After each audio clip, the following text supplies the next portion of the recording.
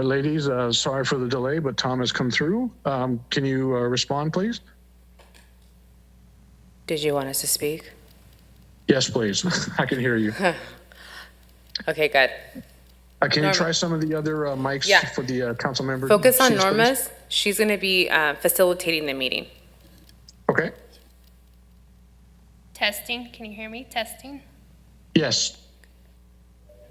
And do I sound okay? Yes, we can hear you, John. Yes.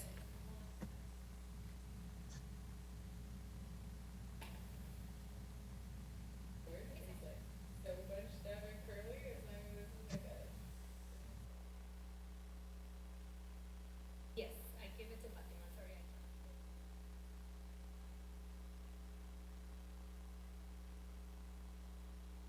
No, we didn't. Yes.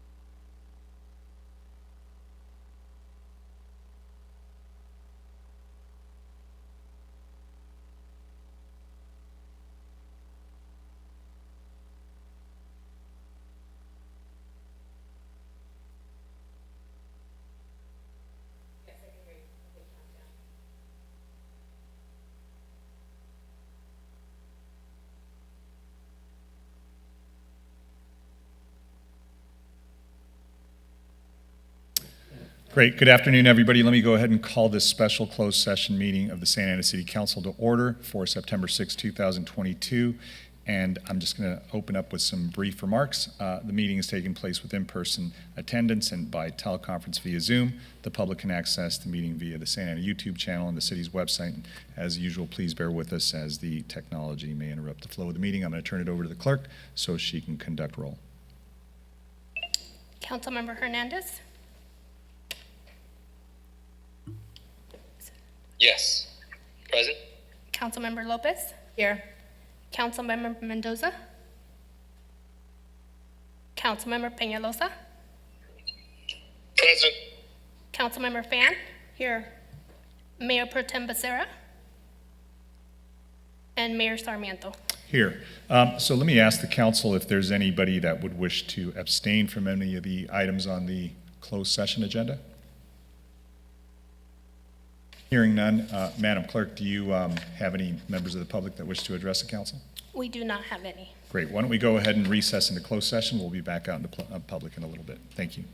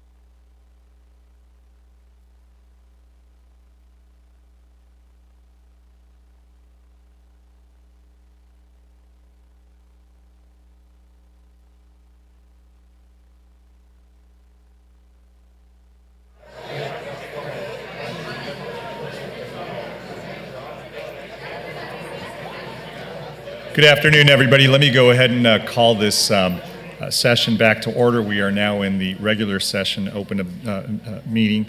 I want to go ahead and welcome you all here to the Santa Ana City Council meeting for September 6th, 2022.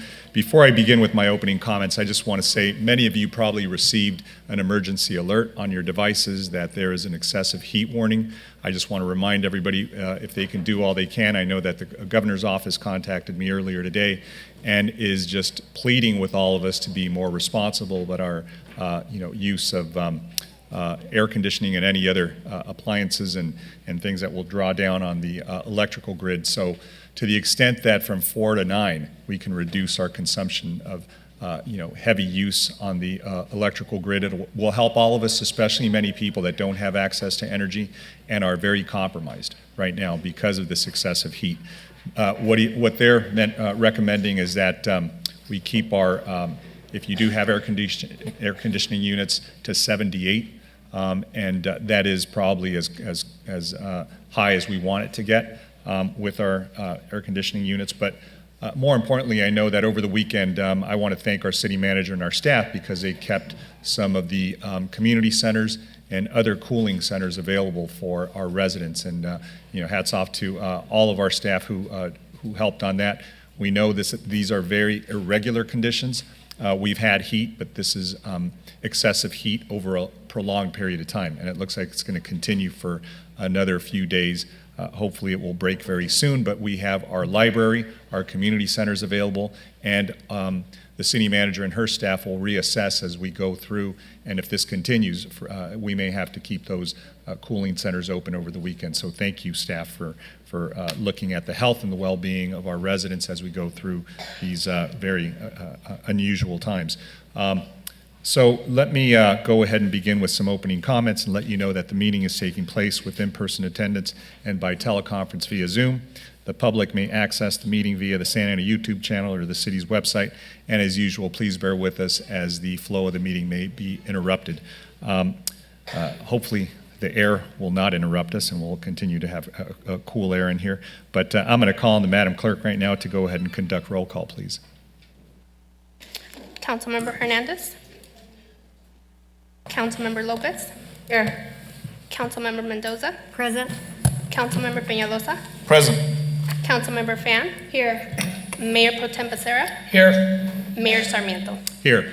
And let me go ahead and, before I begin and before we begin with the Pledge of Allegiance, I'm going to ask the clerk to go ahead and make her housekeeping remarks so we can talk to people who are online or virtually joining the meeting.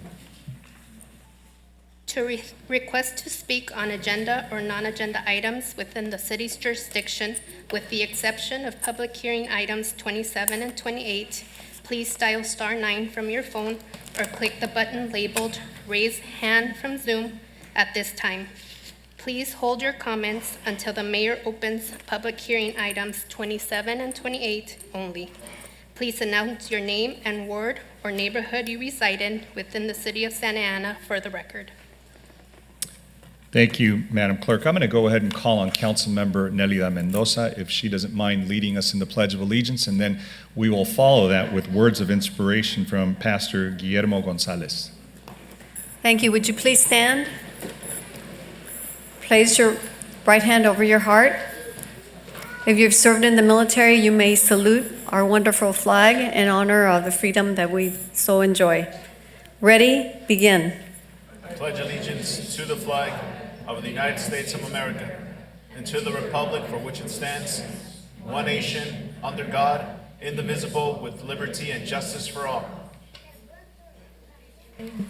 Please remain standing for the invocation of Pastor. Pastor Guillermo, if you don't mind joining us at the podium.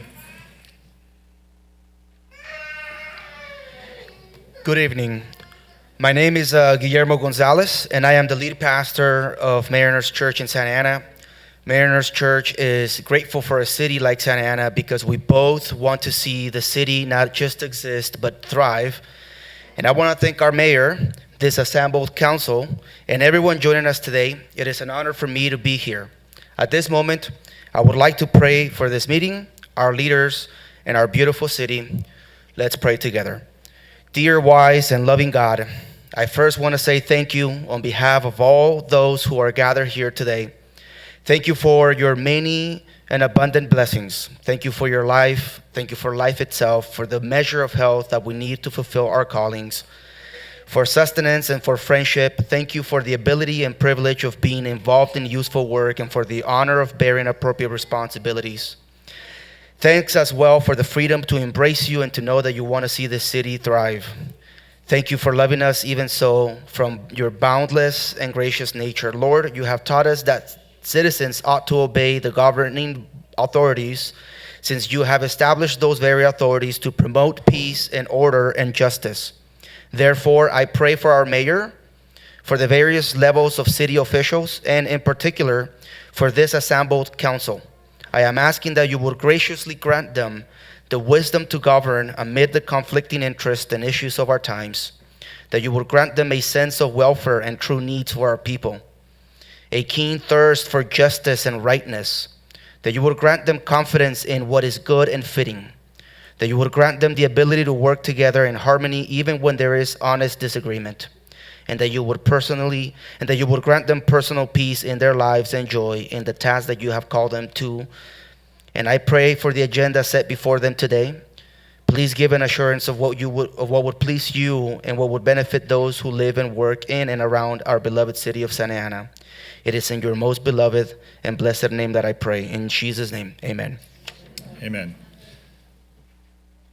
Thank you, Pastor Guillermo. Let me go ahead and move along to the ceremonial presentations. I'll have the honor of making the first presentation for OC Pride. If I could have Brian Terry, Sean McDonald, Derek McCauley, Jesserning Garner, and Logan Crow please join me up here behind the podium.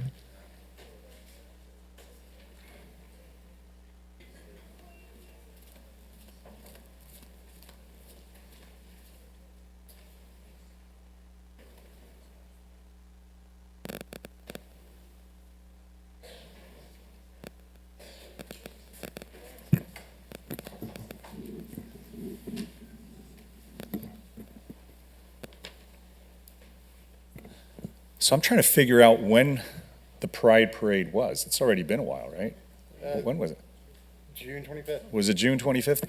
All right, so this is a little delayed, but it's just been because these ceremonial presentations that we make to members of our community, nonprofits, these efforts, recognizing outstanding achievements. We have so many that there was a long queue. So don't think that because we didn't think that this was important. This was extremely important, and I'm just so proud that I have the honor and the privilege to recognize the hard work that you all have done for the OC Pride. And I want to thank our staff who made that possible, because we had, I think, over 10,000 people that visited us that day. So it was extremely successful. It was extremely beautiful. I should say that for me personally, the Pride Parade is sort of the culmination of what this city council in years past has tried to do to make sure that we support the LGBTQ community. And we started with recognizing, being one of the first cities in the county to recognize Harvey Milk and recognize his day. And if many of you don't know, Harvey Milk was a supervisor in San Francisco, and he was the first gay man elected to the Board of Supervisors in San Francisco. He was assassinated while he was in office for his beliefs and what he stood for.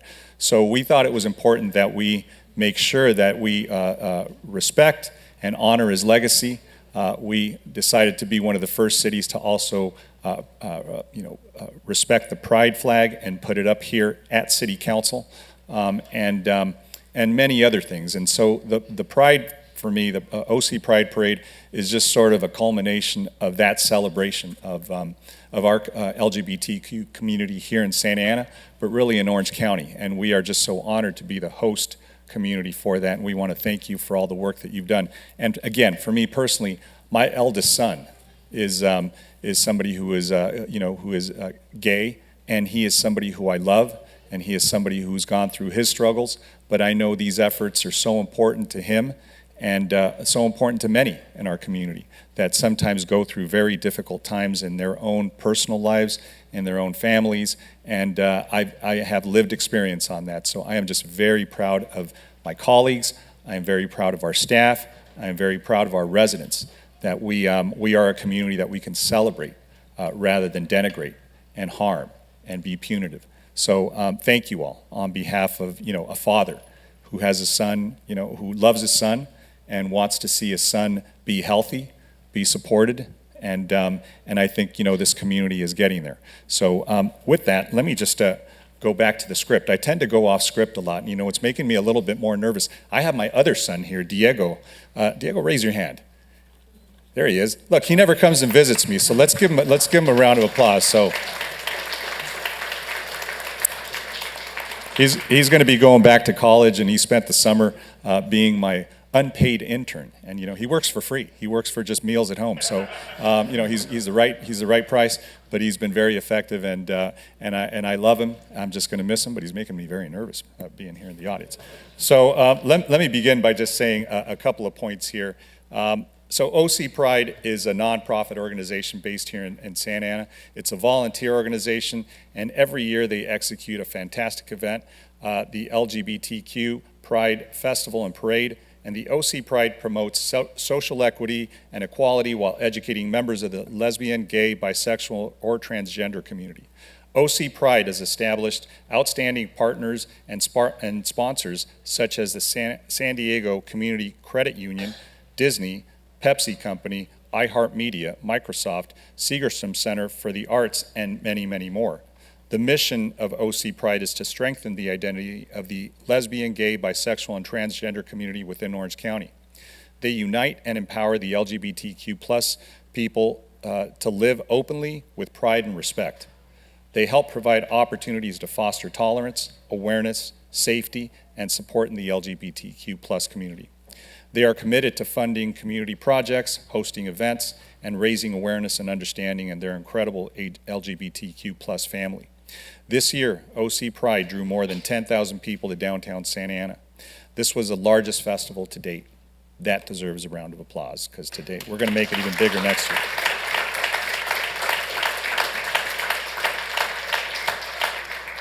But they also engaged in the community by offering new experiences, such as the Trans Lounge and the Teen Space, in addition to returning favorites, including but not limited to Orgullo Latin Stage, Drag Story Time, and Pride Speaks. For me, it's an honor to recognize OC Pride for all the work that they've done, all the work that they're doing, and all the work that they will do in the future. So let me go ahead and call on one of you to go ahead and speak to this, because we've got a recognition for you, but why don't you say a few words? Hi, everybody. Not sure I'm going to follow up all that. Those are all really great talking points. I'm just going to say OC Pride's really thankful for all the support that we get from the city of Santa Ana and all over Orange County. We are looking forward to having an even bigger festival next year during the summer. Follow us on our Instagram and other social medias if you want to find out what the date is once we decide. So again, thank you all so much. From the bottom of my heart, we couldn't do it without all of you, the whole city. We are one of the very few big Pride festivals that are completely free. We don't charge to get in.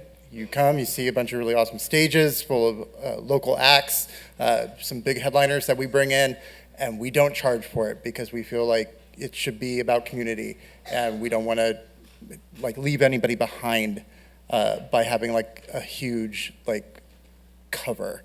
So please join us next year, completely free. You'll have a lot of fun. Happy Pride. Yay.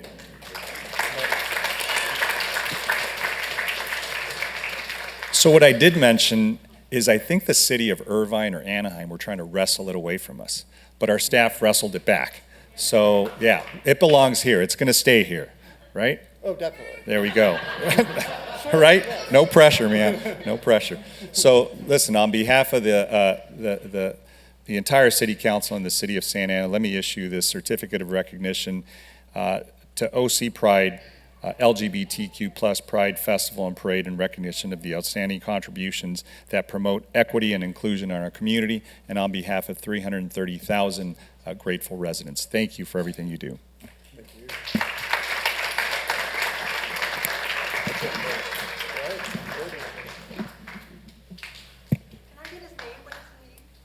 My name is Brian.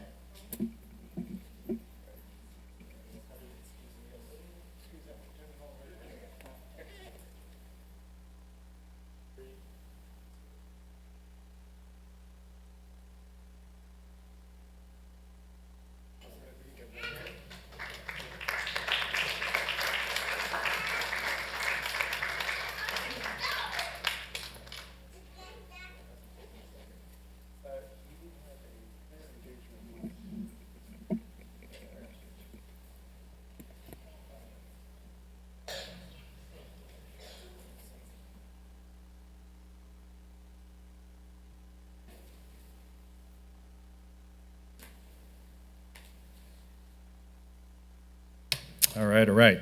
Let me go ahead and turn it over to Councilmember Hernandez, who's going to be making the next presentation. I believe, Councilmember, it's for Pancreas Awareness Day, Pancreas Divisium.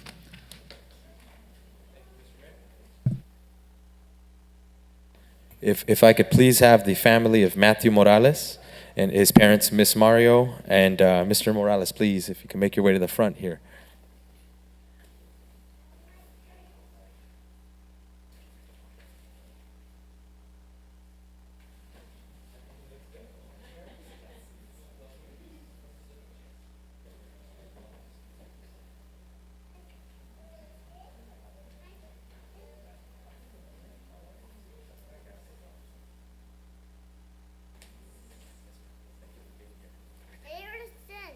You want to hang out? You want to join me?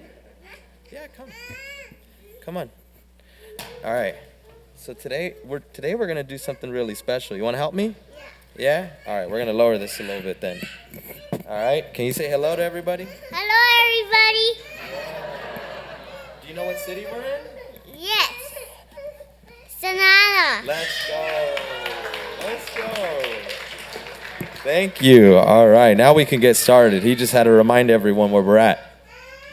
Thank you, everybody, for coming out today to our city council meeting. And we have a special recognition that we're going to be making today. And we have a lot of parents in this room. Can we get a show of hands? So we all understand. We got some special children up here today. So if it's a little louder, just bear with us. But today we're gathering to commemorate and honor a very special young man who lives in our city. And today, the city council is going to be giving a proclamation declaring September 6th as Pancreas Divisium Awareness Day. And we are presenting this to Matthew Morales and his parents, Miss and Mr. Morales. Today, the city council is declaring September 6th as Pancreas Divisium Day. And so many of you may ask, what is pancreas divisium? Pancreas divisium is a congenital defect of the pancreas, and it is a condition that occurs in 4 to 14% of the world's population. It occurs when two parts of the embryo's pancreas don't fuse together to form one main pancreatic duct, leaving the main pancreatic duct to drain through a smaller opening. Pancreas divisium in individuals with no symptoms does not require treatment, but the treatment of those with symptoms can vary, and it has not been well established. The typical treatment for pancreas divisium is to cut the ducts, to link them, and place a new stent in a newly cut duct to ensure it stays open. Matthew Morales is here today with his parents, and he has pancreas divisium. When Matthew was 8 weeks old, he began experiencing symptoms and would often cry inconsolably and for long periods of time. His symptoms included dehydration, they included fatigue, nausea, and other abdominal and digestive symptoms. It took 4 visits to the ER and 6 doctors to finally diagnose him. By the time he was 22 months old, to date, Matthew has had over 8 bouts of pancreatitis, which have been extremely physically, mentally, and emotionally challenging, not only for him, but for his parents and his sibling. And part of why this was so important to me today is that due to Matthew's size and his age, doctors have been unsuccessful in their attempts to place a stent in his pancreas. And the stress of a serious illness and chronic health condition or a disability in a child often causes problems in families. Parents and adult caregivers often deal with their own fears and their own frustrations without support. And that is why we felt it was necessary and important for us as a city to invite Matthew and his brave parents to join us tonight. And we want to raise awareness about this rare condition because early identification of a child with this disease and providing resources and support to families can help improve the quality of life for those who are struggling with this illness. And before I give this proclamation to this brave and strong family that calls Santa Ana home, I want to talk about how we connected. I was at the grocery store with my daughter, and we were leaving the store, and they walked past me, and they recognized me. And they introduced me to their son. And I was very touched just to meet you guys in the grocery store on my way out and to have that conversation in the middle of that aisle while people were walking past us and we were in the way of everybody. But that was the most important conversation happening in that store because it was a conversation about Matthew and two parents that are fighting to make sure that their son has the treatment and the access to doctors that kids in Santa Ana deserve. And so, without further ado, I would like to present to you this proclamation recognizing Pancreativism Awareness Day as September 6th. Thank you so much.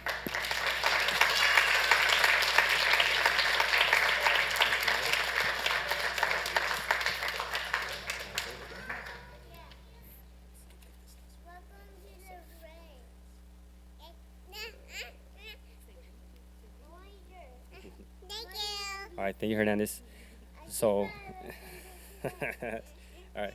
So we want to give a huge thank you to everybody in this council who is here today supporting us, as well as the members in the community who showed up to Aggies Market, because it's been hard showing up to this recognition for Matthew, because it's been a hard journey going with him through everything that has been going through so far. You know, thankfully, everything that they've been done for him is now being used in pancreas cancer and pancreatitis research. So hopefully someday we'll be able to find a cure. But until now, we'll just keep fighting, and we keep hope the community as well as support us.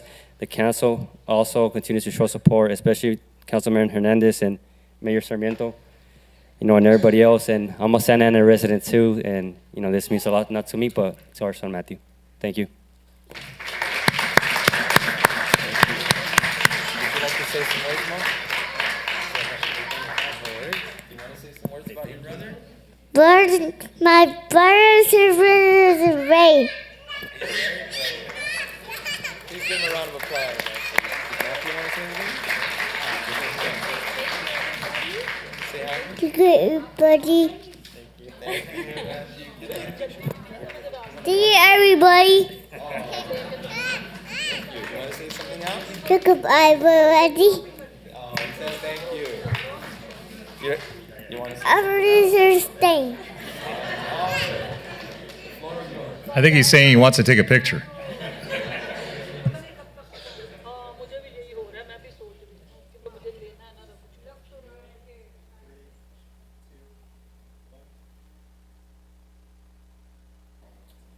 Great, thank you, everybody. Thank you, Morales family. Let me call on Councilmember Jessie Lopez, who's going to be recognizing Ugochi Nicholson for her outstanding contributions. Ugochi, if you're here, can you please join us up here in the well?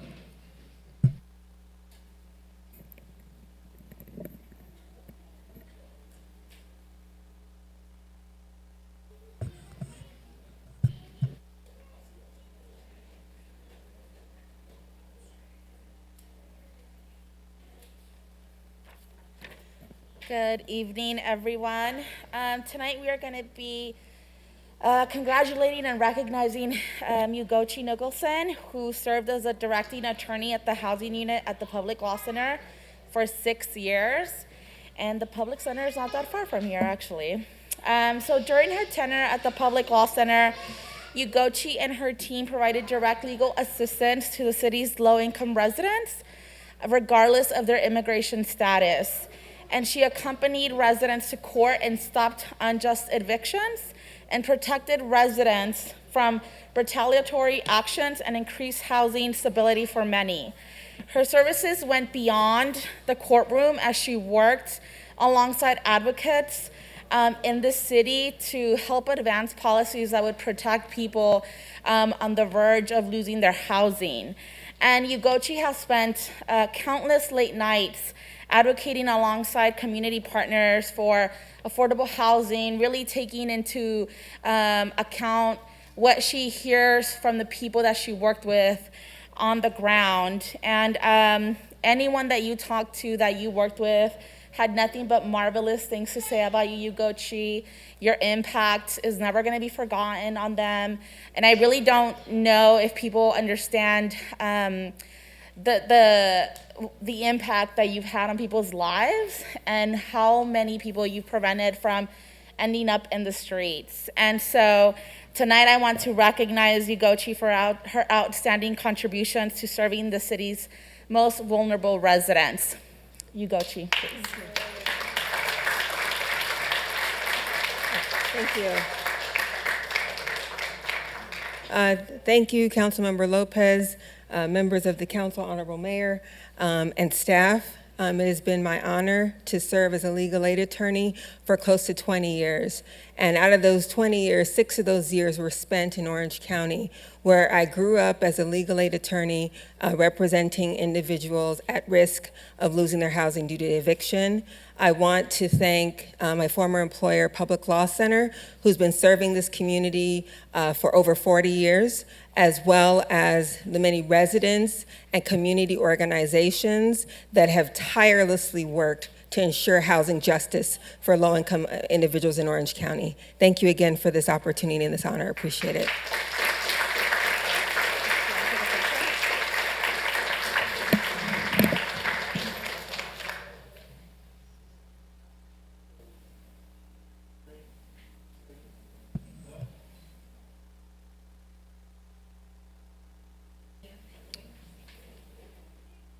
Don't forget about us, Ugochi, so come back and visit us. Let me go ahead and call on Councilmember Mendoza, who's going to be declaring September 2022 as Hunger Action Month.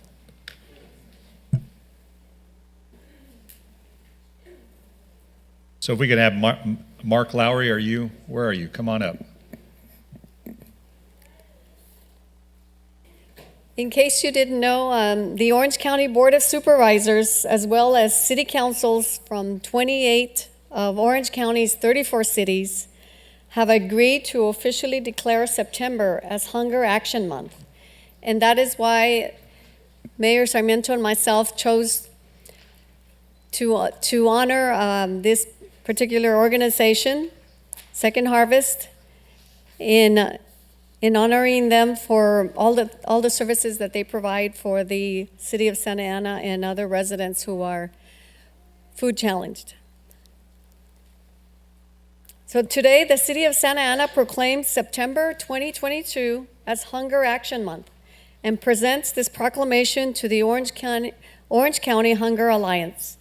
Hunger, poverty, food, and nutritional insecurities are issues of vital concern to California, where 20% of Californians face food insecurity on a daily basis, and 1 out of every 6 children do not know where their next meal will come from. On an average, more than 800,000 residents in Orange County rely on food provided by food banks each month. The coronavirus pandemic has had devastating health and economic impacts across the country, and it is projected that hundreds of thousands of people could face continued hunger and food insecurities in Orange County and in the wake of the pandemic, along with the increasing cost of living this year. So I will ask Mayor Sarmiento to continue with this information for you. So council member, you're going to have to help me, which I don't have my glasses on, so I'm going to say. Okay, in fact. There we go. Well, look, I'm just going to read really quickly through this. So we had an initiative through Revive Santa Ana. It was monies that we received from the federal government for COVID relief, for families that were impacted by COVID relief. the council acted really quickly to put a lot of measures into place, and we distributed through partners and providers more than 44,000 Santa Ana families here food. And it was a critical moment when people were scared to go to grocery stores, didn't have money to go to grocery stores, they lost their jobs, and we just saw a lot of providers just activate themselves and work with us in partnership. So we're pleased to collaborate with the Orange County Hunger Alliance to educate the public about the role and importance of food banks. Tonight, the Santa Ana Water Tower is illuminated in orange in honor of Hunger Action Month. That being said, if you have an opportunity tonight, please take a picture of our water tower, share it with others to let them know that you live in a community that values making sure that our neighbors are well fed. And a lot of times you may have driven around the city, you'll see like a long line of cars. I know the council member and I have been to several food pantries over the past 2 years. I remember when this whole pandemic began, it was in March of 2020. And almost within days, you had these pantries that were set up at different places. And we thought, well, it'll last maybe a couple of weeks, or it's just there for just the immediate moment. But they're still delivering. I went to a food pantry on Saturday, and there are still food banks that are out there, and the lines are just as long. So we know that those food insecurities are so important. Thank you to all the sponsors. Thank you to OC, Harvest for doing what they do.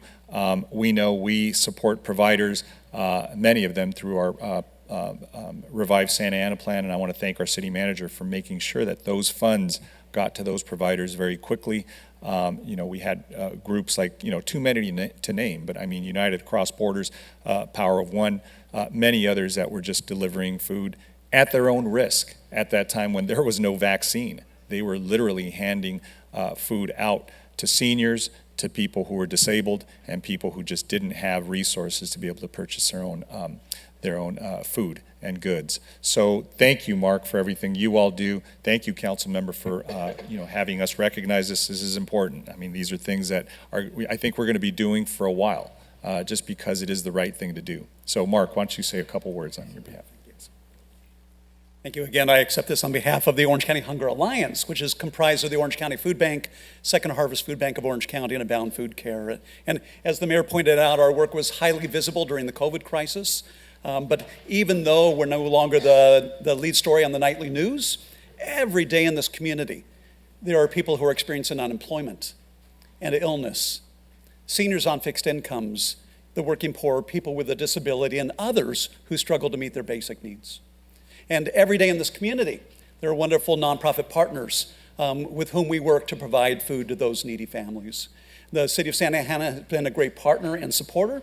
For that, we appreciate your willingness to continue shining a spotlight on the issue of hunger and partnering with us to serve the community. Our thanks to the mayor and the city council. Thank you.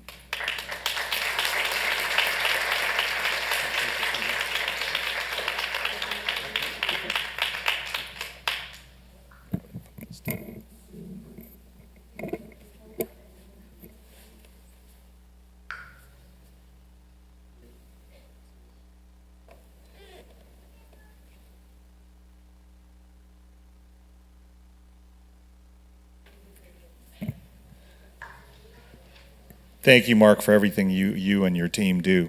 Let me go ahead and now call on Councilmember Fan, who's going to be declaring September 10th, 2022 as Mid-Autumn Festival Day.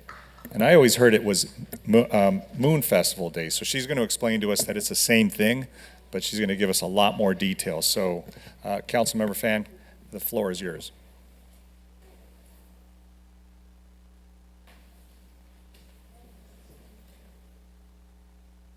Hi, everyone. Okay, so as representatives from AASCSC come up, I just wanted to talk a little bit about what the mayor just brought up. Is it Mid-Autumn Festival Day? Is it Moon Festival Day? Is it Harvest Festival? It's all of those things. So in many Asian American communities or Asian countries, in fact, historically we rely on the lunar calendar. And so in Vietnamese, we call it Tết Trung Thu, which literally means holiday middle fall.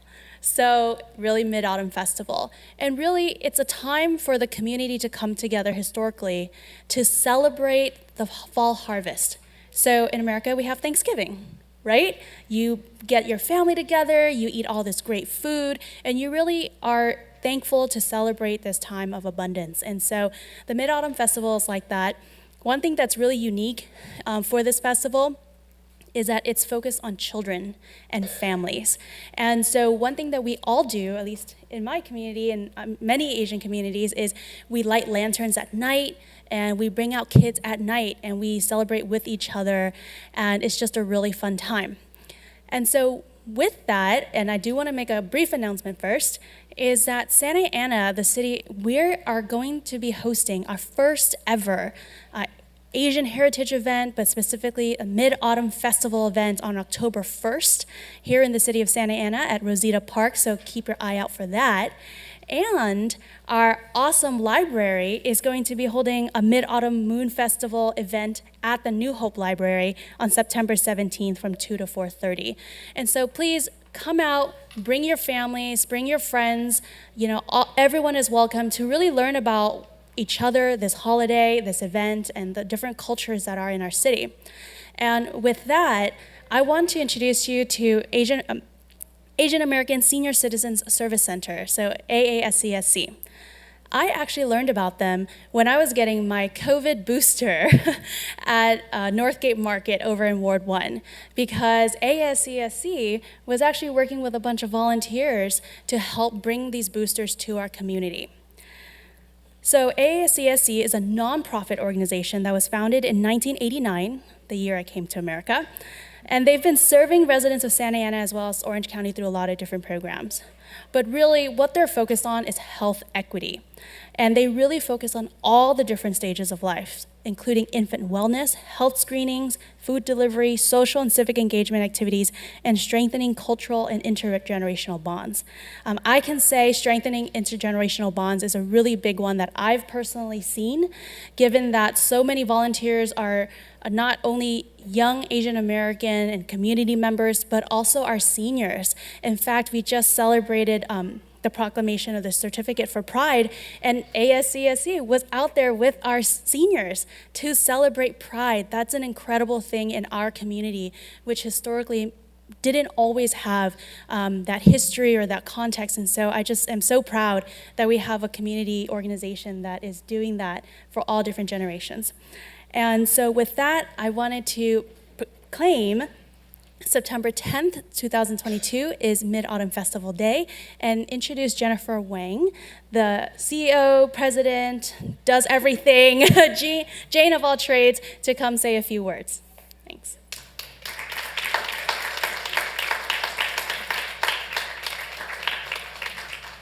Good evening, everybody. Thank you for that introduction.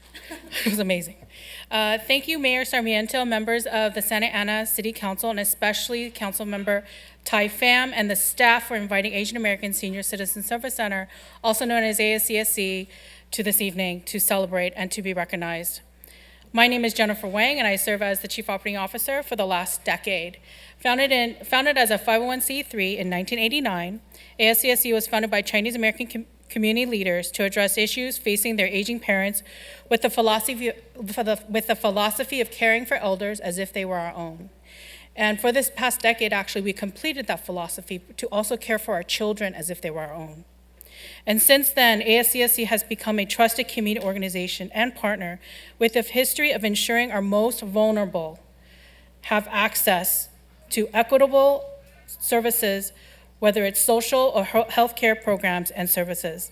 Since the pandemic started, ASCSC has vaccinated over 40,000 residents from 27 unique zip codes through more than 240 community mobile vaccination clinics throughout this county. Many of ASCSC's vaccination clinics have been hosted in Santa Ana, and we regularly partner with organizations such as TKO Boxing Club, Hope Community Services, OCTAC, Heritage Museum of Orange County, the Mexican Consulate, and Northgate Markets to ensure every person has access to life-saving vaccines, regardless of their income, regardless of their immigration status, or where they live. In addition to health services we provide, ASCSC is also focused on preserving culture and history through its intergenerational approach. Santa Ana is home to the Lau family, who has a long history in the city and contribute to the city for over several generations. We again thank City of Santa Ana for taking the initiative to acknowledge and take responsibility for its role in its dark moment in Santa Ana history of its effort to drive the Chinese community out in 1906.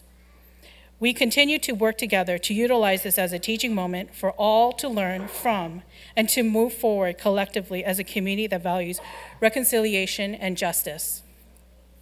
Since then, ASCSC has deepened its partnership with the City of Santa Ana to host the first ever Mid-Autumn Festival, or Moon Festival, at Rosita Park on Saturday, October 1st from 5 to 9 p.m. We look forward to joining the City Council, staff, and residents to come and enjoy the festivities to celebrate this cultural holiday where families and communities come together to celebrate and witness the biggest and brightest full moon of the year. And with a grateful heart, I want to thank you for your support, and we look forward to a successful Mid-Autumn Festival on October 1st. And I'd also like to note, one of our traditions that Councilmember Pham actually shared was food. Food connects us, and one of the foods that we actually share with our friends and family is our moon cakes. They symbolize the big, bright moon. And so I brought some moon cakes over there. I wanted to invite and share this. You know, like, this is something, when we go pay respects to our elders, when we go pay respects to our families, you have to bring moon cakes to share. And people fight over it. So we brought some. We brought some traditional Cantonese style. We brought some Taiwanese style. Thank you.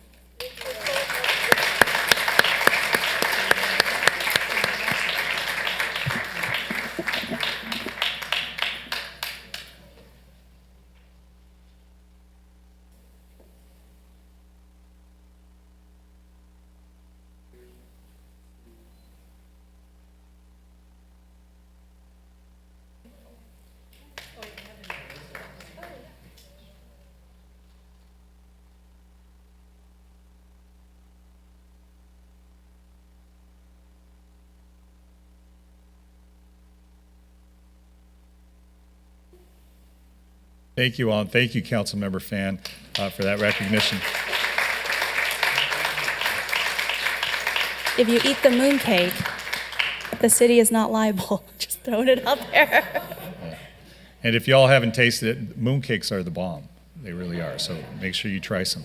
Let me now call on Councilmember Peñalosa, who's going to be declaring September 15th through October 15th as National Hispanic Heritage Month.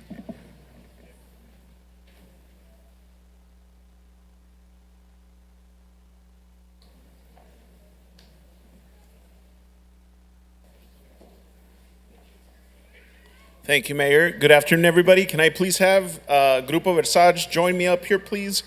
Por favor, pasen para acá. And while they're making their way up here, I would like to talk to everybody about what Hispanic Heritage Month is and how we're proclaiming the month from September 15th to October 15th, recognizing Hispanic Heritage Month. So this year's theme of Hispanic Heritage Month is Unidos, Inclusivity for a Stronger Nation. In 1968, Congress authorized President Lyndon B. Johnson to issue a proclamation designating National Hispanic Heritage Week. And in 1988, President Ronald Reagan extended the observance to a 30-day period beginning in September 15th and ending on October 15th. I was born in '88, by the way. Fun fact. National Hispanic Heritage Month serves as a time to recognize, honor, and celebrate the significant contributions to the Hispanic community has made to commercial, cultural, and educational communities in the United States.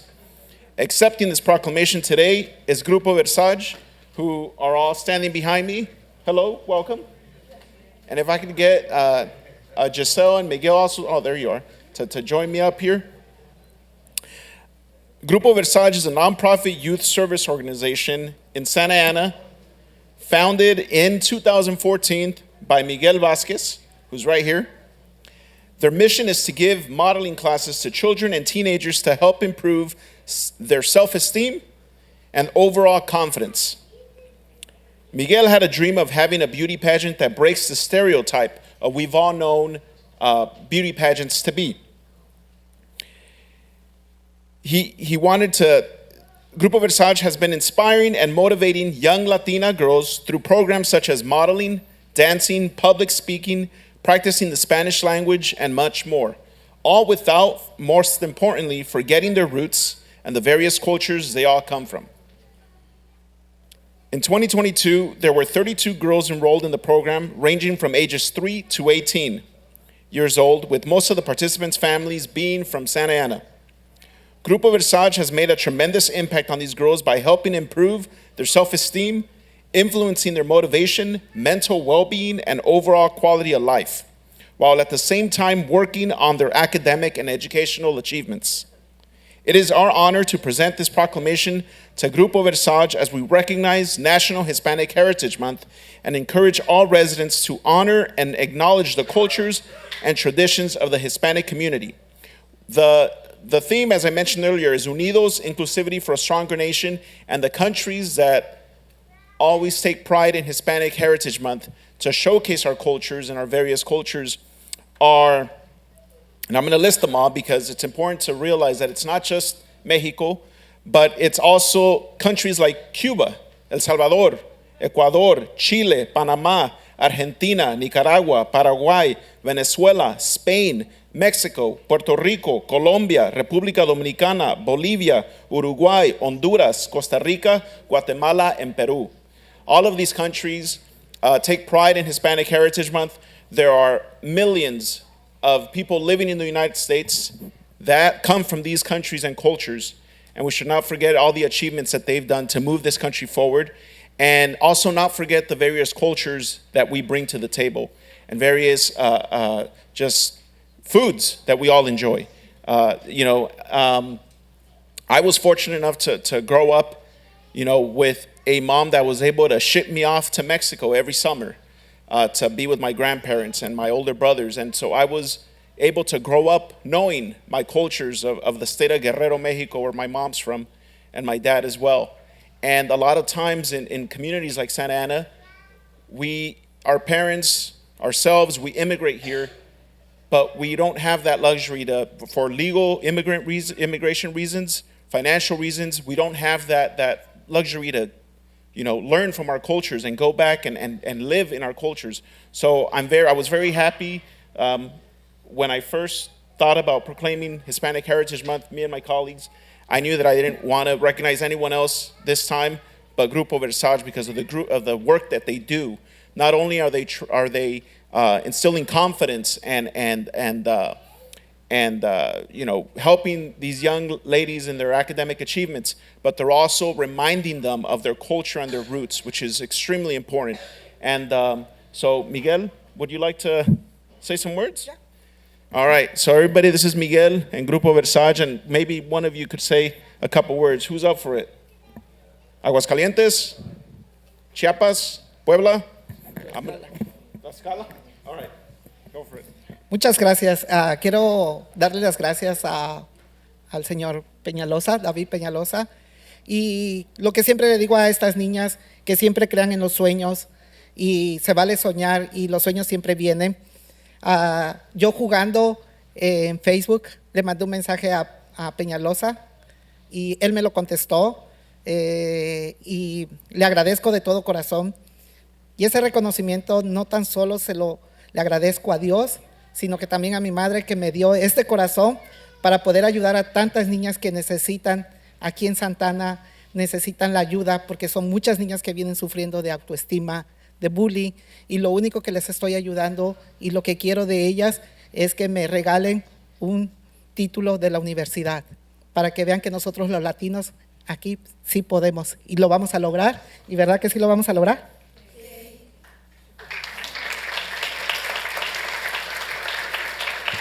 So, ¿cuál de ustedes quiere ser la voluntaria en pasar aquí y hablar como lo hacen en el Grupo Versace cuando se suben al escenario y presentar el estado que representan?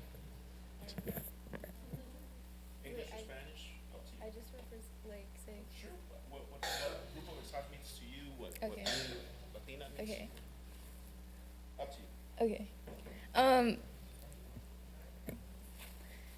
Hi, I'm Carla Carla Rosales, and I'm 19 years old, and I'm a part of Grupo Versage, and I have the honor of being Miss Versage 2022. And first of all, I want to say thank you to each and every one of you here today. It is really a great honor for all of us to be able to be recognized by all of you important people, council members.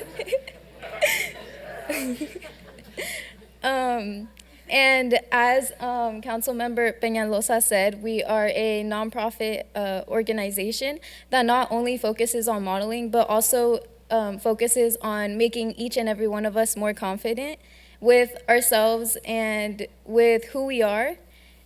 And I love the group, and I love how much it connects me to my Hispanic heritage. And even though my parents are Salvadorian, I am still here representing Tlaxcala because I know how united we are as a Hispanic community. And thank you. That's it.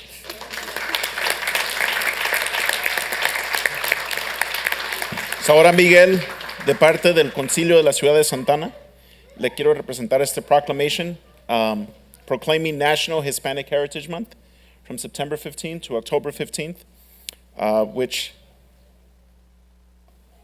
I listed some of the things earlier, but I'll read. National Hispanic Heritage Month serves as a time to recognize, honor, and celebrate the significant contributions the Hispanic community has made to commercial, cultural, and educational communities in the United States.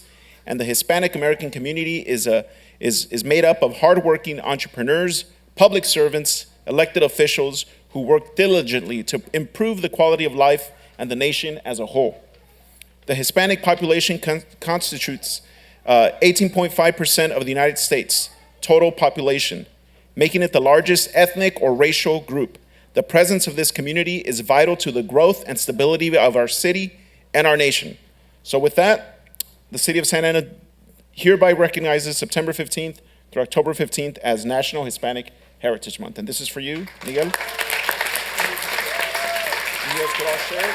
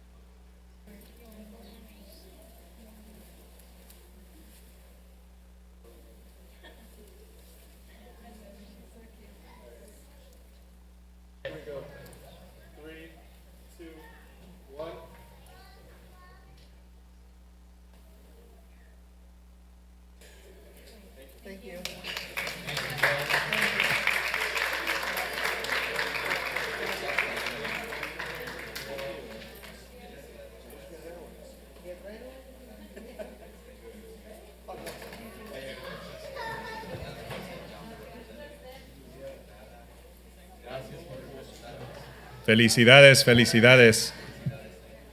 Miguelazo, keep up the good work. So you saw how seamlessly we went from Pride to the Mid-Autumn Festival to now Hispanic Heritage Month. That's what I love about this council. So we can go from culture to culture without missing a beat. So thank you for that presentation. Let me go ahead and now move along to staff's presentation, and there I'm going to turn it over to Madam City Manager so she can give us an update on COVID-19. Okay, we do have a presentation that will be loaded shortly. But good evening, Honorable Mayor and members of the City Council.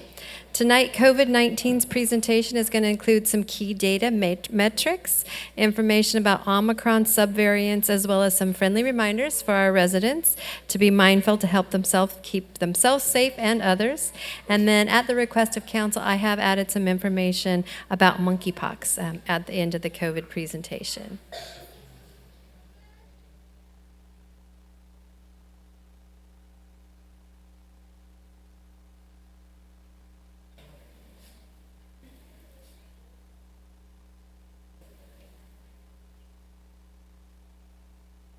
I'll go ahead and start as Stephen is loading it.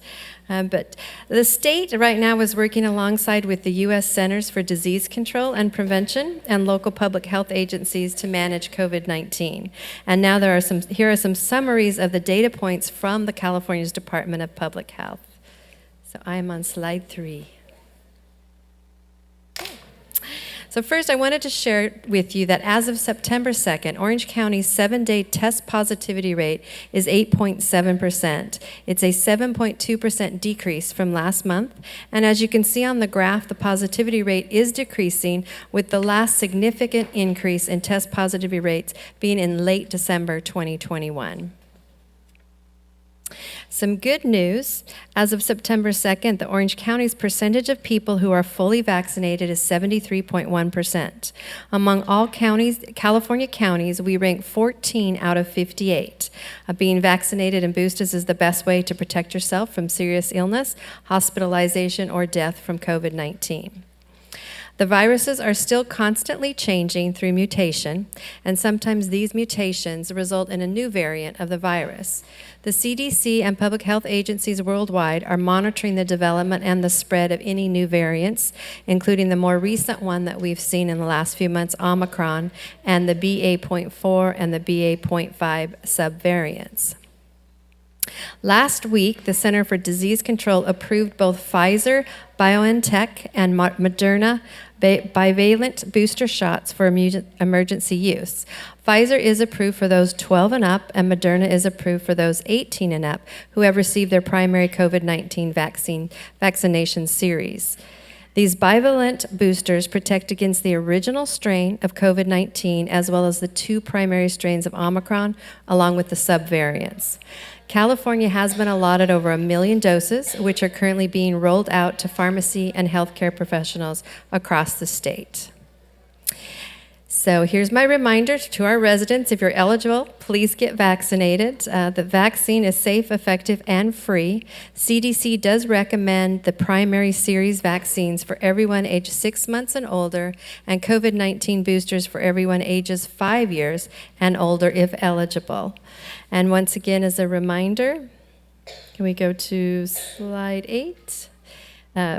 You can get your vaccines through your medical provider. You can get them through the state's My Turn program. You can get them through the County of Orange Healthcare Agency. And you can also make appointments or find walk-up vaccine locations by contacting My Turn or Athena. And additionally, many of the pharmacies have their own portals where you can schedule an appointment online through their apps.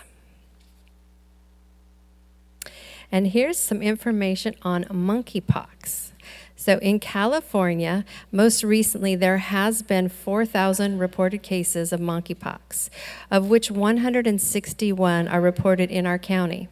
Orange County is ranked 6 out of 38 counties with reported cases. 97.4% of the cases are reported in men, and only 4.1% of the cases have resulted in hospitalization. As you can see from the statewide cases that we appear to be in a downward trend from a peak of July and of August. There is good news with a vaccination against monkeypox. However, there are limited availability for it, and the CDC is recommending a vaccine for those who've been exposed to the virus. If you've been exposed, you can reach out to your healthcare provider to find a vaccine. This is considered an effective strategy for monkeypox due to the long incubation period of up to 17 days compared to the incubation period for a COVID-19, which can range from a short period of only 2 to 4 days. So that concludes my presentation, and I'm available for any questions. And then I also am planning in the future to only do COVID-19 updates on an as-needed basis, as opposed to having them scheduled every other council meeting. Thank you. Thank you, Madam City Manager. I think that makes a lot of sense. Let me go ahead and bring it back to the City Council to see if there's any questions or comments. Seeing none and hearing none, thank you for that, and thank you for incorporating the monkeypox update as well. Let me go ahead and ask the City Attorney if there's anything she wants to report at a closed session. Thank you, Mayor, council members, and members of the public. We had several closed session items, but we do not have any reportable action this evening. Great, thank you. This brings us to the, or actually, let me just take something out of order, and thank you, Councilmember Fan, for reminding me. I want to call on her and sort of accelerate her public comment. That is usually at the end of the meeting because she has something important to announce. So let me go ahead and call on Councilmember Fan for her public comment. Great, thank you so much, Mayor. I appreciate the flexibility. Does staff have the slide, or maybe Daniel Soto? Okay. All right, so as some of you may or may not know, I sit on the Metropolitan Water District of Southern California Board, and if you can zoom in on that, perfect. And every year, basically, Met is the largest water importer in America. We service water to 19 million people in Southern California, including here the city of Santa Ana. It's about 25% of the water in progress. And so I get to, as a Met director, actually host a trip, an inspection trip, to our state water project near Sacramento, including Oroville Dam. And we get to bring a number of folks, and I wanted to make sure, in working with our staff in Public Works, to open this up to Santa Ana residents. And so we're going to do a little bit of a competition. It's going to be short and sweet. It's going to be 2 weeks long. And so if you're 21 and over, a student or a person enrolled in higher education, and you're able to attend the trip on both October 28th and 29th, submit your resume, a paragraph about yourself, and a brief statement about why you should be selected. This is an opportunity for anyone interested in water in our city to learn about where our water comes from, how we invest in water, and really get to meet people involved in water, whether it's city staff, other elected officials, or appointed officials. And the best part, it is 100% paid for flight, hotel, food, trip. So please, if you know anyone who's interested in Santa Ana, please submit some information because it's going to be a super fun trip. It'll be my first time, and so we'll learn about all of this together. Thank you, Mayor. Thank you. Thank you, Councilmember Fan. Yeah, that deserves a round of applause. I think I've been on that trip years ago. I went to the Sacramento Delta area, and it is fascinating. All of us should be concerned about water these days, and I know that unfortunately we're experiencing a drought in addition to having an excessive heat warning. So these are like the stars are not aligning in our favor. So to the extent we can conserve water, learn more about it, the trip is excellent, so take a council member up on that. So as I was saying, we are now at the public comment section of our meeting, and so I'll just begin by making some opening remarks, and before we go call on members of the public that are here present, we'll call on them first, and then we'll call on members of the public that wish to address the council that are either on the phone, online, or with us virtually. So this is the time and place of the meeting for the City Council to receive comments from members of the public on agendized and non-agendized items, and pursuant to the Brown Act, the City Council may not and cannot enter into any discussion at this time, but we will hear from members of the public that are, as I said, are here physically present first. You will have 3 minutes to address the council. Please state your name. You don't have to tell us your specific address. If you know what ward of the city you live in, that will be fine. But don't feel compelled to use all 3 minutes if you want to say it in a shorter time. Sometimes being concise and short and to the point is much, much more effective. So with that, let me turn it over to the clerk so she can go ahead and explain and give some directions to those members of the public that are on the line with us. Speakers in the queue may provide their comments on agenda and non-agenda items within the city's jurisdiction, with the exception of public hearing items. When unmuted, please announce your name, ward, or neighborhood that you reside in within the city of Santa Ana for the record. To request to speak, dial *9 from your phone or select Raise Hand from Zoom Now. Before unmuting callers, I would like to begin by reporting the following summary of emails provided as of today. We have one comment from a residency not specified on Department of Housing and Urban Development grants for trailer parks in Santa Ana. We have support on item number 13 for the purchase of 4 F-150 electric trucks. And we have support from 5 organizations and 2 Santa Ana residents in creating a rental registry and rental board on item number 26. Great, thank you. So I'm going to go ahead and call on people who submitted request to speak forms here. And if you all could please line up as your name is called, that way we'll get through it a lot quicker. We have several members of the public that are going to be addressing us tonight. Let me begin with Kathy Scott, who's going to be followed by Nilfor Sheikh, followed by Christian Zay.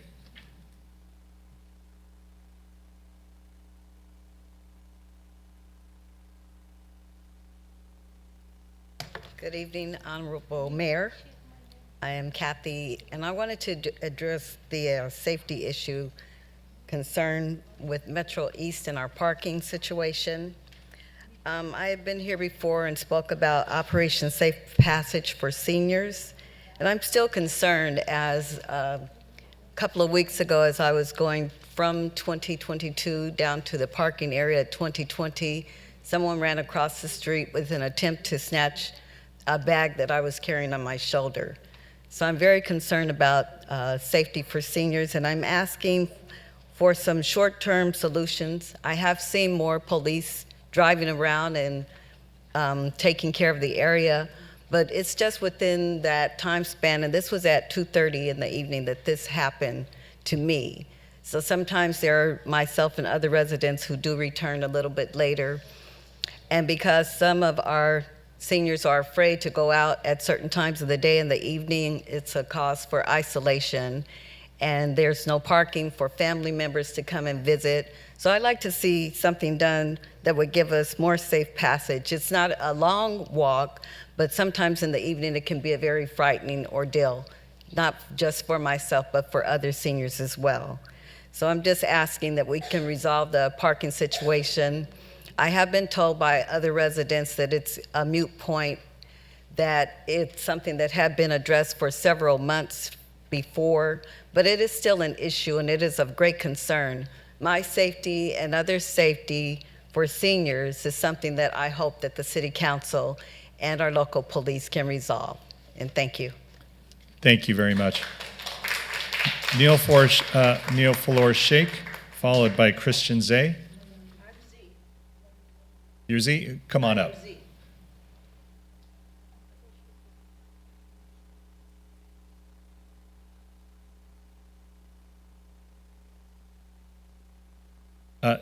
It says Neil Falor.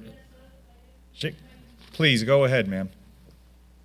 Yes, sir. My name is Nilofa Sheikh, but Welcome. my language is not Pull so good. pull the microphone a little bit down. There we go. My name is Nilofa Sheikh. My English not so excellent. Take your time. Yes, I live in 222 East First Street, Unit 250, with my brother. Actually, I have to live with my brother because my brother, younger university graduate son has died. He is alone, so I am living with him. I have kids, my daughter and my son. My son live in Dallas. My daughter live in Rancho Santa Margarita. My husband live with my daughter. But I can't live because I have only one brother. And he's so sad person, and he's glaucoma, 5-6 surgery he has already. So he cannot afford rent alone. So I have to share with him, and I live with him. But I'm always worried about him. If I brain surgery some years before, so if I will die, where my brother cannot afford rent, so where my brother will go? I am too worried about him. He is almost 70 years old. I was born 1956. So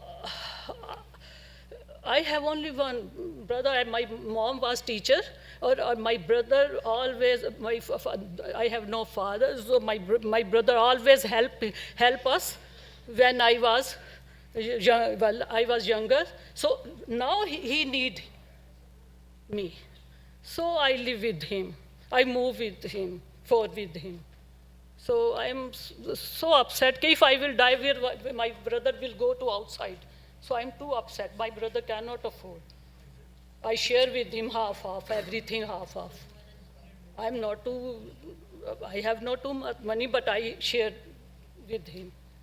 So sorry, my English is not so good, but I was so confused. You did great. You did Oh, great. thank you so much. Thank you. Thank you so much. Thank you, Ms. Schmidt. Thank you, I appreciate it. When you speak my name, I was so scared.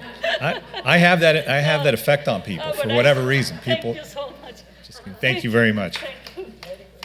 If I could have a Christian Z, followed by Chow Nyok Win, followed by Lupe Lopez.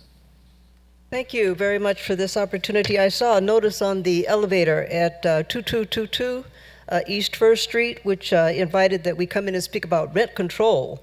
And so that's what I thought that I was going to be speaking about. My rent increase went from about $12.56 to about $13.82, which on a fixed income as a retiree, I am 81 years old, it does make a difference. So I'm not here to make heads roll. This committee has been a beautiful, beautiful thing for this time in the day. However, there is a button, and that button is on that needs to be turned off and break off the button, because if they keep on raising rent on people who are retired, such as myself, with a fixed income, we won't be able to make it. Thank you. Thank you very much. Chow Nyok Win, followed by Lupe Lopez, followed by Roxy Sanchez. I am Vicente Sarmiento, and all council member. And my name is Chow Ngọc Nguyễn, and almost 80 years old. And I just moved to 22 East 1st Street, apartment 602. And my concern a lot of if I can survive with the toxic cigarette smoke from people on the sit on the many benches on the floor in the front of the leasing office, and my apartment is above of those benches. So my room catch all toxic cigarette smoke in my room. I cannot survive with that. That's about almost, I suffered that almost 3 months. And I talked to the, I talked to the manager, then she cannot solve the problem fairly for me. And she said that the people sit on those benches, that's on the government property side. So she cannot solve the problem about cigarette smoke. But I could not breathe. I have many things like irritate and my eyes, my nose, my throat, and also get in my stomach. So, and many things more. I was exhausted. I need your help, please. And I have the letter, copy, Mr. Sam, copy, maybe you have that on the list, your list, and please read through, you understand me more. I need help. I could not survive with toxic smoke cigarette smoke, 24 hours a day. Please help me. I live in misery with that. Thank you for mayor and all council members. Thank you so much. Thank you, Ms. Nguyen. Thank you. Lupe Lopez, followed by Roxy Sanchez, followed by Nancy Emerson. Lopez. Not there? How about Roxy Sanchez? That's me. All right, you're up. Hi, my name's Roxy Sanchez. I live in Metro East Senior Apartments, the same as most of these ladies here and men. First of all, I'd like to thank the mayor and Councilman Lopez for bringing the police department and the housing department to us last week for meeting of the minds and for your help. We really appreciate that. And the reason I'm here is because our rent was raised 10% One time we were told it wouldn't be raised. It was raised 10% all at once. And the only thing I would like to ask for is that your ordinance make an amendment to include seniors in the controlled rent, the affordable senior rent, because we don't have that right now with the city. And we'd appreciate it being done for us. That's it. Thank you. Great comments. Thank you. Nice and short. Nancy Emerson, followed by Angie Yanuzzi. Good evening, Mayor, City Council. I have the same issue as the lady before me. I live at 2222 East First Street. I like my apartment, I like the location, but wasn't happy about the 10% increase. So right now, my rent is about $200 more than my Social Security. I get some help from family, but it doesn't go very far. So any funding that can be issued to assist in helping with our rent would be much appreciated. Thank you so much. Thank you very much. Angie Yanuzzi, followed by Carlos Manrique, followed by Soon Hee Yi. Hi, my name is Angie Yanuzzi, and I also live at 2222 East First Street. And first of all, I want to thank everyone who came to our meeting a couple weeks ago. You guys did help us quite a bit, but we still need a lot of help. Our rent increase went up. We're all on fixed incomes, and it's like mine goes down. I'm left with $300 a month for food, my car insurance, car payments, bills, that your electric and things like that. We would like to see if somehow we could get into the, like an affordable senior rent for seniors, because if our rent goes up every year 10%, we'd all be out in the streets again. And if there's any way the city can help us, we would greatly appreciate it. Thank you. Thank you, Angie. Carlos Manrique, followed by Soon Hee Yi, followed by Deepa Bilami. Yeah, I want to thank you for being here and listening to me. My name is Carlos Manrique. I am 77 years old, and my apartment number is 630, and I pay now $1,382 a month, and my Social Security is $1,358. As you can see, the difference. My Social Security doesn't cover my rent. This rent inflation offset, and I would like to know if I qualify. That will be extremely beneficial to me, and I would be able to survive. Thank you so much for your time. Thank you. Soon Hee Yi, followed by, is Soon Hee? No? Okay. I'll put this over here just in case she comes back. Deepa Bilami? Bilami. Please. Hi, how are you guys?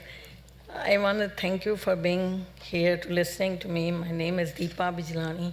I am 67 years old, and my apartment number is 240.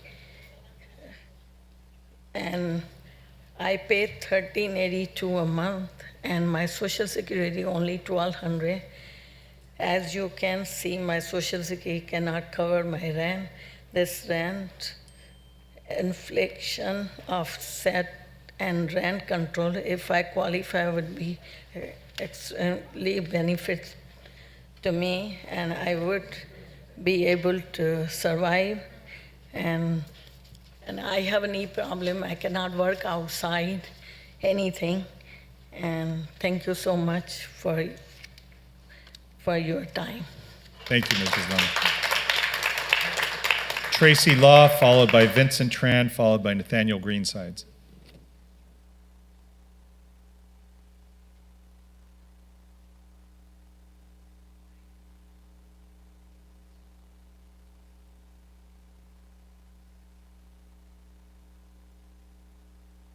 Sorry, I had like the longest walk from the back of the room.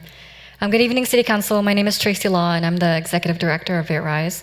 VitRise is a community nonprofit organization based here in Orange County. Many of our members, including myself, are residents of the city, and I'm from Ward 1. On behalf of our organization, VitRise, I'm here to address item number 26. VitRise is in support of the City of Santa Ana establishing a rental registry and rent board as part of the long-term implementation plan for the rent stabilization and just cause eviction ordinances that were passed last year. In 2021, VitRise door-knocked hundreds of homes and held several community meetings with renters and mobile home residents in the city to discuss the impact that exorbitant rent increases have had on their mental and physical health in the last several years. The residents, many of whom include Vietnamese immigrant and refugee seniors, live on fixed incomes, are disabled, and are being slowly priced out of the homes they live in with nowhere to go. Together, our organization and the senior residents came together with a multi-generational coalition of Vietnamese and Latino residents in the city to successfully advocate for the ordinances that were passed last year. Today, we're here because we want to urge the City Council to establish a rental registry that includes the following provisions. We want to make sure that sufficient information is available for renters so they know exactly the number of bedrooms and amenities are available within the unit, the date of the last rent increase, and the date of the last inspection by a city's code enforcement officer. For the rent board, we urge the City Council to adopt a board that consists of the following composition with 7 members. Firstly, with at least 4 members who are tenants, mobile home owners, and renters, at least 2 members of the community who neither own nor manage a rental unit or property, 1 member who is either a landlord or manages a rental unit or property, but no more than 2 landlords or persons who manage a rental unit, dwelling, or property shall sit in the rent board at any time. Lastly, we oppose the recommendation made by the RSG to contract a mediator because it would be an unnecessary expense for the city. The Santa Ana Rent Board is meant to fulfill this role, and therefore there will be no need for mediation. So VitRise is in support of establishing a rental registry and rent board with these compositions and no less, and we urge you to support them. Thank you. Thank you. Vincent Tran, followed by Nathaniel Greensides, followed by Linda Stinnett. Good evening, Mayor, City Council. My name is Vincent. I'm with VitRise. Today I'm here to comment on item 26. I'm in support of the City of Santa Ana establishing a rent registry and rent board as a part of the long-term implementation plan for rent stabilization that was passed in 2021. Over the past year, since rent stabilization has passed, VitRise has continued to monitor and communicate with renters by going door to door, talking to residents regarding their eligibility for rent control and their rent status. While those one-on-one conversations are necessary, the creation of a rent registry and rent board provides that transparency that is needed for us to hold landlords accountable in fully implementing rent control, and allows us to keep tabs on whether tenants are receiving that rent protection guaranteed with the passage of the rent stabilization ordinance. I urge the City of Santa Ana to implement the rent registry that includes sufficient information so that renters and tenants know exactly the number of bedrooms and amenities available within that unit, and the date the last rent increase, and the date of the last inspection by the city code enforcement officer.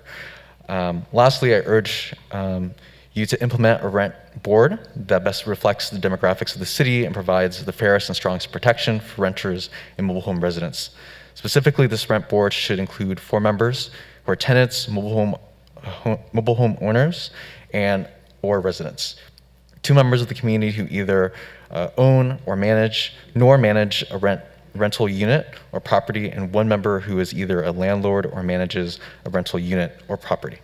I urge that no more than 2 landlords or persons who manage a rental unit, dwelling, or property sit on the rent board at any given time.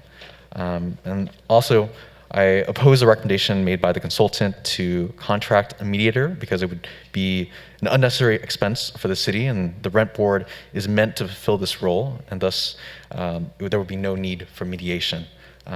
So I urge the council to establish that rent registry and rent board that implements these recommendations in order to protect renters and create a thriving Santa Ana. Thank you. Thank you. Nathaniel Greensides, followed by Linda Stinnett, followed by David Carvajal, followed by Wesley Menke.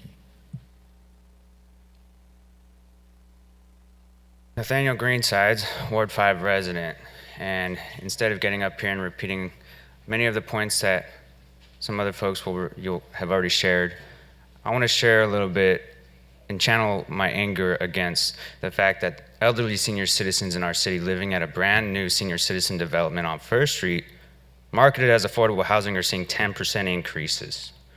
Now, our ordinances explicitly exempt new construction within the past 15 years from rent stabilization, and that's an issue especially for our most vulnerable residents. Just because you happen to be able to rent a new unit at one point in time does not mean you're going to be able to afford a 10% increase year over year. On top of that, a state law known as Costa-Hawkins arbitrarily enacted in 1994 a deadline which does not allow any buildings built after 1994 to be applicable for rent stabilization. So even if we wanted to do something right now, as was stated by Mr. Becerra at one point, Santa Ana is not an island. There are state laws which prevent us from being able to serve our most vulnerable residents. So since 2017, I have been a volunteer tenants rights counselor with Tenants United Santa Ana, and we've door knocked. We've heard stories that are worse than this, and far too often, this is the norm, that folks are seeing their rents increase and they have no local place where they can go to air these grievances, to petition for their rights. And that is why we need a rent control board, as well as a local rent registry. A rent control board will allow folks to have a place for local control over our local ordinances instead of relying upon a really difficult to navigate court system when it comes to tenant-landlord issues. And a rent registry will allow the city and tenants, it should be publicly accessible and include specific points so that everybody can be able to analyze what's happening in our local rentals market and identify bad actors which are destabilizing our communities and our local economy. People shouldn't have to come and fight for the rights the way that they do here in front of you all. People should just be able to be at home with their loved ones right now. But yet here we are. There's an election upcoming. There are 3 of you who voted against rent stabilization and just cause evictions. The community won't forget, and they will show it in November. And I hope you all do the right thing tonight on your way out. Thank you. Linda Stinnett, followed. Can I 1 second, sir? Sure, Sorry. briefly. Actually, I came by bus. So I am scaring because first time I came in this area, this side. So I want, give me permission, please. I want to go home. I am good driver, but I can't afford. No, absolutely, so, thank please. You so much. Thank you. Be safe, drive safe, be safe. Linda Stinnett, followed by David Carvajal, followed by Wesley Menke, followed by Indigo Vu.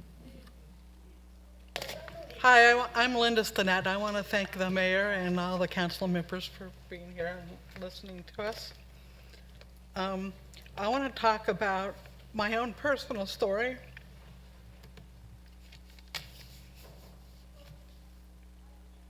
As to why a rental offset of $750 would help me greatly in remaining at Metro East, 2222 East First Street.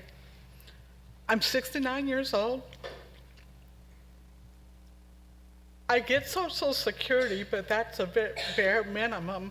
So I've taken a job. I work at McDonald's full time, along with all the kids, trying to keep up with them.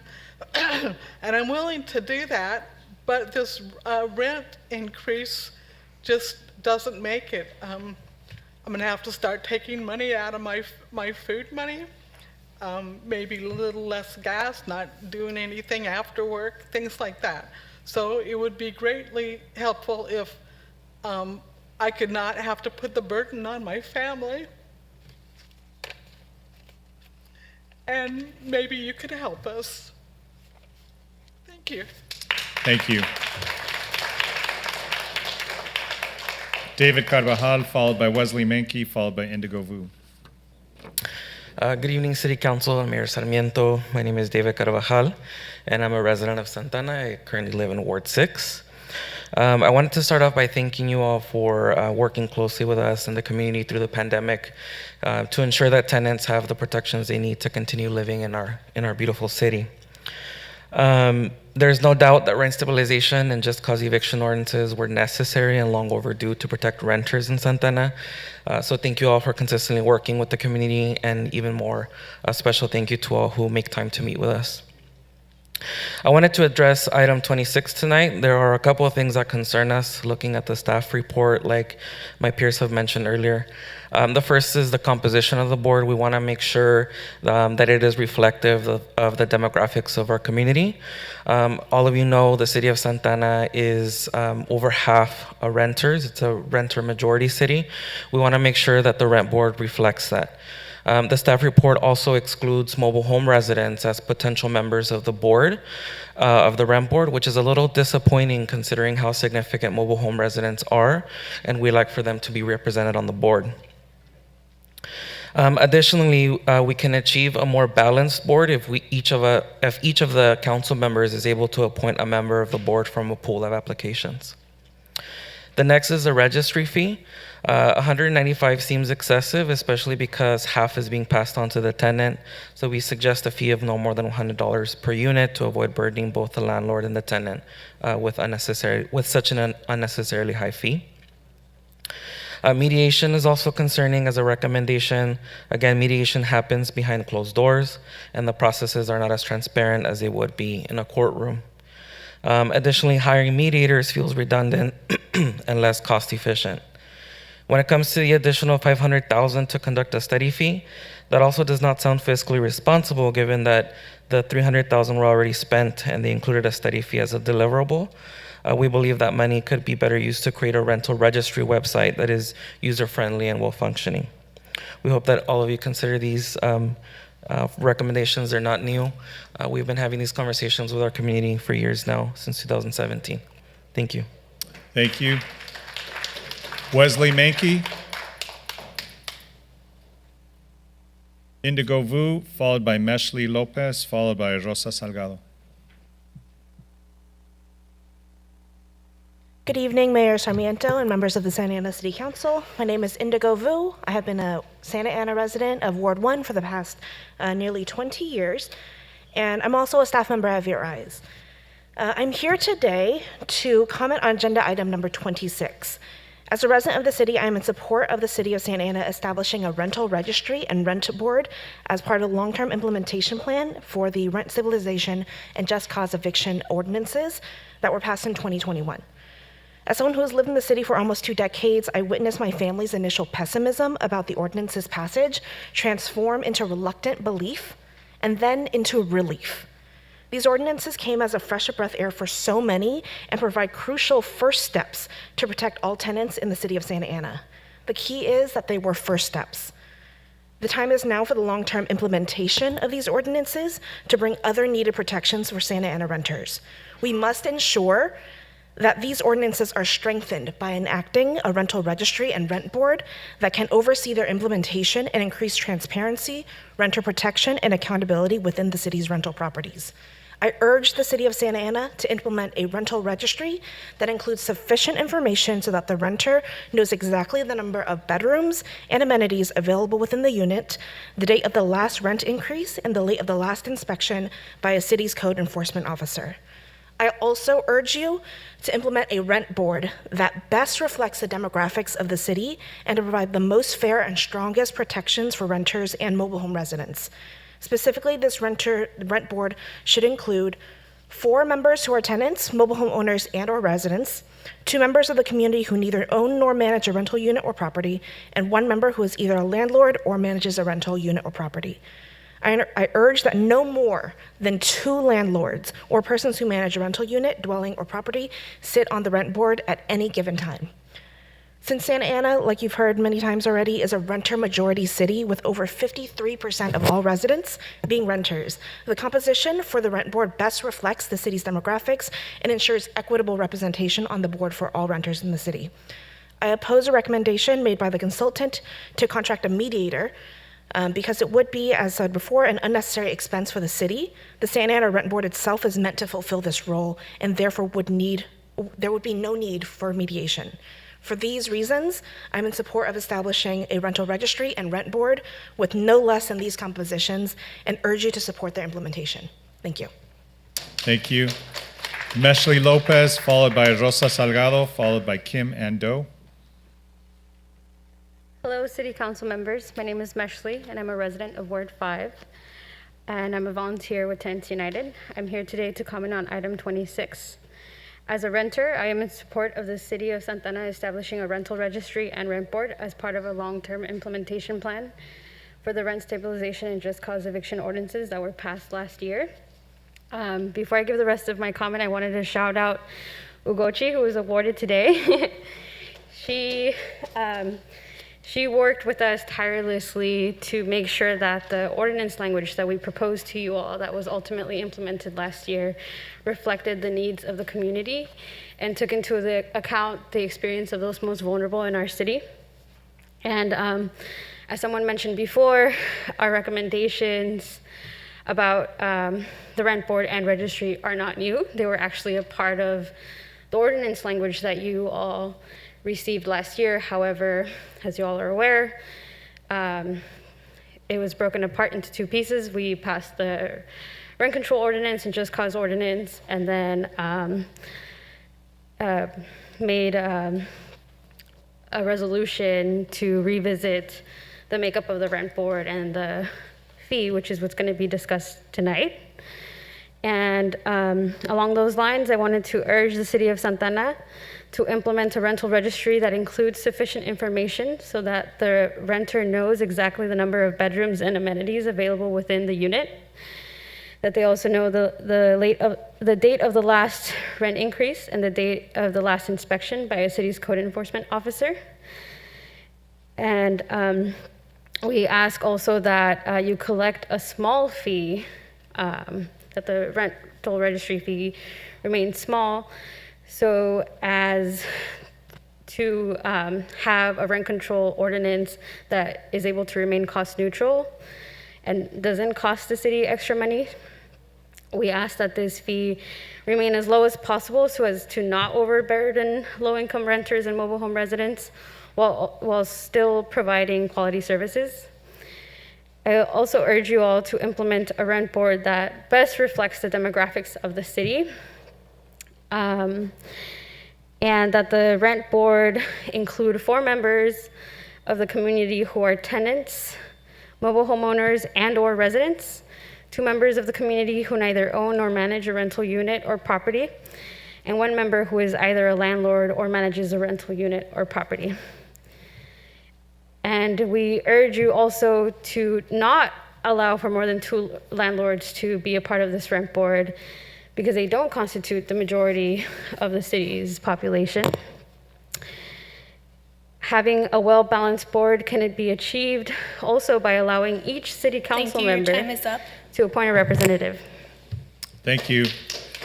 Rosa Salgado, followed by Kim Ando, followed by Lisa Nguyen. Good night, everybody. Can I speak Spanish? Claro Okay. que sí. Buenas noches a todos. Mi nombre es Rosa Salgado y yo fui atacada por un vagabundo en 2005.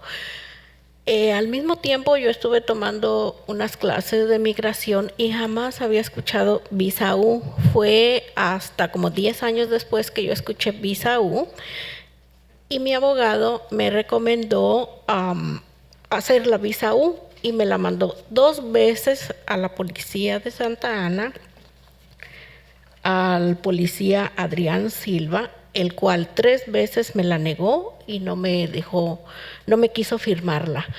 Después mi abogado me sugirió contactar a Jessie López, la cual fui contactada, le mandé 3 emails y nunca me los regresó. Le llamé por teléfono y nunca le dejé un mensaje. Después de mucho tiempo, quise contarle mi historia a una de las personas que me respondió y me pidió que le mandara todo el historial porque me fue negado la visa U y se la mandé, pero Jessie nunca me contestó. Me mandó a una de las personas que trabajan con ella, me leyó solamente el papel porque no me lo habían negado y nunca pude recibir ayuda. porque el policía Adrián Silva no quiso firmar mi visa U. Gracias, buenas noches. Muchas gracias.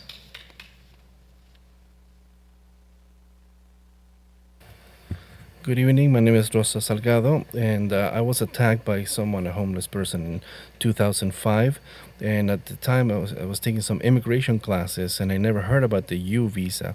10 years later, I heard about this U visa, and my lawyer mentioned it, and I sent it to the Santa Ana Police Department two times, and Officer Adrian Silva denied my application 3 times, and I contacted Councilmember Jesse Lopez, sent her 3 emails. I never received a response. I called her, but I never left a message to call back. And after some time, I told my story to someone, and they asked me to send the story of what happened, of my denial of the U visa. And Jessie didn't reply to me. She sent somebody, an assistant or somebody that helped her, that works with her. And they didn't give me the denial. They just read the paper of the denial of why they could not help me. And Officer Silva never signed the U visa. Thank you. Kim Ann Doe, followed by Lisa Nguyen, followed by Victor Mendez. Kim Ann Doe. Lisa Nguyen. All right. Hello, City Council members. My name is Lisa Nguyen, and I'm a staff member with Viet Rise. I'm here today to comment on item number 26. As a community member, I am in support of the City of Santa Ana establishing a rental registry and rent board. As a canvasser in previous campaigns, I was given the honor of capturing and hearing the many unique lived experiences of mobile home residents and tenants within the city. Their stories highlight the importance of having protections for renters, mobile home residents, and tenants. Their stories of survival and their stories and their narratives of their lived experiences is very crucial into the way that these ordinances are passed. Thus, when the rent stabilization and justice cause evictions was passed in 2021, it was a groundbreaking step in protecting tenants within our city. Today, we must ensure that these ordinances are strengthened by enacting a rental registry and a rent board that can oversee their implementation and increase transparency in renter protection and accountability within the city rentals properties. I urge you to implement a rent board that best reflects the demographics of the city and provides the most fair and strongest protections for renters and mobile home residents. Specifically, this rent board should include 4 members who are tenants, mobile home owners, and/or residents, 2 members of the community who neither own nor manage a rental unit or property, and 1 member who is either a landlord or manages a rental unit or property. I urge that no more than 2 landlords or persons who manage a rental unit, dwelling, or property sit on the rent board or at any given time. I also oppose the recommendation made by the consultant to contract a mediator because, of course, it would be an unnecessary expense to the city. The rent board is meant to fulfill this role, and thus there would be no need for mediation. I am in support of establishing a rental registry and rent board with no less than these compositions and urge you to support their implementation. Thank you so much for your time. Thank you. Victor Mendez, followed by Madalena Menchaca, followed by Hussein. Good evening. You've heard from my fellow residents over at 2222 today. We are being subject to the highest rent increase in the county for affordable housing at 10%. And it's unfathomable that we have to pay this, and you've heard their stories. The 10% increase is really what they call a market increase. There's no need for capital development. There's no need for extenuated maintenance. It's pure profit. What I estimate to be around $400,000 to the developers. Pure profit out of the pockets of these senior citizens who work their entire life to have a decent life. It's being taken right out of them. Okay, we realize it's legal. It's permissible under the law to the extent, at least now, but it doesn't make it right. The other thing you have to realize that living there, you're restricted by how much savings you can have, how much money you can make. It's a two-edged sword, so it's supposed to be affordable, and you're not supposed to make so much or even have so much in the bank. And so look at the paradox people are being put in. They can't save so much, they can't earn so much, but the rent can keep going up. Where does that leave us? Homeless, probably. I can tell you right now, that neighborhood is difficult. Crime, prostitution, drugs. That's like an everyday occurrence. I encounter it almost on a daily basis. I was told today by your police department to get mustard spray to protect myself. That's not the way I want to live the rest of my life, but if I have to, I have to. But we're going to clean it up. But in going forward, we're going to need a little help from the city. So the people that are here today that are cleaning up, they're going to be around tomorrow, and we can provide a future for other residences. Accordingly, we're asking for $750 on a rolling basis to support this one-time rent increase, and then work toward including affordable housing or senior affordable housing in the current rent control ordinance. Mr. Greenside pointed out accordingly that there may be constraints there. Well, I would only refer back to Robert F. Kennedy. It says, some men ask why, I ask why not. The time is now. Thank you. Thank you. Magdalena Menchaca, followed by Hussein, followed by Jesus Santana. Hi, my name is Magdalena Menchaca. I'm a resident of 2222 East First Street. And when I first applied and I spoke to the person that is now the manager, I asked about rent increases, what might I expect? And she assured me that they would be negligible, and that's not anything I have to worry about because it's affordable housing, and that shouldn't be a concern. And as you know, we've been hit with a 10% rent increase, which is just mind-boggling to me, and a far cry from what I was told to begin with. And so I'm just here to urge the city council members to please include affordable housing to the current control ordinance, the rent control ordinance. And, you know, as the gentleman before me said, you know, we've worked our entire lives, and I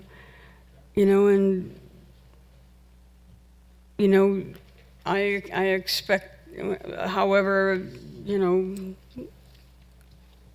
delusional I might be, I expect people to tell me the truth, and especially when they're representing their company, and for them to say one thing and turn around and do the other by increasing the rent by the maximum allowable, I think is unconscionable and disappointing. And I urge the City Council to please consider including affordable housing in the ordinance. Thank you. Thank you. Hussein, followed by Jesus Santana, followed by Q. Robertson. Good afternoon. My name is Hussein Roshangia. Thank you very much. Just I want to tell you, I'm living, my name is Hussein. I told you, I'm so sorry. I'm 82 years old, and my Social Security is coming, there's $791 per month, and the rest of my rent is paid my brother, daughter, they send it to me. Anyway, today I got the raise from my rent again, 10%. I don't know how can I afford it. Just want to ask you, please help to us to go and live to this country. Thank you. Thank you, sir. Jesus Santana. Q. Robertson. Jeff Katz, followed by Veronica Gomez. Jeff, I guess you're up. I don't think the other speakers are here. And then the last speaker will be Wilson Baltazar. Good evening. My name is Jeffrey Katz from Ward 3. I'm here to talk about code enforcement. I actually showed up a month ago to talk about this, but there were 25 people from downtown Santa Ana talking about their struggles. So I turned around and went home. And I kind of feel I want to do the same thing tonight, but alas, I will talk about it because if our city's going to be great, we got to multitask. Code enforcement and the agents that work there are the unsung heroes in our city. They are remarkable. They're responsive, doing things that are truly challenging. But it's been a couple of months since one of their greatest successes, and that is the house in Saddleback View that had 30 vehicles removed. That was a plight that was ongoing for 7 years. One of our council members actually posted about it, and I raised a question in the post, why did it take so long? And I was treated to a lesson about due process. I realized, as the poet said, a better answer to he who asks a better question. So it is not why did it take so long, the question is, how can we do it better? So it doesn't take 7 years next time, because I can pretty sure guarantee that if this were Irvine, Tustin, fill in the blank, it wouldn't take so long. And I know there are ways for us to get it done. One, I'd like us to consider 1-8 in our municipal code, which allows daily fines to those homeowners that can't afford it. And I also would like us to consider community-based enforcement. It's a concept that I self-learned about thanks to a program that Nabil Saba had a couple of years ago, and that is the Block Beautification Program, where our community worked to help less income-struggling members of our neighborhood who could not afford to maintain their properties. And that's a challenge these days. Getting into a home is very challenging, and then once you're there, the cost of maintaining it is, and we shouldn't only rely on enforcement actions, but we should work on some sort of a community-based program to help those. I know, so I want to encourage the council to convene the Public Safety Committee to discuss this. I'd be happy to volunteer to be a part of it and give you what wisdom I could to see what we can do to improve the process. I know oftentimes we keep on saying we got to throw more agents and more code enforcement officers at it, and I think had we handled this situation in 2015 with that home in Saddleback View, within 6 months, that's 6.5 years of labor we could have saved on. So we need to give our code enforcement better tools. Finally, I know Councilman Becerra is introducing something, requesting a staff to come up with policies to address the Santa Ana Police Department to actually get back to those who give complaints. I want to encourage that you follow that, and I'd ask that it apply to CityNet as well. Okay, thank you very much. Thank you. Veronica Gomez. Wilson Baltazar was our last speaker card for in-person speakers. So I'll go ahead and turn it over to the... I've been called worse. Go ahead. To speak. I'm Bertha Ramirez, and I live in 2222 also. And just fill out a speaker card afterwards, after you're done. Go ahead. And so anyway, I was hearing all my friends that live in that address, and they were talking about the rent control, which is true, you know, and the safety of walking.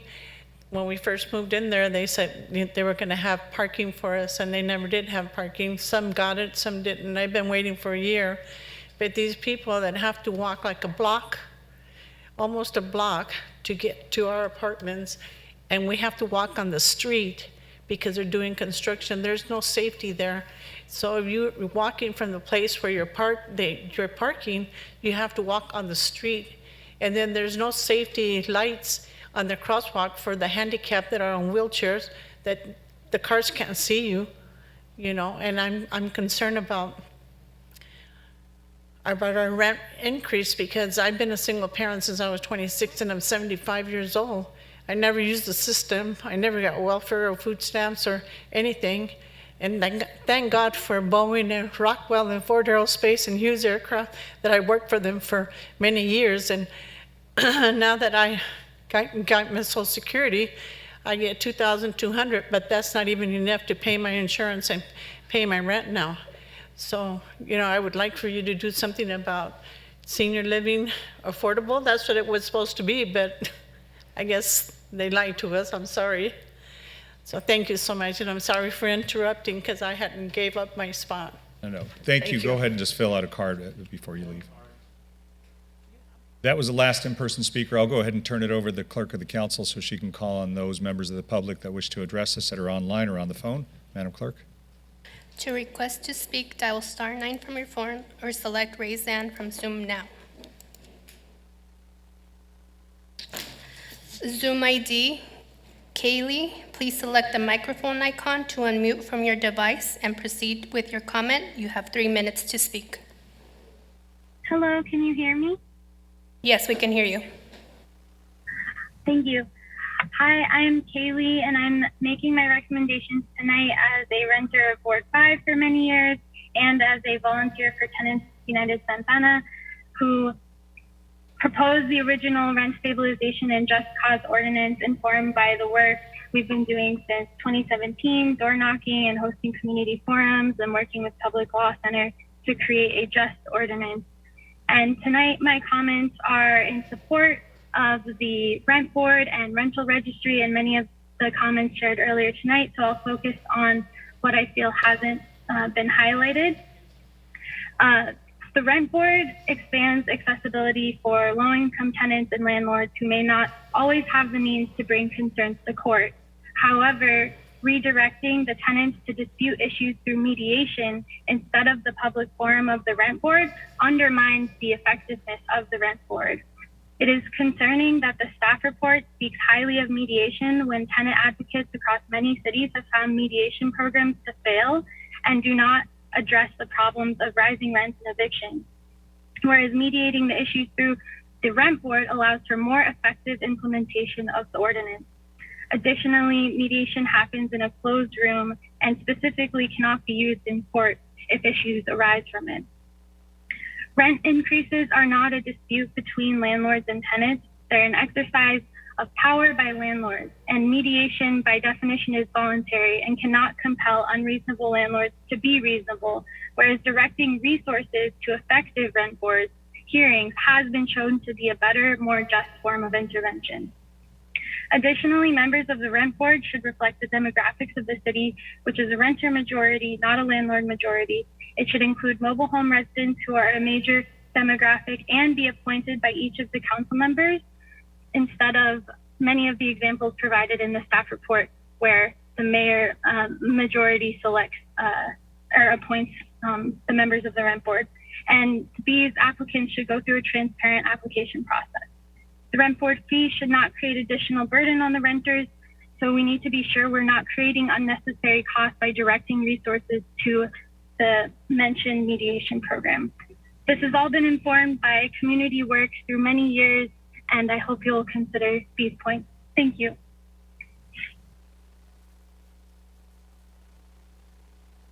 Zoom ID, Carl Beninger, please select the microphone icon to unmute from your device and proceed with your comment. You have 3 minutes to speak. Good evening, Council. This is Carl Beninger. I'm a member. I live in Ward 4. I was supposed to be with you tonight, but if you can tell by my voice, I'm recovering from COVID. I urge anyone out there who has not been vaccinated, get vaccinated. I would not have survived without it. And you never know where your exposure is going to come from. Mine came from an old friend in Midland, Michigan, a town of 35,000 who attended a small prayer group in the morning, and we met with her in the afternoon. And that's how we got affected. And I'm really glad I had my vaccination because I survived the 110-pound gorilla that was on my chest for 4 days. I really want to talk tonight in support of item 13, the buying of the EV trucks. I think as a city, this is a good move, especially in light of the green resolution we had. And I would recommend that you, the council, get an inventory of how many electric vehicles, hybrid vehicles, and gasoline vehicles we have in the city.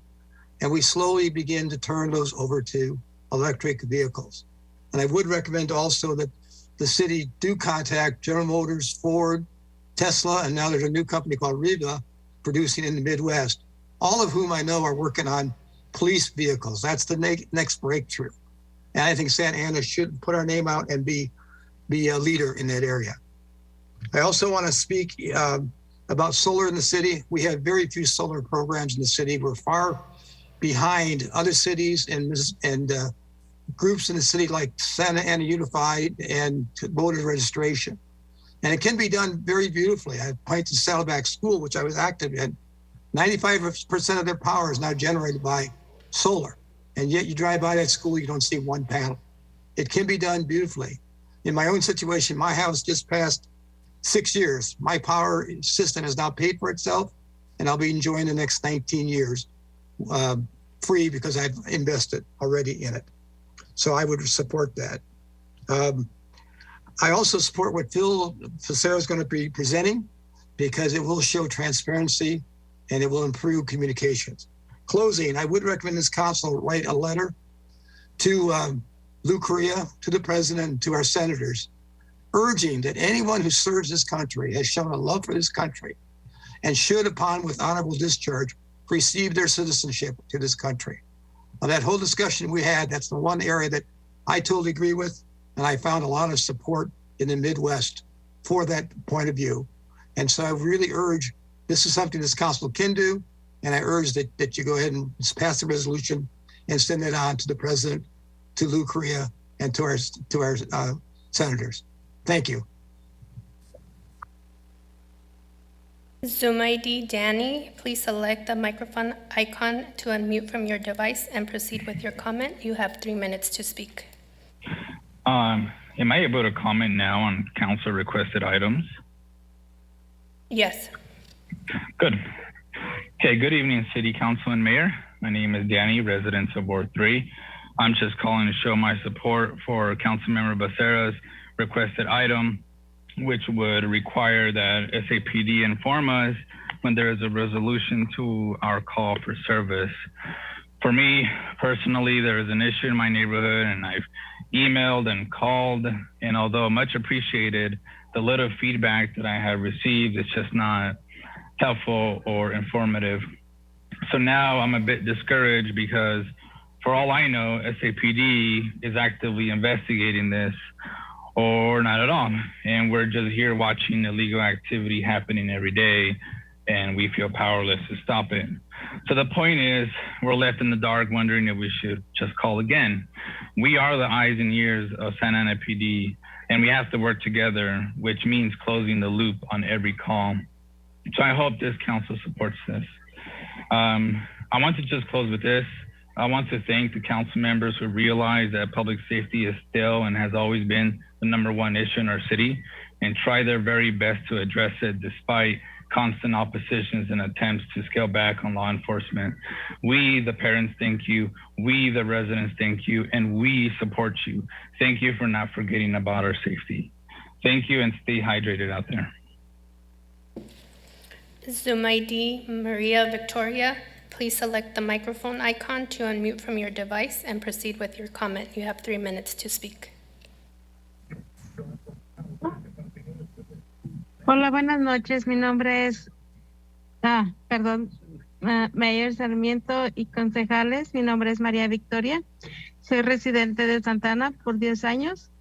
Estoy hablando para que se forme un comité de vigilancia para asegurarnos que se cumpla la ley de estabilización de renta y causa justa, porque en este tiempo he estado aquí y han subido la renta aquí donde yo vivo y vino la ciudad a revisar los apartamentos y quedaron que iban a cambiar muchas cosas. Nos falta pintura en las casas, los baños están muy descuidados, los techos también están muy descuidados. Entonces el de la ciudad dijo que iban a venir a arreglar y nunca vinieron. El error que tuve es no pedir una tarjeta al que vino a ver los apartamentos. Por eso estoy hablando por todos mis vecinos también, porque también estamos con el mismo problema. Todos estamos también con cucarachas y el de los apartamentos no hace nada, pero estos 2 meses que pasaron ya no subieron la renta y queremos que haya más que se cumpla la ley, pero que también tengamos un hogar digno, ¿verdad? Porque nos lo merecemos, estamos pagando para eso. Muchas gracias y buenas noches.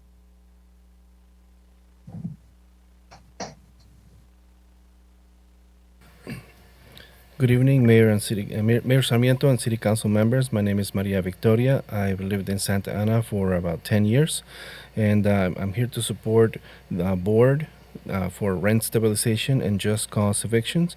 Our rent just went up, and the city came by our apartments to check our apartments, and they checked many things. They said they would change many things like the paint and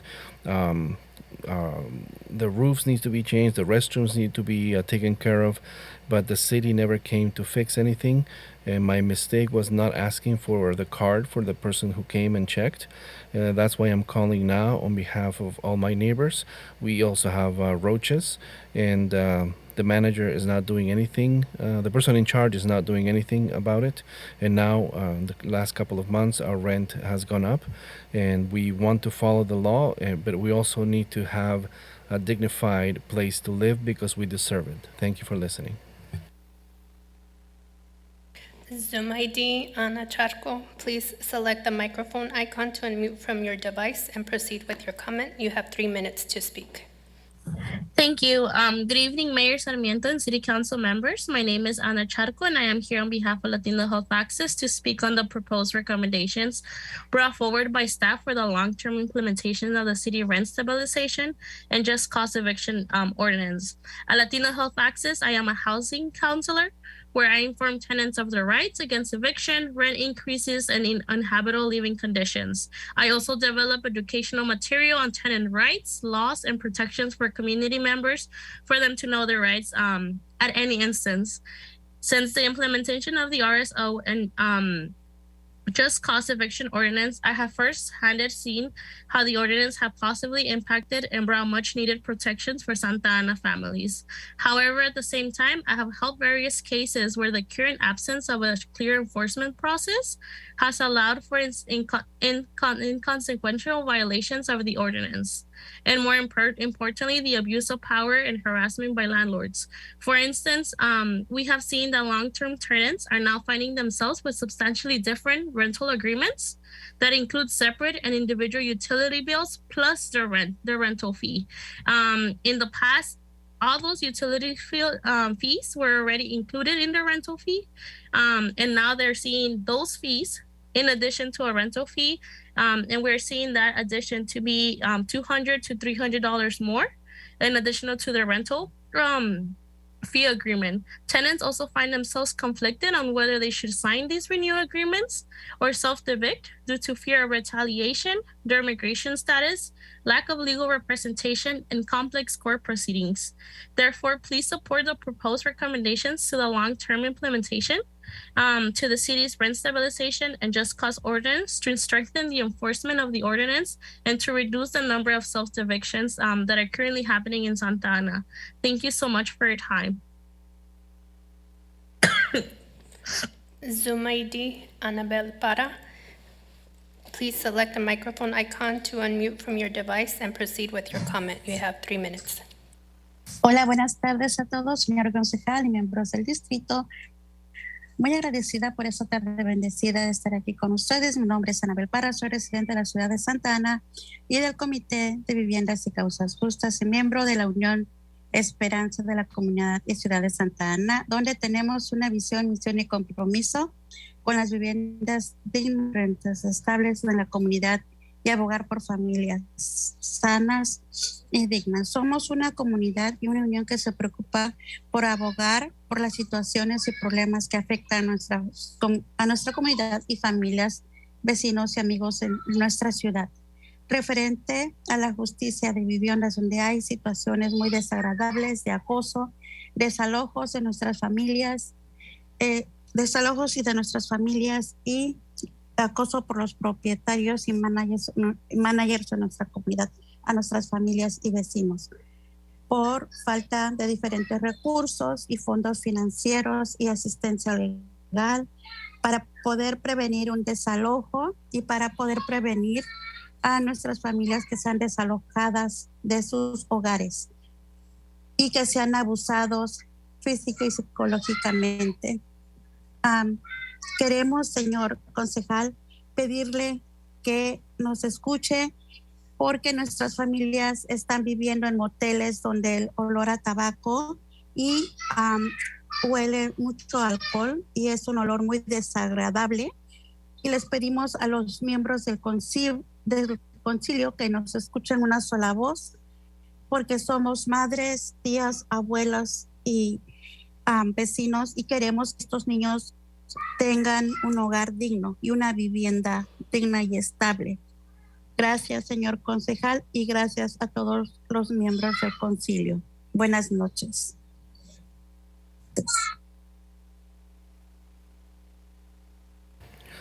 Good evening, members of the City Council. Thank you for allowing me to be here to speak to you. My name is Anabel Parra. I'm a resident of Santa Ana, and I am a member of Esperanza de la Comunidad, a group that is committed to providing and helping people have stable rent, stable housing, and we are committed to advocate for our community issues, for our community, for families, for our neighbors, for our city, and to avoid any type of harassment and any eviction proceedings, any harassment done by the managers or the landlords towards our families and our neighbors because of lack of money or a lack of legal help, and to avoid them being evicted and losing their homes, any physical abuse or any psychological abuse that they may be experiencing. So, City Council members, I'm asking you to listen to our voices. Some of us are living in motels, and the tobacco smell is horrible, and the alcohol smell is terrible for us. And we're asking the City Council to listen to our voices as moms, as aunts, as grandmothers, and neighbors. So we want to have stable housing. Thank you for listening to us, and have a good evening. Zoom ID, Martha Garcia. Please select the microphone icon to unmute from your device and proceed with your comment. You have 3 minutes. Hola, buenas noches. Mi nombre es Marta García. Soy un residente del distrito de Santa Ana y miembro de la Unión de Inquilines Esperanza, una nueva unión en Santa Ana en que establecimos para la visión. Yo vengo a hablar del punto 26 de la agenda. Las ordenanzas de estabilización de renta y causa justa han traído protecciones muy necesitadas para nuestras familias, y para seguir progresando, es necesario que la ciudad apruebe y cambie partes de esta propuesta. Primero, estamos de acuerdo con una mesa directiva de inquilinos que tenga poder de reforzar las ordenanzas.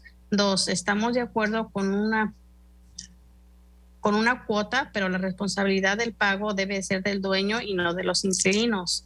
3, estamos de acuerdo con el proceso de mediación porque puede ayudar a solucionar conflictos que no tienen que llegar a ser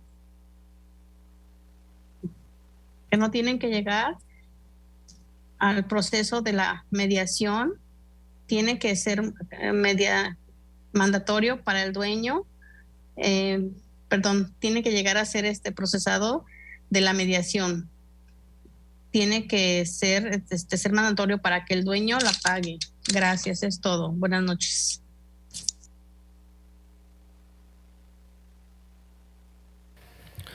Good evening. My name is Marta Garcia. I'm a resident of Santa Ana and member of the Unión of Esperanza de Inquilinos.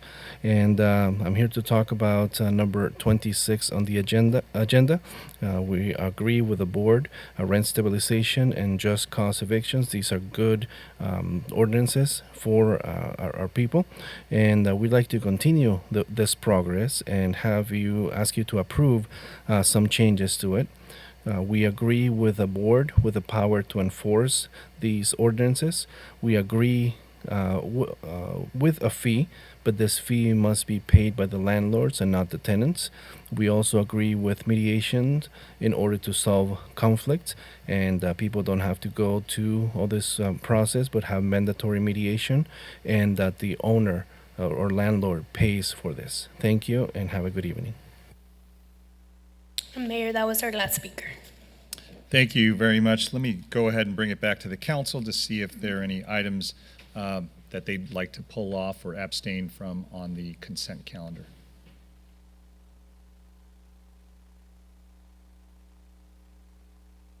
Hearing none and seeing none. Sorry.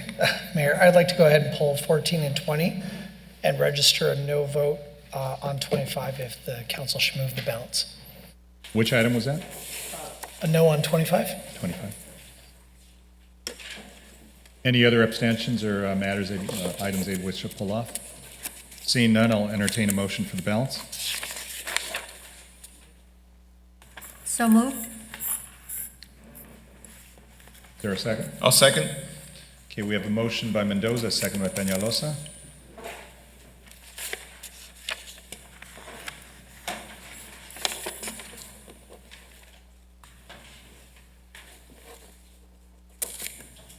Do we want a voice vote, or do we? My screen's a little blank, I think here.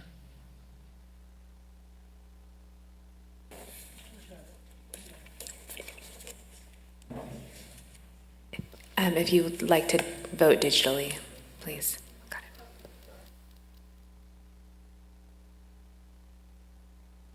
it. My screen doesn't show the ability to vote, so. We'll do a roll call vote. Councilmember Hernandez? Sorry, it wasn't working. I just refreshed.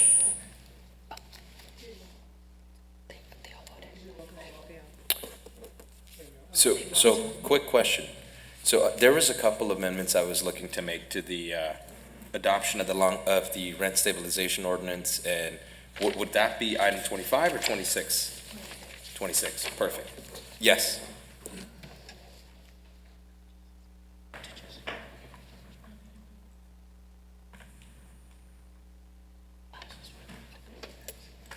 My apologies. Councilmember Hernandez? Yes. Councilmember Lopez? Yes. Councilmember Mendoza? Yes. Councilmember Peñalosa? Yes. Councilmember Fan? Yes. Mayor Pro Tem Becerra? Yes. Mayor Sarmiento? Yes, thank you. So let me go ahead and move along to the items that were pulled. That's item number 14. I believe that was Mayor Pro Tem Becerra. Thank you, Mayor. I wanted to begin my comments on this item. This is for the construction of the Santa Ana Zoo Educational Hub and the universally accessible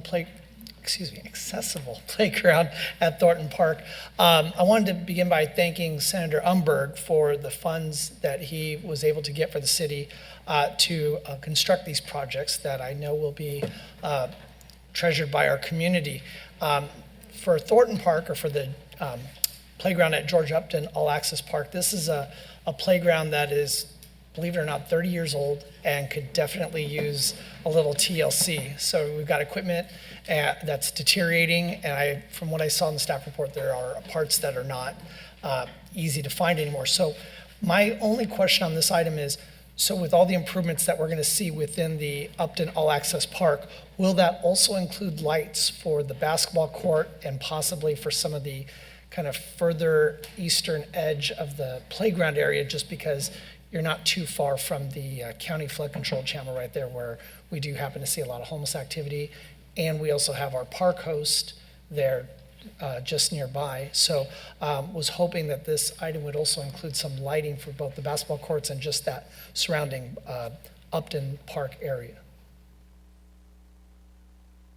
Mayor Pro Tem, I'll defer to either Nabil, Public Works Director, or Hawk to see if that element could be accommodated, or if need be, we could research it further if you guys can't answer the question. Good evening, Mayor Pro Tem. Good evening, Mayor, members of the council. The project does not include lights, but we can look into adding lights. This particular one is just to replace the playground with the hub. Okay. Well, yeah, if you could get back to us as far as lighting for that area. I know that's something that a lot of folks use, that basketball court, but just also too with our park host over there. It gets a little dark at night, and it'd be nice for her to have that, at least that sense of security with the lighting over there. Will do. All right, thank you. With that, I'll go ahead and move the item. I'll second. We have a motion and a second. My screen's still down. Same. Let's just do a roll call. Councilmember Hernandez, Yes. Councilmember Lopez, Yes. Councilmember Mendoza, Yes. Councilmember Peñalosa, Yes. Councilmember Fan, Yes. Mayor Pro Tem Becerra, Yes. and Mayor Sarmiento. Yes, moving along to item number 20, that's also Mayor Pro Tem's. Thank you, Mayor. I'm very happy that this item is before us. This is the coming into an agreement with the consultant for a citywide parking study. This is something that I had asked our Public Works staff to embark on. But I just wanted to clarify, because I had received some calls and emails from residents who were concerned that this item tonight would involve the council taking action on policy or any sort of change in what we do now. So just for clarity, so that everybody hears the same thing, I just want to make sure. So the item before us tonight is only to enter into the agreement with the consultant to study potential solutions and recommendations, and that any of the outcome from that study could lead to changes, but that won't be for quite some time at this point. Is that correct? You're correct, Mayor Pro Tem. Okay. So I just wanted to make sure that we understood. So this is going to be, I guess, one more point of clarification. So the contract before us is for 2 years, and then with the option to go a third year. So are we anticipating that this study, to do the study, will take 2 years?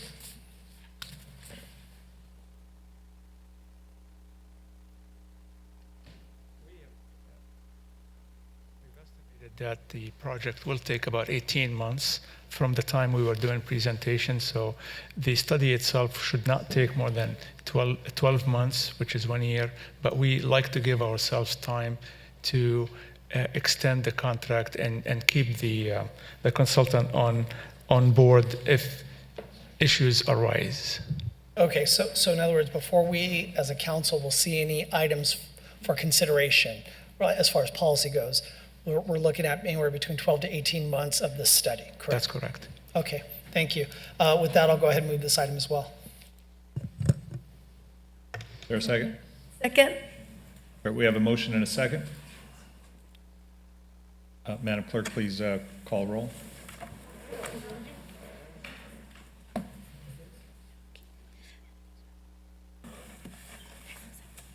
Councilmember Hernandez, Yes. Councilmember Lopez, Yes. Councilmember Mendoza, Yes. Councilmember Peñalosa, Yes. Councilmember Fan, Yes. Mayor Pro Tem Becerra, Yes. Mayor Sarmiento. Yes, thank you. Moving along to the business calendar, first item is item number 26, which is the long-term implementation plan for rent stabilization and just cause eviction ordinances, and I'll turn it over to staff. Thank you, Mayor and Council members. We do have a presentation on this item, and the presentation is going to be performed by Judson Brown, Sarah Court, and Tara Matthews. So I will turn it over to Judson Brown. Oh, no, I'm not turning it over to Judson. Sarah.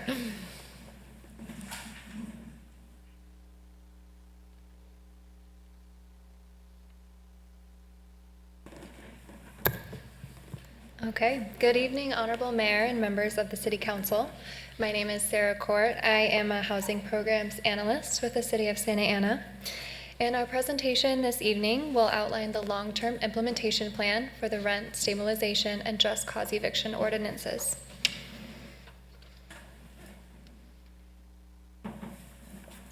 The purpose of tonight's item is to discuss and adopt the long-term implementation plan for our rent stabilization and just cause eviction ordinances, which will include 10 program design recommendations.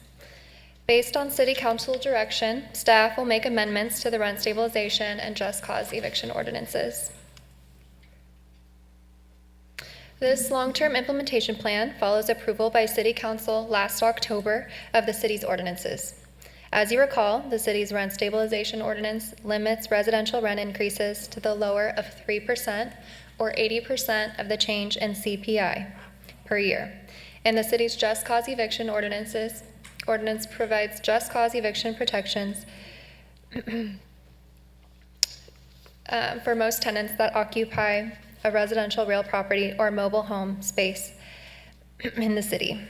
When adopting these two ordinances, the City Council also adopted a resolution directing staff to conduct further study of the additional regulatory framework and infrastructure necessary to implement residential rent stabilization, just cause eviction, and other protections to Santa Ana residents facing housing instability, including the creation and operation of a rent board or similar body, a rent registry, and the related costs.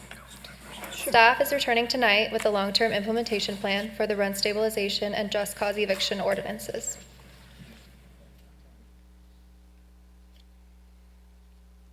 To conduct this study and create the long-term implementation plan, staff contracted with RSG to research and analyze best practices in jurisdictions with existing rent stabilization and just cause eviction ordinances across the state, and to provide their recommendations for the long-term implementation of our ordinances.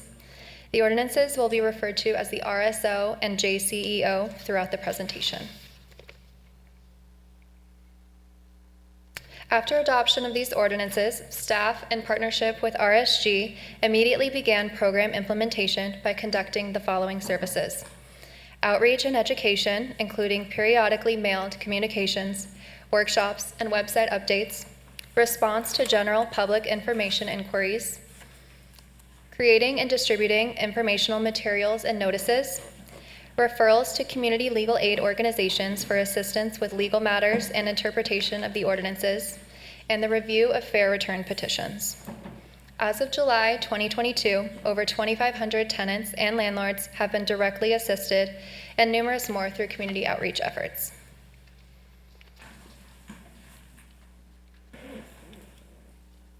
There are a total of 23 jurisdictions with ordinances across the state.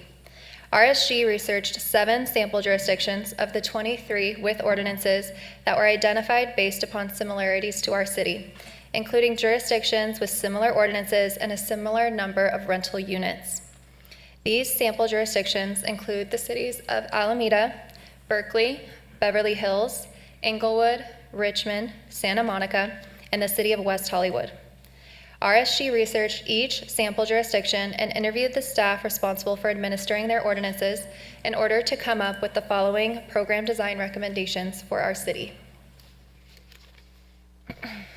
Based on the study of best practices across the 7 sample jurisdictions, RSG developed 10 recommendations for the city to implement its RSO and JCEO, including to create a rental housing board, create a rental registry, adopt a rental registry fee, develop a work plan, conduct a fee study based on the work plan and staffing needs, expand compliance activities, create a landlord capital improvement petition and tenant petition, establish petition fees and a petition review process, create a mediation process, and to join the Rent Stabilization Consortium.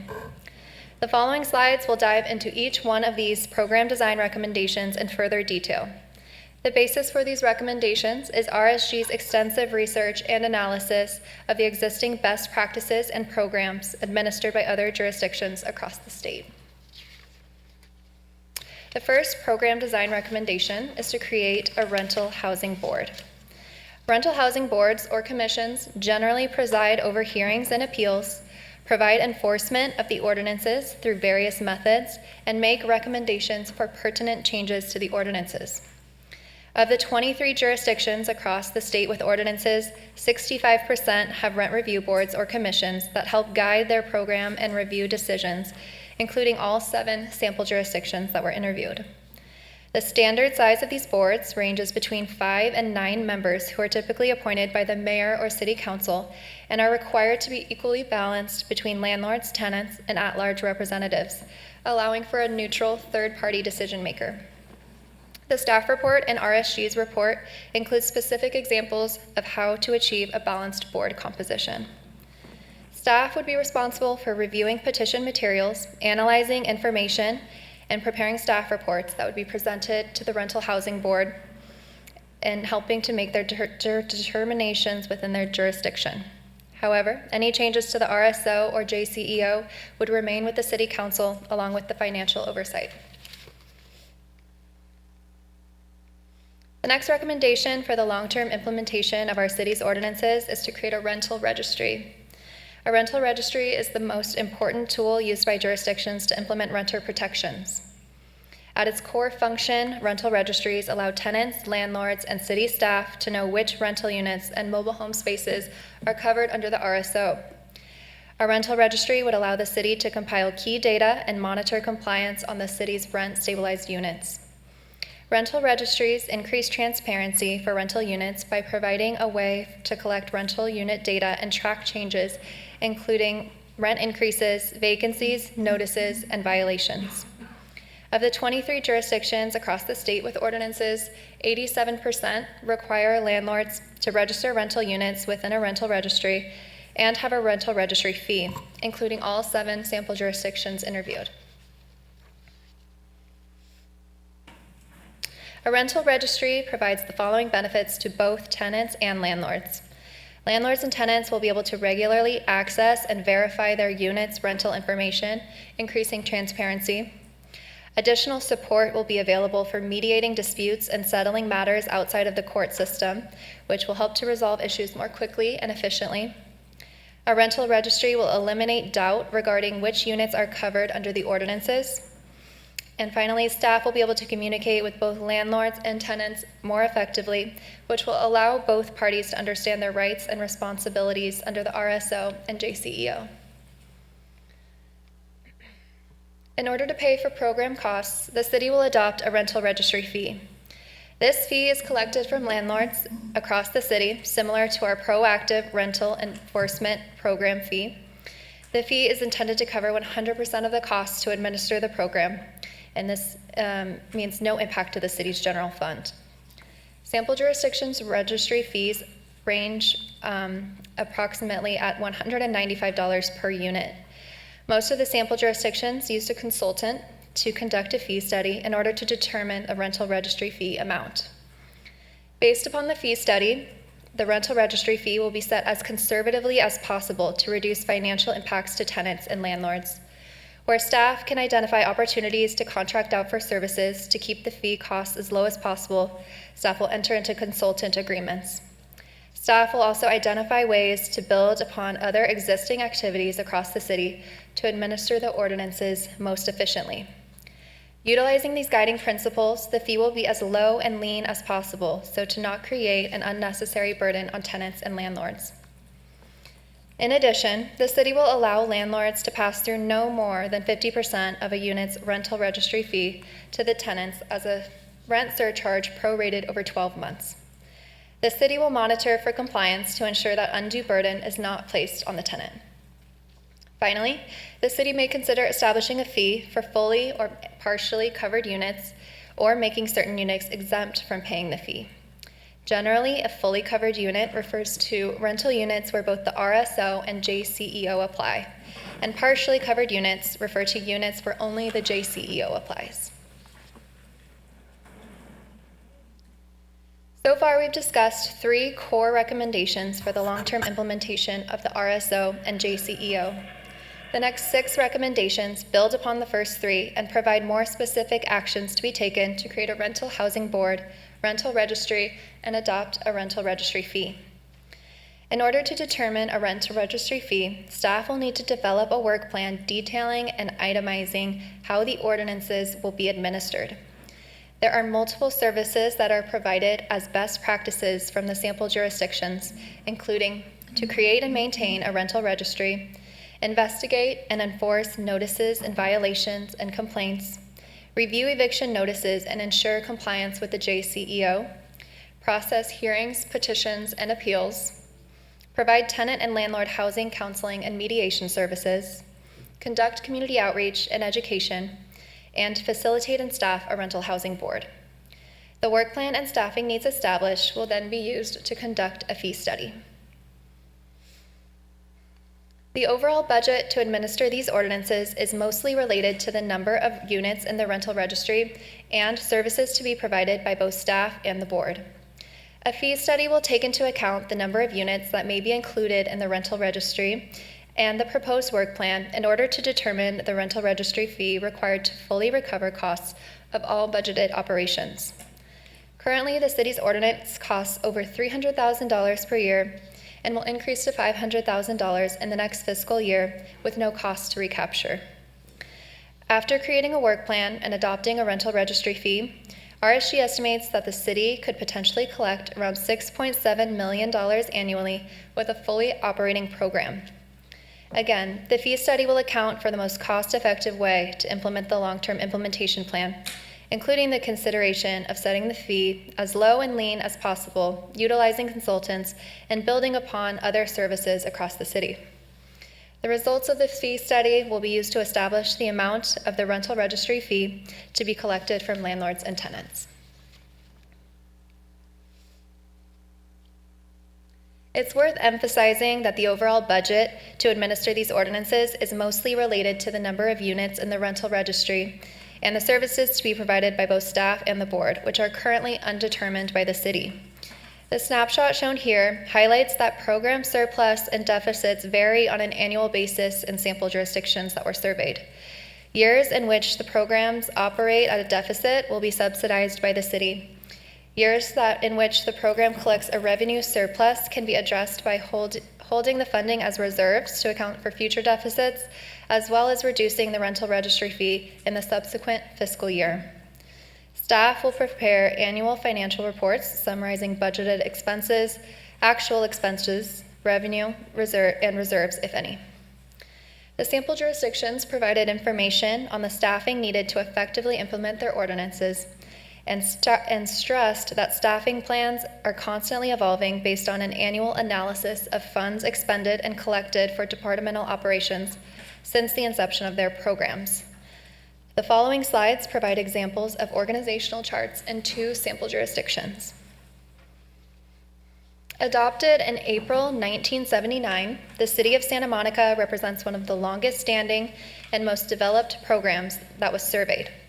Santa Monica has a 5-member rent board with a department that includes an executive director and a number of staff spanning from administration to public information, hearings, a legal team, with a total of approximately 25 staff members.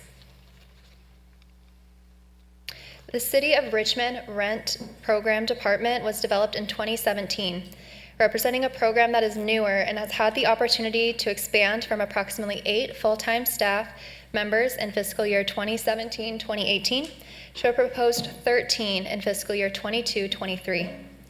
Richmond has a 5-member rent board with a department that includes an executive director, internal hearings and legal units, and a number of public information staff to assist with outreach and enrollment for a total of 13 proposed staff members. Santa Ana currently administers the RSO and JCEO through a consultant and partial staff time from a housing programs analyst, housing division manager, and assistant city attorney. In order to effectively implement the long-term implementation plan, staff estimates a minimum of 12 staff members would be needed upon initial program implementation. By completing a fee study and analyzing annual data after program inception, the city will be able to produce a financial projection of revenue and expenses for a fully operating program. It's important to note that this projection is based on best practices in sample jurisdictions and takes into account a robust and full-service approach to the program. Ultimately, the fees collected will determine the number of staff needed to effectively implement the program. Next, as a part of the work plan, the city will need to expand how the ordinances will be monitored for compliance. The compliance activities will allow staff to investigate and adjudicate tenant-landlord issues or concerns. Currently, there are limited resources to ensure compliance short of the court system, which can be costly and time-consuming. Best practices of compliance activities in sample jurisdictions include staff notices and warnings in response to complaints and reported information in the rental registry, increased staffing to issue citations and pursue criminal offenses, and contracted mediators to improve tenant-landlord relationships. The next program design recommendation is to create a landlord capital improvement petition and tenant petition. Currently, the city's RSO and JCEO only permit one type of petition, which is a fair return petition for landlords. Some sample jurisdictions include capital improvements as a part of a fair return petition, while others have a separate petition. The benefit to having a separate landlord capital improvement petition is that it incentivizes landlords to improve their property, knowing they can pass through some of these costs to their tenants. In general, a landlord capital improvement petition would allow a landlord to temporarily increase rents to cover the cost of capital improvements when the improvements benefit the units in question. Implementing a landlord capital improvement petition may also provide clarity on who is responsible for approving the $40,000 substantial rehabilitation exemption currently included in the RSO by requiring substantive documentation of the work performed at the property. Each of the sample jurisdictions also allow for a tenant rent change petition, which allows tenants to have an administrative tool to address excess rent based on conditions of the rental unit, a reduction in services, issues of habitability, and landlord violations of the ordinances. The 8th program design recommendation is to establish petition fees and a petition review process. Currently, the city's ordinance requires applicants to pay for all costs associated with the review and determination of fair return petitions. As a component of the fee study, staff will analyze the costs to review each type of petition with the intention of keeping the rental registry fee as low as possible and avoiding the layering of additional fees on top of the rental registry fee. Currently, the city's ordinance places the decision-making responsibility for fair return petitions on the city manager or a designee. Understanding that petitions require lengthy administrative work, communication with landlords and tenants, as well as processing time, staff will determine the most efficient use of time and resources for reviewing each type of petition. In their research of sample jurisdictions, RSG found that the decision makers for petitions and appeals most commonly range from internal hearing officers to contracted hearing officers or examiners, or the rental housing board. The next recommendation is for the city to create a mediation process. The city should develop a mediation process with contracted mediators to allow for a neutral person to facilitate communication between the parties to assist them in reaching a mutually acceptable agreement without the need for a legal hearing. Some advantages to mediation include that mediation generally lasts a shorter amount of time than a trial. Mediation can be confidential, such that nothing that is said during mediation can be used in court if mediation fails. And mediation is generally more cost-effective and reduces the number of hearings. Mediation programs have been successful in a few of the sample jurisdictions that were interviewed. For example, the City of Santa Monica provides voluntary mediation for rent decrease petitions, excess rent complaints, and other matters not raised by a petition. Mediation was successful during their last fiscal year, in which 61% of rent decrease petitions, 92% of construction petitions, and 92% of excess rent complaints were mediated and fully or partially resolved. Mediation will be a public service offered to tenants and landlords as an alternative to escalating issues to the rental housing board.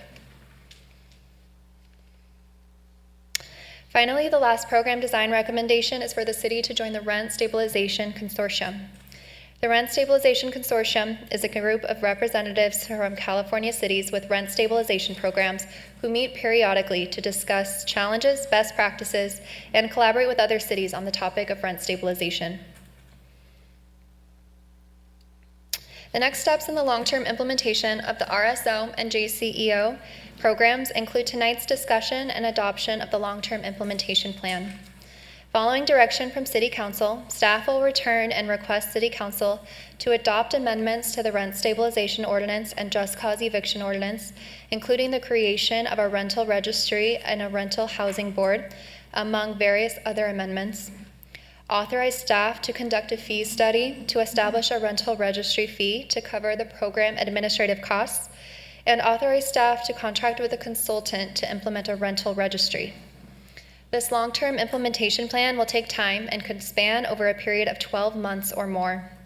Staff will need to hire consultants, conduct a fee study, and staff the department appropriately. The 3 action items listed represent the fundamental steps needed to initiate the process. However, it is anticipated that staff may need to come back for other actions as needed for the long-term implementation of the city's ordinances. With approval from the City Council to move forward with the long-term implementation plan, staff will immediately begin drafting amendments to the RSO and JCEO and developing a work plan detailing how the ordinances will be administered. Here you will see an estimated timeline of what the rollout of the long-term implementation plan may look like, with an initial goal of returning to City Council at the first meeting in October for a first reading of the revised ordinances. With approval from City Council of the long-term implementation plan and amended ordinances, staff aims to roll out the program in July 2023. And thank you for your time. That concludes our presentation, and staff is available for any questions that you may have. Great. Thank you for that presentation. Very thorough. Well done. Let me go ahead and bring it back to the City Council to see if there's any members of the council that wish to have any comments or questions. Councilmember Hernandez. Mr. Mayor, thank you for such a thorough and in-depth presentation. It was really helpful for members of the public and for us to be able to see that. So just want to say thank you.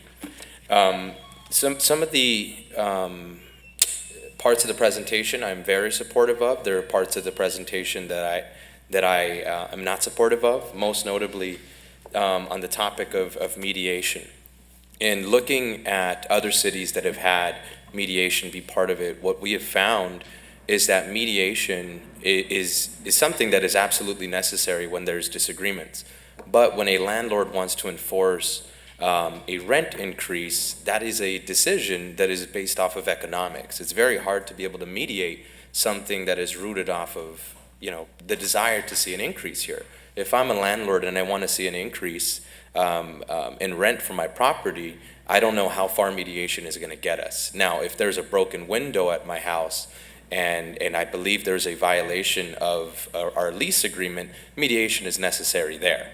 But I do think on the topic of rent increases, I just don't see mediation being something that is going to be cost effective for us as a city. And that is why, Mr. Mayor, I would look to have this amended and removed from the policy. I'm not going to be supporting that. Number two, I want to thank the members of the public, most notably the seniors who took time from their day to talk about their desire to see rent control. And for that desire to see these protections applied to them, it was both heartbreaking and disappointing. And the reason why I'm bringing this up is because I know that state law, AB 1482, exempts affordable housing units from the rent stabilization ordinance that we created. And I do believe, Madam City Attorney, if you can clarify, did our rent stabilization ordinance codify state law AB 1482? It did, but it went a little further in the area that you were authorized to go further. Okay, so it can be removed, if you can clarify, in the event that state law changes, and when that does change. That is an amendment, Madam City Attorney, I would like to see. I understand that, of course, state law AB 1482 does apply today. It's not to say that it doesn't change. I think if Santa Ana can move away from that to take into account all of the comments of the seniors that came through and shared their testimonies, I think it would be good practice for us as a council to take in those comments. And although there are state laws that would exempt affordable housing units from rent control, I think if we can be proactive and, when that time does come, we're ahead of the curve. Is that something that we're able to do, Madam City Attorney? As a charter city, you will not be able to preempt state law. The state law preempts you, but there are legislative actions. You can do your own lobbying, and you can ask the legislature for changes. But unfortunately, we are limited by the state law. Thank you so much. I figured if there was an opportunity for us to at least try, this is the perfect opportunity. So number one was mediation. That's something that I'm not going to be supportive of. Number two is the rent board. I'm very supportive of seeing this rent board established.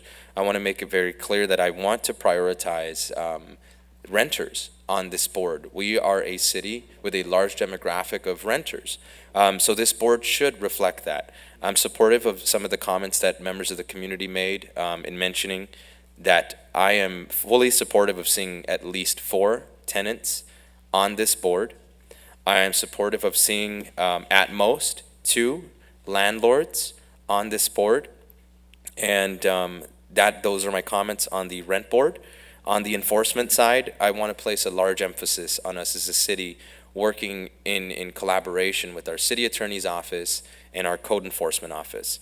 And the reason why this is so important to me is I believe if we can help mitigate any potential issues that may arise between tenants and landlords and potential housing challenges that may arise with tenants looking to protect themselves. I think having code enforcement and city attorney's office work closely in tandem would help us with some of those issues.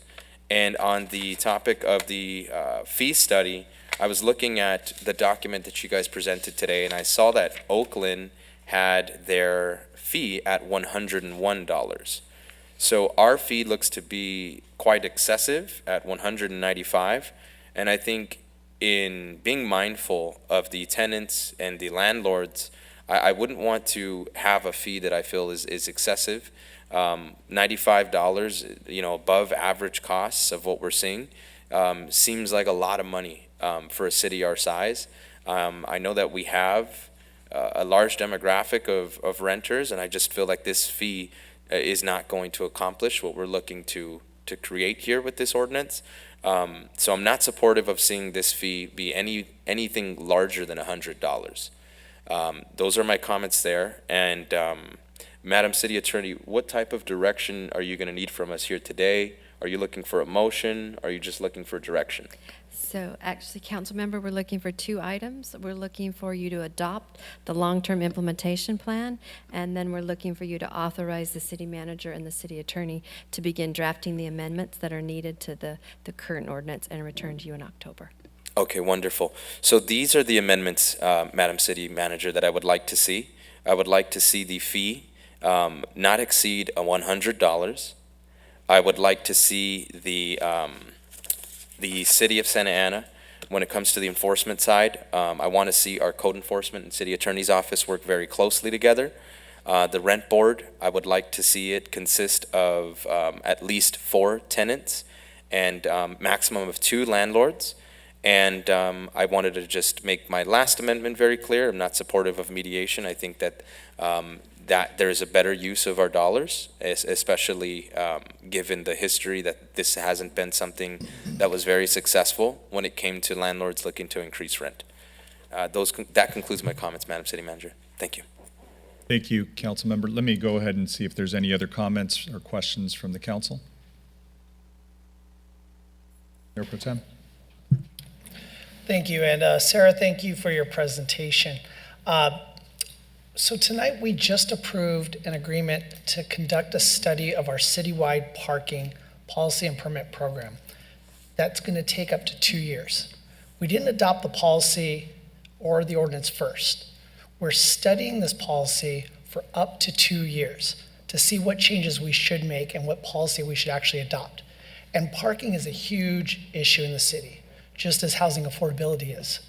But rather than study how to best address housing affordability, members of this council decided to adopt a hollow rent control policy on October 20th at 3 a.m. And by the way, the staff report incorrectly says October 19th when it should accurately reflect that it was adopted on Wednesday morning at 3 a.m. And now we're going to adopt the plan to implement this hollow policy. So need I say that this is exactly the opposite of how we should make good policy. The RSO became effective on November 19th, 2021, but there was no way to truly enact it and enforce it.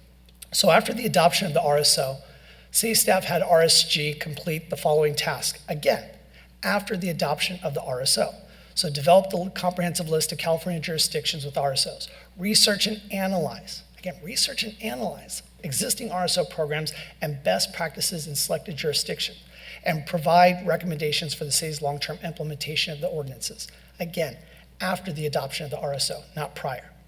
So then again, RSG came up with 10 recommendations, as we heard tonight, again, after the adoption of the RSO. Thankfully, RSG covered that in the recommendations, how we're gonna pay for this, right? How it's proposed to pay for it. And they came up with recommendation number 3, which is to adopt a rental registry fee. And in the staff report, it says, in order to create a rental registry and pay for the cost to administer the ordinances, the city will need to adopt a rental registry fee. Great.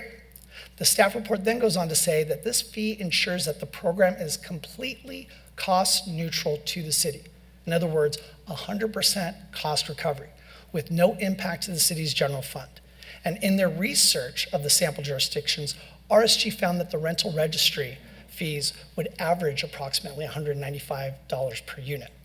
So who's going to pay for this, right? Well, according to the staff report, the city will allow landlords to pass through up to 50% of a unit's rental registry fees to the tenant as a rental surcharge. Now remember, while we're talking about $195 for cost recovery, that's an estimate. That's an estimate. That is not determined yet, because remember, we still have another study to do, even though we have an ordinance on the books already. Then, if there's a dispute that requires the city's assistance to resolve, there's recommendation number 8, to establish petition fees and a petition review process. So, even more fees to enact this ordinance. And according to the staff report, the assumption is that the rental registry fee will fully cover the cost to review each type of petition. But since most people are not going to need to file petitions, this proposal is going to instead charge everybody for an issue and process that will only be used by a very small number of people. This item only further highlights how backwards, how rushed, and how politically timed this entire exercise has been, and I will be opposing this. Thank you. Thank you. Any other questions or comments from members of the council? Mayor Sarmiento, Go ahead, Councilman. I apologize.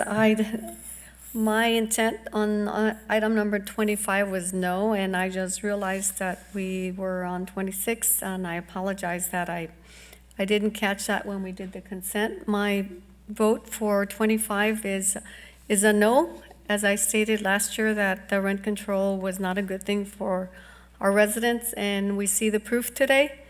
And I do not want to add more fees to our residents who are already low income and suffering and really don't know where they're going to get their payment for the next fund, or let alone pay for food. And so also on 26, I am opposing that as well. Thank you. Great. So just a note to the clerk, for the record, Councilmember Mendoza is a no vote on item 25 on the Mayor, consent. may I just, a point of procedure? So we have in the past allowed in this city a notation to be made, but if the council member wants to formally change the vote, you will have to go through the reconsideration process. I think that's a lot more transparent for the public. Yeah, and so as you may recall, in order to do that, if there's an item. Should we go ahead and kind of and bring it back, or? It is up to you, since you're the chair. You could do that now, or you could wait till Let's you do go it to now. the next item. Let's go ahead and, let me go ahead and let's revisit 25. Okay, That so was on the consent. Councilmember Mendoza would make the motion to reconsider the item. She would need a second. I'm making the motion to reconsider item number 25. I'll second. Okay, we have a motion and a second to reconsider. Council members, please vote.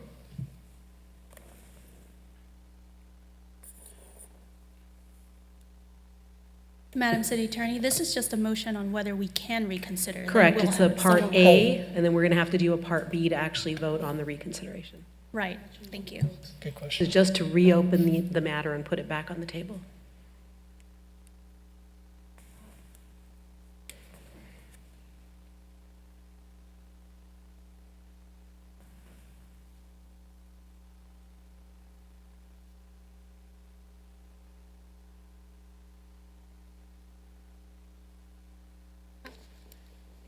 Motion passes 5-2 with council members Hernandez, Lopez, Mendoza, Becerra, Sarmiento voting yes, and Councilmember Peñalosa and Fan dissenting.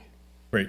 Let's go ahead and reconsider item number 25, and that was brought back by Councilmember Mendoza. I'll move to approve. I'll second. We have a motion and a second. Any discussion? Seeing none, council members, please vote.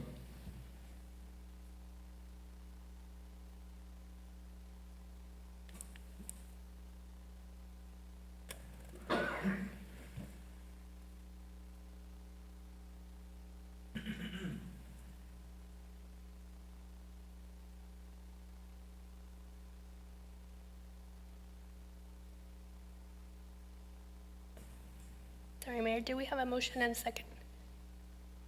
Yes, there was a motion and a second. There was a motion by Councilmember Fan and a second by Lopez.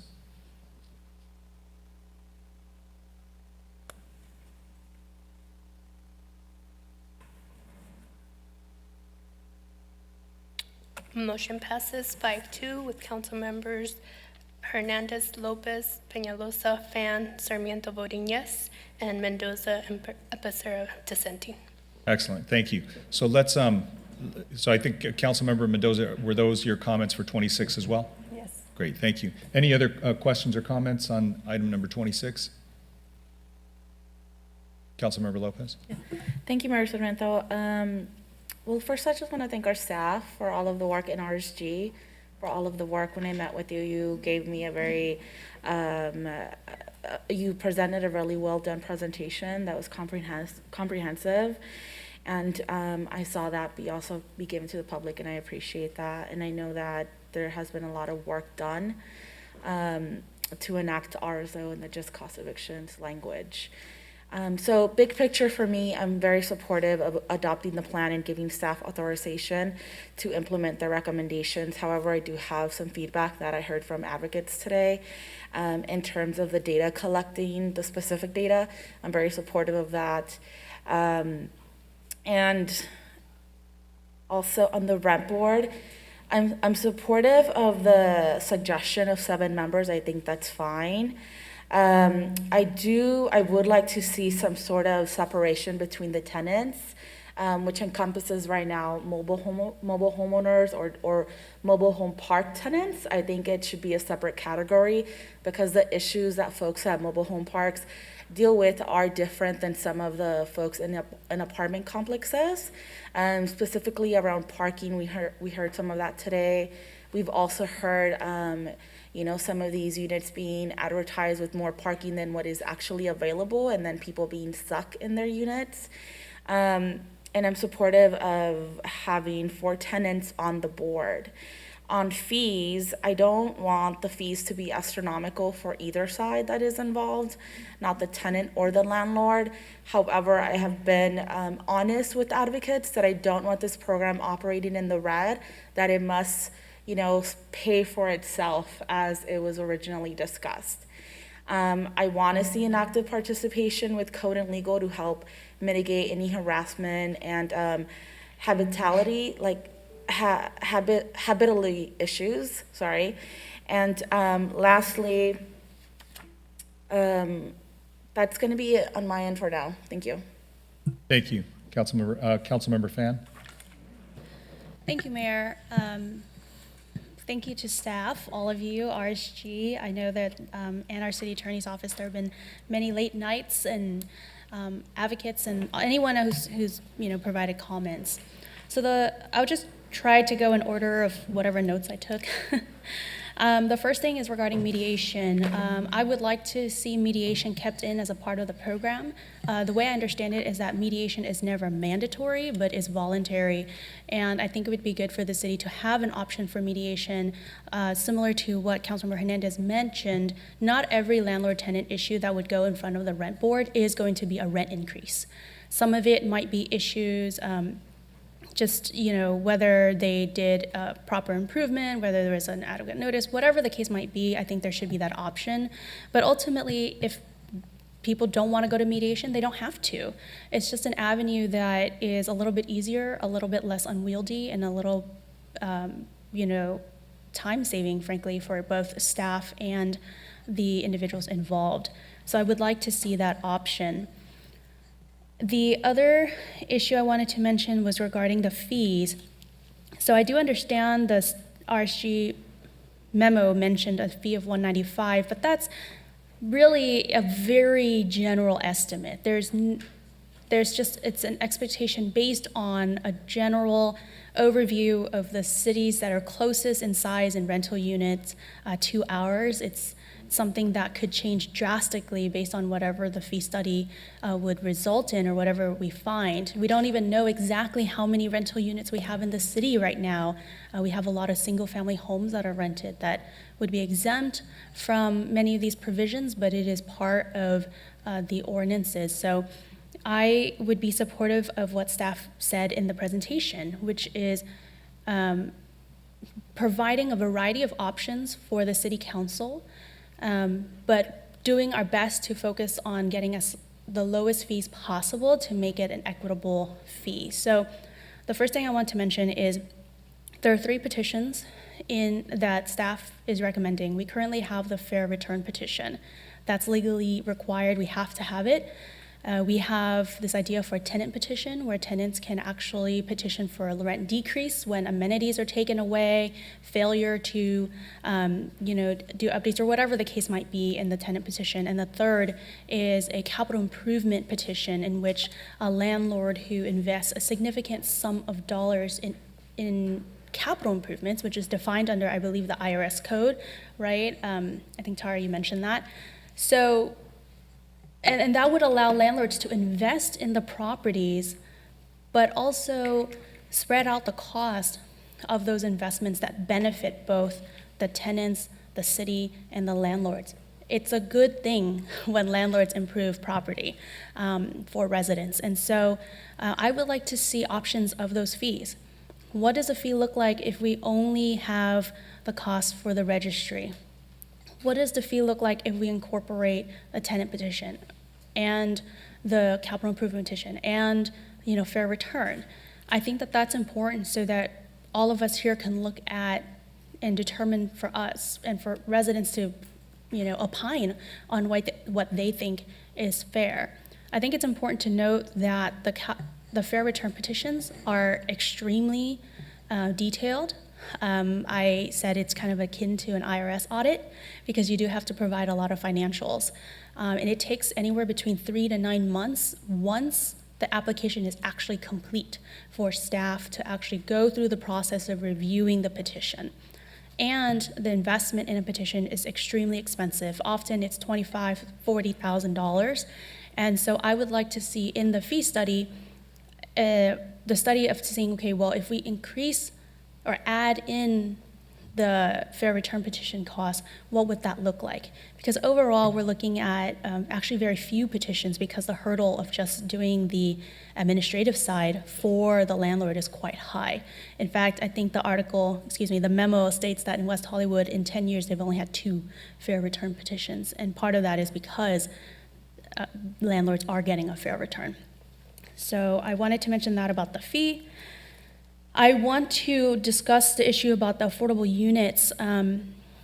Madam City Attorney, I know it's brought up that AB 1482 does have a specific exemption for income-limited units or income-based units, affordable units and whatnot. But I believe the state law also states that cities can go beyond the limitations of AB 1482, which is why, for example, Santa Ana was able to limit the rent increases to 3% or 80% of AB.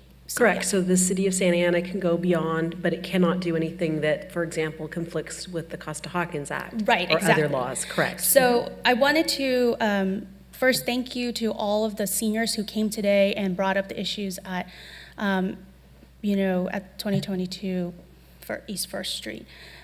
I'd like to say, at least from my initial understanding, because it is a recently built development, it falls under Costa-Hawkins protections.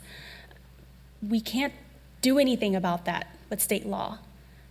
You have to be working with state senators, state assembly members to change that. I know it's been on the ballot multiple times as a voter initiative, but Costa-Hawkins is a state law. We cannot have rent stabilization restrictions on any units built after 1995. So no matter what we do here today, it will not affect a newly built development, whatever income level it is. However, I know that I am pissed that an affordable developer, affordable unit would come in and sell to us that we are building affordable housing for residents here in Santa Ana and turn around and do a 10% increase. And that is not only disheartening, but just aggravating because to me, part of the argument for exempting affordable units from the RSO and the JCO was because we considered them already income limited, right? Their increases are based on whatever AMI is. But what we're seeing now, as evidenced by all the residents today, is that there seems to be no such limit or no such interest to limit. And so I would like to see amendments to our ordinance that removes that exemption and makes affordable housing in this city subject to the RSO and JCEO. I would also like to remove the exemption for substantial rehabs. I know that we have the language that states, I believe, something like if a landlord has invested over $40,000 in the last 15 years, which is a substantial rehabilitation, they'd be exempt from the ordinance. I would like to remove that language because what we're directing staff to do today, or at least I would like to direct staff to do, is to create this capital improvement petition, which would allow landlords to recoup the money that they invest in the property that creates capital improvements.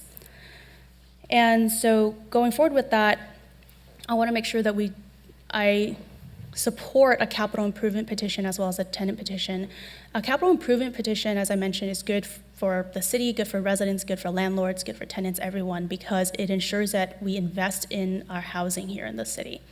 And I would like to see that when we're looking at the fee study, I would support that as being part of the fee, and that it would be passed on, 50% of it be shared with the resident and the landlord.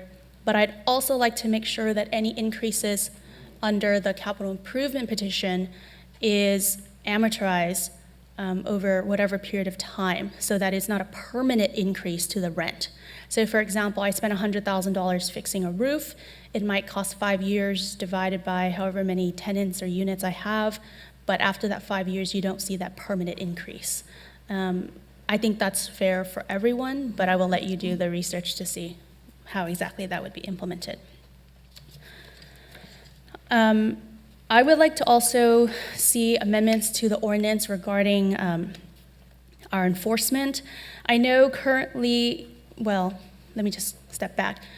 Many people who spoke about the registry and what it should show today also mentioned, it have the rental date and the size of the unit, the rent, etc. Some folks also argued for it to list amenities. I'm not supportive of that issue. I think that would become extremely unwieldy because we'd have to verify what amenities would be listed and then have to basically inspect all of it to ensure that's the case. But I do also want to make sure that we clarify that the registry has posted notices, any legal notices that are required under state law as well as our ordinances. So for example, a notice is not effective, let's say a pay or quit notice wouldn't be effective unless it is posted on the rent registry. I believe that is already in our JCEO, but if not, I'd like to see that amended. And consistent with that, I would like to see that if a landlord or a unit is not registered with our registry, that the landlord not be allowed to increase their rent. So therefore, you must register and then you can increase your rent. That shouldn't be too hard of a process to comply with, and it makes sure that we're all we all understand what is expected of us and what's available to the public. I also want to state that, the state passes laws that give tenants or landlords or workers or businesses or individuals rights all the time. For example, AB 1482 gives the right to a tenant to challenge a landlord's unfair rent increase or improper eviction, but it doesn't mandate that the state actually implement the program.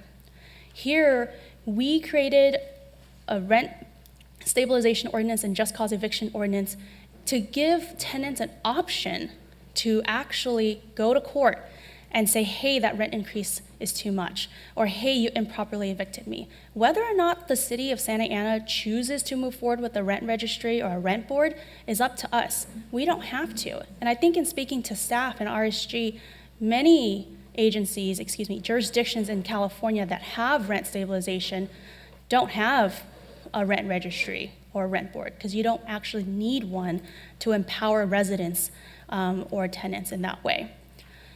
Regarding the makeup of the board, I am interested in seeing a board that does specifically allow for, that specifically requires at least one mobile home park resident or owner. I think it is important. I think Councilmember Lopez is right that the mobile home residency law is quite different, and many people don't understand how mobile home parks really function. But I do think that it makes more sense for me, and I haven't personally heard an argument otherwise, that it should be something where it's 3-3, whether it's one mobile home park resident plus 2 tenants and 3 people in housing. And when I say in housing, I mean industry, landlords, developers, management associate, whatever that might be. It doesn't have to be exactly just the landlord. And then 1 person who might be at large, otherwise. That, in my mind, makes sense because I understand advocates when we're talking about a rent board being more fair for tenants. I believe that. I know it's true. But I also believe that, we need to make sure that our landlords and our businesses feel like they get a fair shake. And while I think that it is commendable for us to want to make sure we, quote, balance the playing field, I think that's a different conversation to say, hey, do we want to engage with PLC or Public Law Center and give people access to counsel for these types of meetings? But I would be concerned if it is skewed more one way or the other, at least representation on the board. I'm not tied to that, but that is some of the comments I definitely wanted to make. I think I provided a lot of comments and feedback, so hopefully you can run with that. The last thing I would like to see is, this is more for the city attorney's office, I would like to see for this to return in 4 weeks, so not the next meeting, but in 4 weeks, with a redlined ordinance that this council and residents are able to review, mark up, provide comments on. That would give us the opportunity to really scrutinize the specific language that's available. Thank you. Thank you for those comments. Councilmember Peñalosa. Thank you, Mayor Sarmiento. And thank you, Tara and Sarah and Judson and RSG for all the work you guys have been doing the last year and the work you put together for this presentation. One of the main reasons why I was opposed to this ordinance a year ago was because we were putting the cart before the horse. Like Mayor Pro Tem Becerra said earlier, there was no thought whatsoever of how this would work in Santa Ana, what it would look like when I'd sit here and ask my top executives, how can the city implement this on day one when this is effective? And I get shakings of head saying they don't know and we don't have the capacity to do it. That was a problem for me. So I'm happy that you guys did this work, because now we're kind of getting a clearer picture of how this is gonna be implemented in the city and what it's going to cost. I have a couple issues with the way that it was laid out here, because I still don't know what that registration fee will look like. I still don't know what that work plan is. We know that we gotta do all of these things, but at the same time, now we're asking us to approve something that fee is still unknown. We're still gonna have to come back later to see what that fee is going to be. We're still going to have to come back later to see what that final board will be. And one of the things that I was thinking about was just simply with the capital improvement petitions that landlords may have, and I know we discussed this in our one-on-one that we had a couple weeks ago. So let's say a landlord or apartment building owner wants to do, major capital improvements to their property. That's going to cost, $50,000 or upwards of $100,000 for whatever that work may be. They would obviously have to do that work, pay that for that work up front, correct? Can one of you come up to answer those questions? Thank you.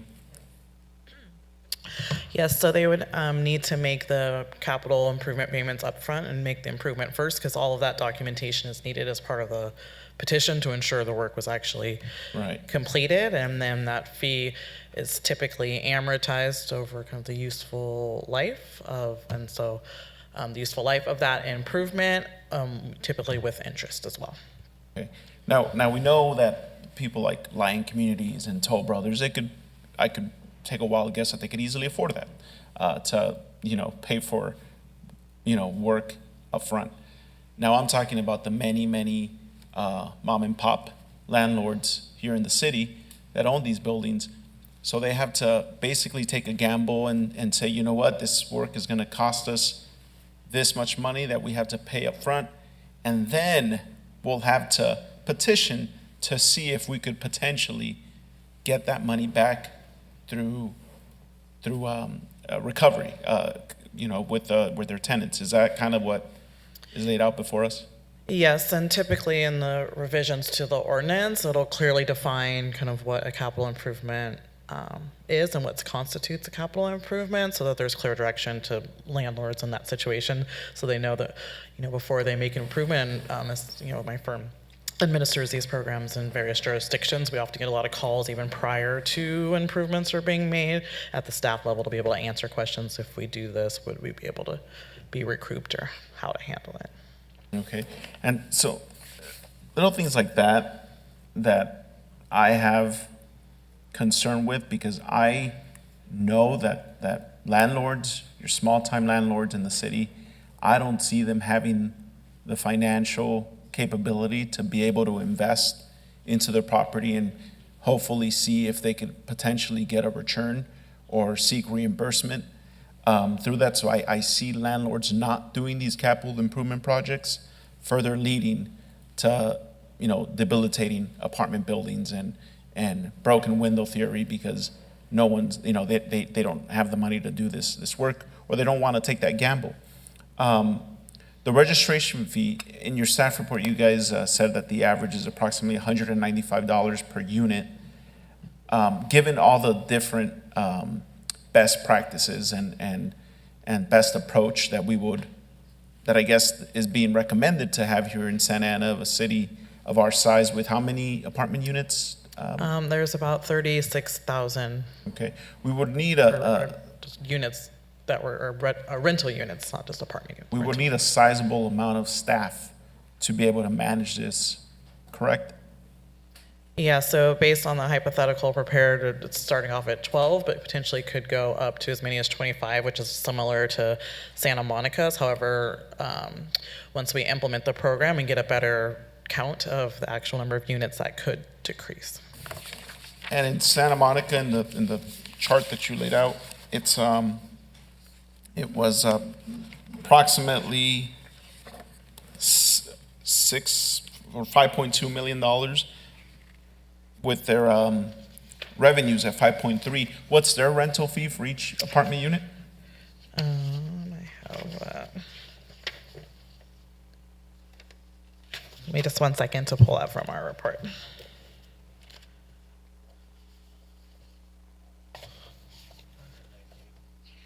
Fast, Judson, $198. $198. So having, I heard, we won't want the amount to be anywhere below. I heard it a couple times. We don't want it higher than $100 per unit, which puts us at a lot less revenue to be able to sustain this program in Santa Ana than the city of Santa Monica. So we would obviously not be able to implement all the numerous things that are laid out, because they all come at a cost, is what I'm taking, right? Yes, so the work plan will be developed, which gets to kind of all the levels of service and all the things that are included. And then from that, the fee study will be completed to kind of narrow down on what that actual fee will be. There's kind of also economies of scale for larger jurisdictions and smaller jurisdictions as well that will get taken into consideration. But that's all going to be part of the fee study that will come back before the council. Okay, and that's supposed to come back to us when? January, I heard. I have that on our last slide here. That will be completed between January and June, like the second half of the year. Because I could assure the public listening, just knowing how much things are, the rate of inflation, the cost of just compensating employees, and how expensive being able to manage anything is. I'm pretty sure that it's not going to be anywhere anything less than $100 per rental unit. just because of the magnitude of this ordinance and how many things it incorporates and the many things that it's trying to achieve. So I see that fee being a lot more than $100, probably closer to Santa Monica, like the staff report laid out, hovering around an average of $195, which is going to be passed on to the landlord and tenant, probably at 50%. So to the tenants listening, you're probably gonna have to pay an extra $100 throughout the year for this to move forward. And today we had a handful of residents, and I'm very thankful that they came in here to speak, senior citizens, that yes, this ordinance as it is right now doesn't include that development where they live, but they're seeing their rent go up $120, $130, and that's monthly, so it's not the same, but they're on fixed incomes, they're struggling. I know that many residents out there that are going to see this fee passed on to them, whether it's $100 a year or $150, I mean, that's going to be problematic for them, because I know for a fact that many are also on very fixed incomes and cannot afford it. So thank you for the work you've been doing. That's all the questions I had, but thank you so much. You guys really, this was a massive feat, and you guys did it. So thank you. Great, thank you for those comments. I think everybody's had an opportunity to speak. We'll probably need a motion at some point with some direction, or I guess where I'm sort of unclear is, do we want to vote on both 1 and 2, which is the implementation plan, and then authorizing the city manager and the city attorney to go ahead and draft pursuant to the comments, or do you need something with like specific amendments that have majority support? So let me see if I can summarize, and then if we're all on the on the Should I same speak page, first, we can do. Yes, because you're the only one that hasn't I'm the made only one any who hasn't comments. spoken, and that way maybe that'll make things even more clear as mud. So listen, let me begin by just saying thank you to those who came here and spoke, and to staff and our consulting firm who helped out, and obviously Judson and Sarah and their team. We know it wasn't simple, and nobody ever ventures to think that these things are simple, because they're trying to solve. I think it was we had something referenced. Parking is a complex issue. Very complex, very important. But that's not housing. That's not, a place to live, shelter. So I think the example is just a little bit, distorted. When we talk about somebody's, either living one place, having to be displaced, that is a very drastic difference. And we have to remember that, when this was adopted, I think, there was a resolution that was attached to it that this would come back. So it was obviously bifurcated, because having to deal with these questions of a rent board, a registry, and just ways to implement both ordinances was important. And we wanted to, kind of stand back. And I really do appreciate RSG stepping in, because I think you saw you handled over 2,500 tenant questions and tenant matters while you've been here since was it July, or was it November? Okay, so November. In any event, look, you've had a lot to do, and some cities use you as their full consulting services to implement this.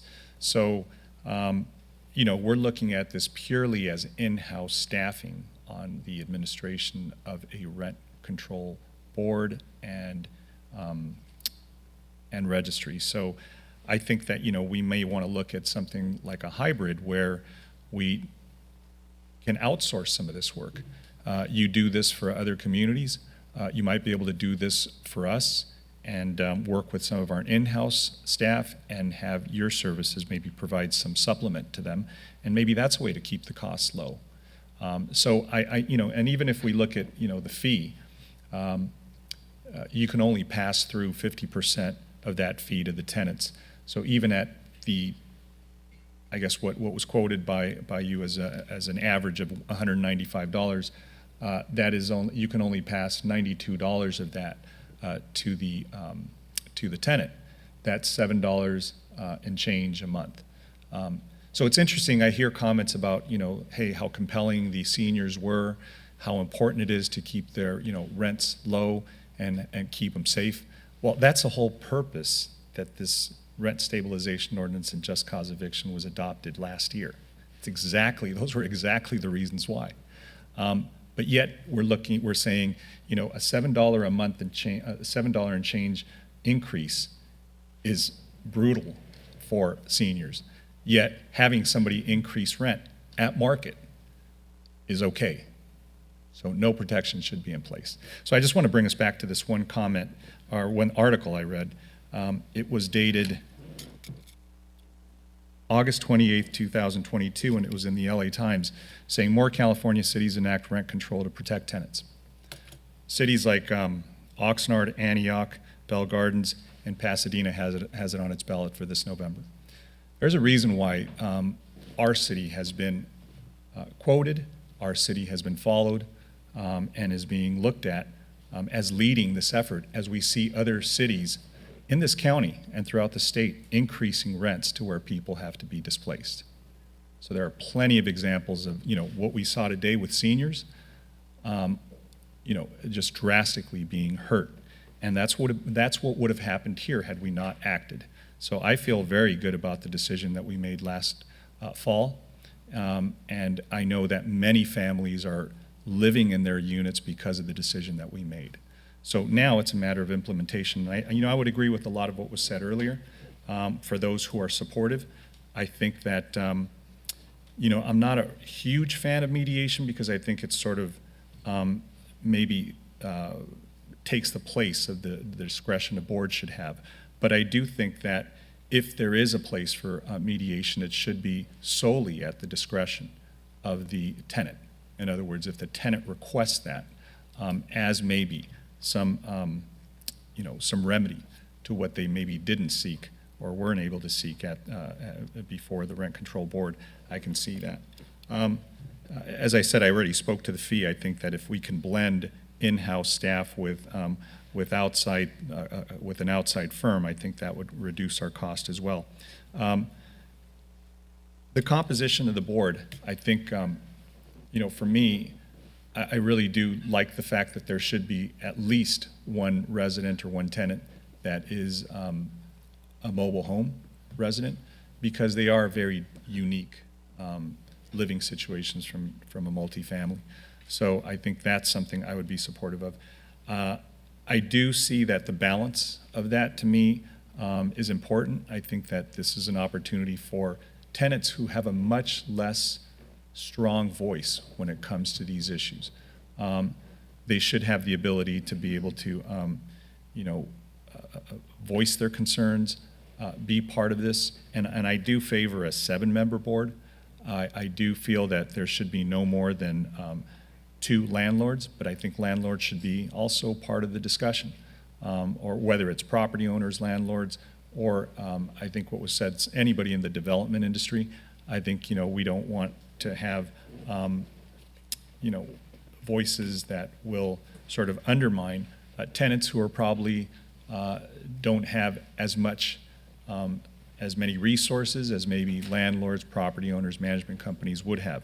There is an imbalance of authority and power there and resources. So I would, certainly not want to see more than 2 landlords or people who represent property management companies on that board.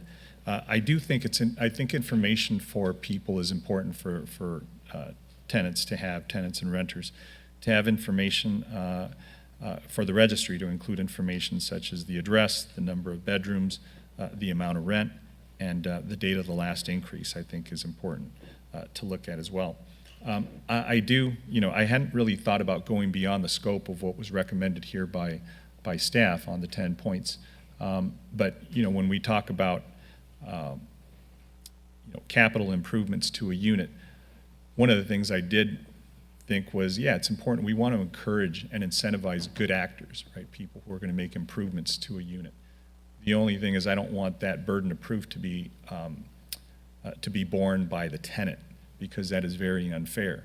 To the extent that a that the landlord has probably much better access to invoices, cost, that certainly makes more sense to me, that burden of proof should be with the landlord. So I do see that, I have a lot of support for most of the items on that staff recommended on this 10-point plan.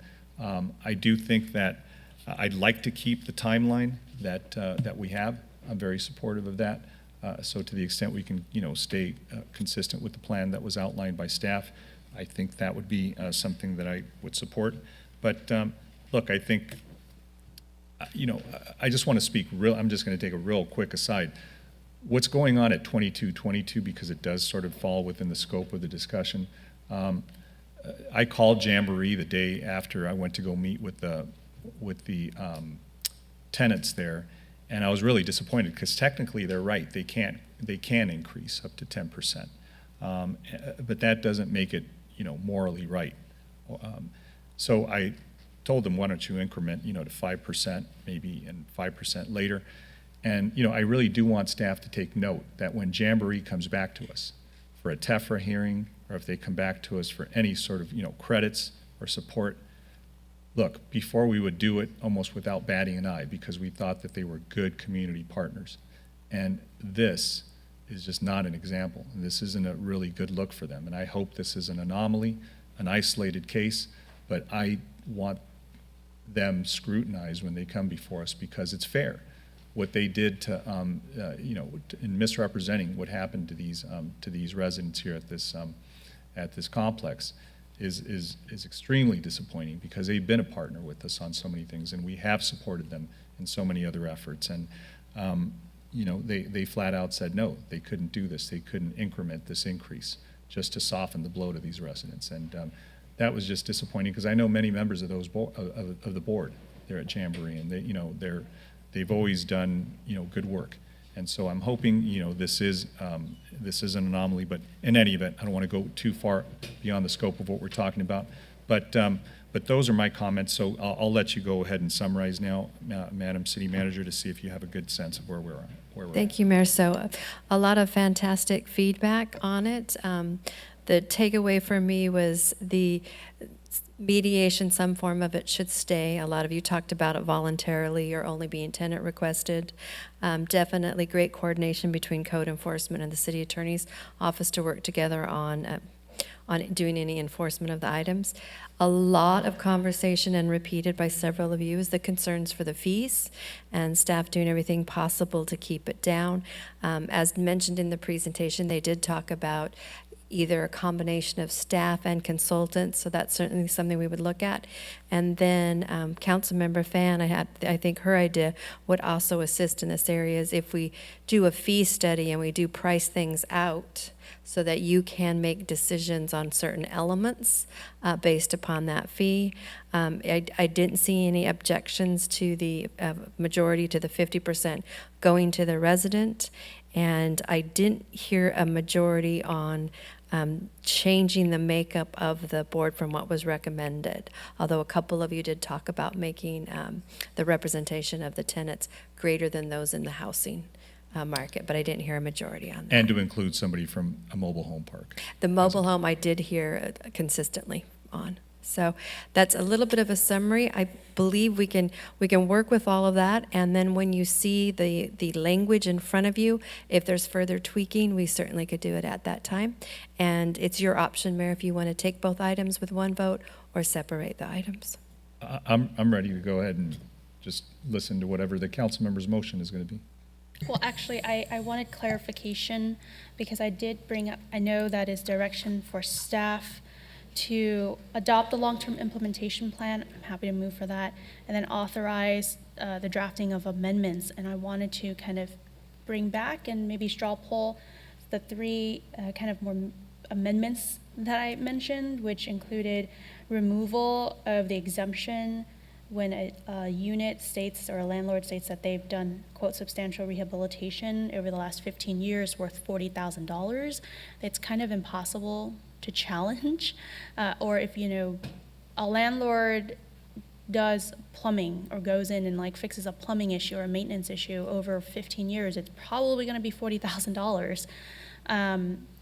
So I would like to see that removed from the exemption so that that's not, so a landlord who just happens to do maintenance over 15 years isn't suddenly exempt from this. This is something I've heard from residents that has been a loophole that some landlords are trying to use. They're saying, hey, I've spent $40,000 on renovations or maintenance, therefore I'm not subject to the JSO or RSO or JCEO. And when the tenant goes, well, prove it, they say, I don't have to, take me to court. Like, that's a horrible exemption in my mind, and I think we should remove that. I think we should no longer exempt affordable units. If affordable developers have problem with that, I think they should come and explain to us why they should be exempt. And I want to make sure that we include in penalties or enforcement that if someone does not register their unit, that they cannot do a rent increase. So those are the three kind of amendments that I hadn't heard about, and I just wanted to put it back out there. Councilmember Hernandez. Yes, I just want to offer my support to Councilmember Fan's amendments as well. Thank you. Any other council members? I'm fine with the amendments. Okay, so the only thing I would say on the substantial rehabilitation, I mean, that's what I was talking about when I said the burden of proof shifting, right? Because I think to Councilmember Fan's point, yeah, it's impossible for a tenant to be able to have that burden of proof, right? Because they don't have access to the costs. And I guess ideally what you're thinking about is if a unit is completely rehabbed, right? You know that it's not just simply paint and carpet, which doesn't rise to the level of a substantial rehabilitation. But if there is money spent in excess of $40,000, that to me meets that definition, either through a petition or shifting the burden. The idea is that the landlords will have that responsibility to be able to prove that up. So I'm good either way. Maybe I can get a clarification from Tara. I know what you've seen before, the burden is on the landlord, correct, to substantiate the capital improvements? Yes, and so I think from what I'm hearing here is if we could remove the exemption, but then allowing for the capital improvement process, so the landlord would be still getting the benefit of recouping the funds, but they wouldn't necessarily be exempt, is one method, an option to go, which I think is preferred versus right now the burden of proof is kind of up to the landlord, but they don't really have to show it. So we would either need to tighten that up as well, and then really clearly define like what that means over a 15-year period. It's almost like making the landlord the moving party, I guess, right? The way, is the way I see it. Like they would have to initiate this and sort of prove it up and say, here's what my burden, my proof that that it, the rehabilitation exceeded 40,000. Yes, that should be added. Ideally, though, in implementing it would be easier to implement if the exemption was removed and the proof was part of a capital improvement petition to recoup those funds, and then that wouldn't exempt the units from just the normal 3% or 80% of the CPI. Got it. So we're kind of saying the same thing. Where again, it's gonna fall on the responsibility of the landlord to petition or to move that request. Yes, the petitions that we sometimes go through are relatively thick, but we're looking at every capital improvement, the backup for that to ensure that it occurred and that it meets definition pursuant to the ordinance. Got it. So does that work, Councilmember Fentz? Yes, and Okay. just for clarification, this is in section 8-1998.4 exemption, subdivision D. It states this does not apply, this ordinance shall not apply to residential real property in which each of the units have been substantially rehabilitated within the previous 15 years. Substantially rehabilitated shall mean the cost to rehabilitate the residential real property was at least $40,000 per unit. So if you spread $40,000 over 15 years, you're suddenly exempt. But I think with a capital improvement, we're saying for every instance that is $40,000, then you get capital improvement. I think that is a fair process, and we can look at, at which point we want the capital improvement petition to be allowed. in response to Councilmember Peñalosa's concerns of, small landlords. But, so I think in speaking to staff, removing that exemption but creating a more equitable capital improvement petition would be helpful. Thank you. Great. And just for clarification to the RSG team, before a landlord submits a CIP, they would have guidance, right, from the team on what would be acceptable and what wouldn't be acceptable. Yes, and staff would be available to walk them through the petition process and all of that before even they did a capital improvement. So it's not like somebody's just gonna submit something and then spend the money and then not get reimbursed. Yeah, on capital improvements, that's pretty uncommon, just because the definition of capital improvements is relatively defined in many places in the law. So we're able to provide good consultation prior to them Perfect. submitting. Thank you for that clarification. Great, thank you for that.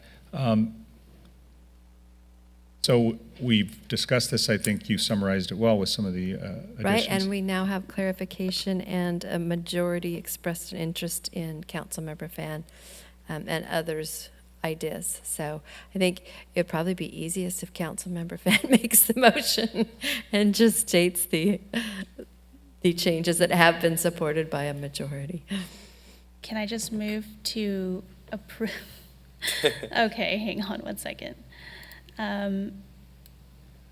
What did I do with it? You could say move to approve as summarized by the city Yeah, there manager. you go. Well, first I'd move to adopt the long-term implementation plan for the rent stabilization and just cause eviction ordinances, and also to authorize city manager and city attorney to begin drafting amendments to the RSO JCEO based on the long-term implementation plan with the addition of the summary that you provided so eloquently.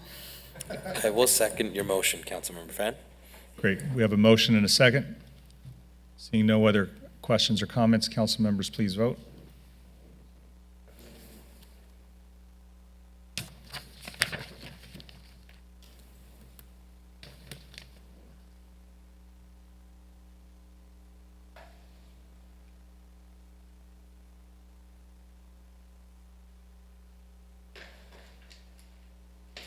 Motion passes 4-3 with Hernandez, Lopez, Fan, Sarmiento voting yes, and Mendoza, Peñalosa, Becerra dissenting.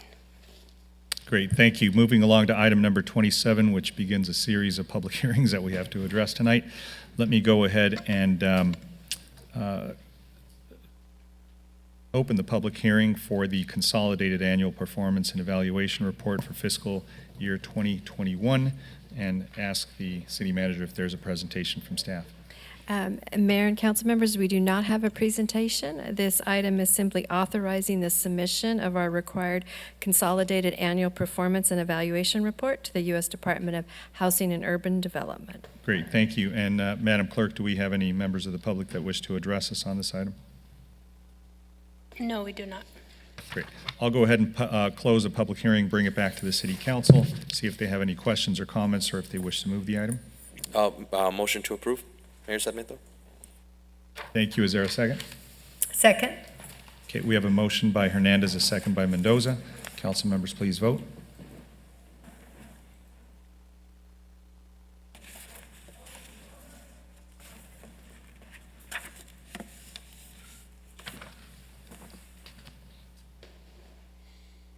Motion passes by unanimous consent. Great, thank you, everybody. Moving along to item number 28, which is a joint public hearing.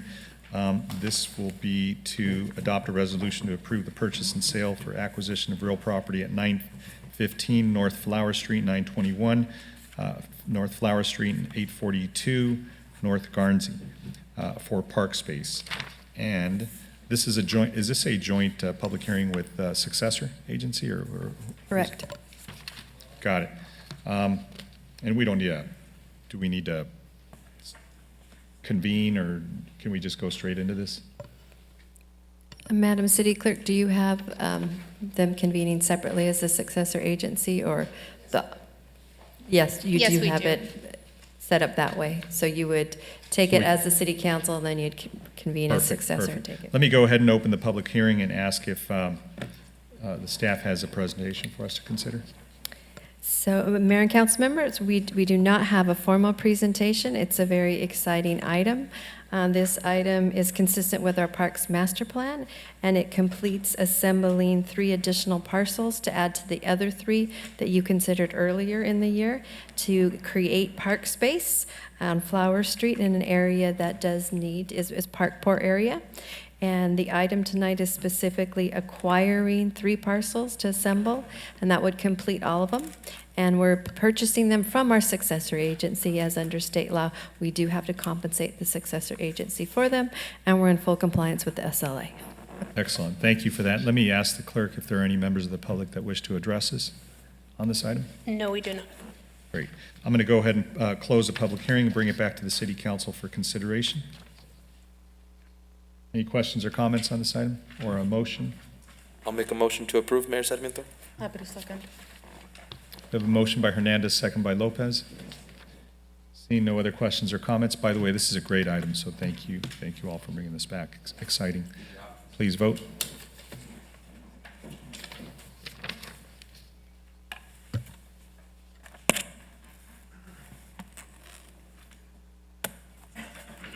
Motion passes by unanimous consent. Excellent. Thank you. This moves us along to the special successor agency agenda. So we will be recessing from the City Council and convening the special successor agency. I'm going to go ahead and call the meeting to order and ask the clerk to call roll. Councilmember Hernandez. Present. Councilmember Lopez. Here. Councilmember Mendoza. Present. Councilmember Fan. Here. Councilmember Peñalosa. Present. Mayor Pro Tem Becerra. Here. Mayor Sarmiento. Here. Can I have a motion to go ahead and, do we have to, I guess we have to do the consent calendar item, so let me see if there's a motion to approve the consent calendar. I'll make a motion to approve the consent calendar, Mayor Sarmiento. I'll second. Okay, we have a motion by Hernandez, a second by Peñalosa. Seeing no other questions or comments, council members, please vote on the consent calendar items.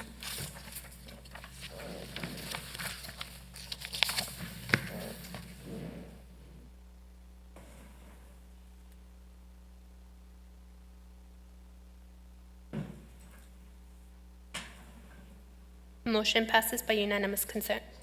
Great, thank you. Moving along to item number 3, which is a joint public hearing for the same properties that we just considered as a council.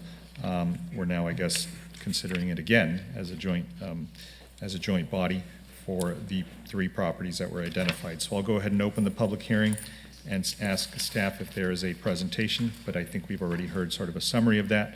So I'll ask the clerk if there are any members of the public that wish to address us on this item. We do not have any members. Great. I'll go ahead and close the public hearing and bring it back to the council for any questions or comments or a motion. I'll make a motion to approve, Mayor Sarmiento. I'll second. Okay. Motion by Hernandez, a second by Lopez. Council members, please vote.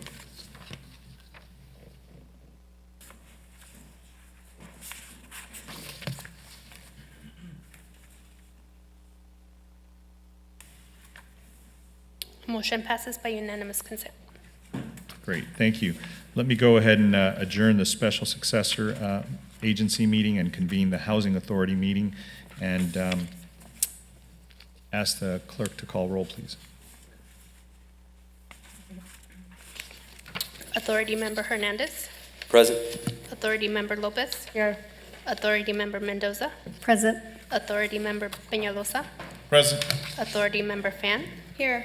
Vice Chair Becerra. Here. And Chair Sarmiento. Here. Let me go ahead and go to the consent calendar items and ask any members of the authority if they wish to move the item, the consent calendar items 1 through 5. I'll move. Second. Motion by Mendoza, a second by, a motion by Lopez, a second by Mendoza. Council members, please vote. This is on the consent calendar items.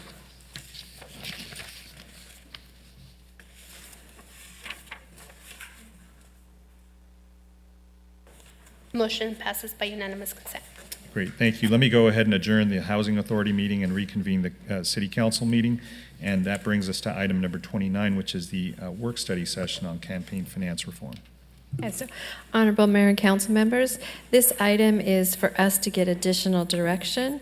As you recall, you did have a discussion item that was requested by Councilmember Lopez, and without any opposition or objection to it, the opportunity to explore campaign finance reform. However, this is the first time that we've really come back to get specific direction from you. We have a fairly brief presentation that Daniel Soto from City Manager's Office, along with assistance from our City Attorney's Office, that can walk you through, that will really highlight the areas that are under our purview that we can reform and things that we can't reform, and hopefully you'll be able to provide us some direction, and then we can return to the council with an ordinance. All right, Daniel, no pressure, man. Thank you, She Christine. said brief. Good evening, Mayor, members of the City Council. I have a brief presentation for you tonight. We have prepared an informational presentation relating to campaign finance. And because this is a work study session item, tonight's goal is to provide a plain language overview of campaign finance and also to seek your direction on next steps for staff.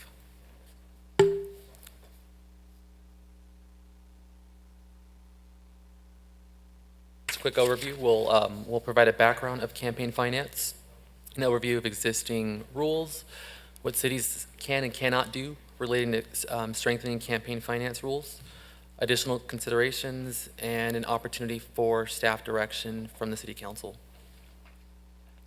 Quick background, what is campaign finance?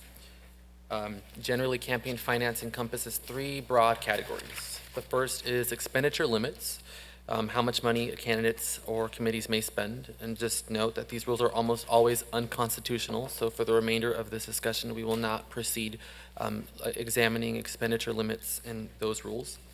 The second is contribution limits, how much money candidates may receive from individuals and organizations, how much money individuals, organizations, and political parties may contribute to campaigns. And third, disclosure requirements, how much and how often contributions must be reported. Campaign finance regulations are found at the federal, state, and local level.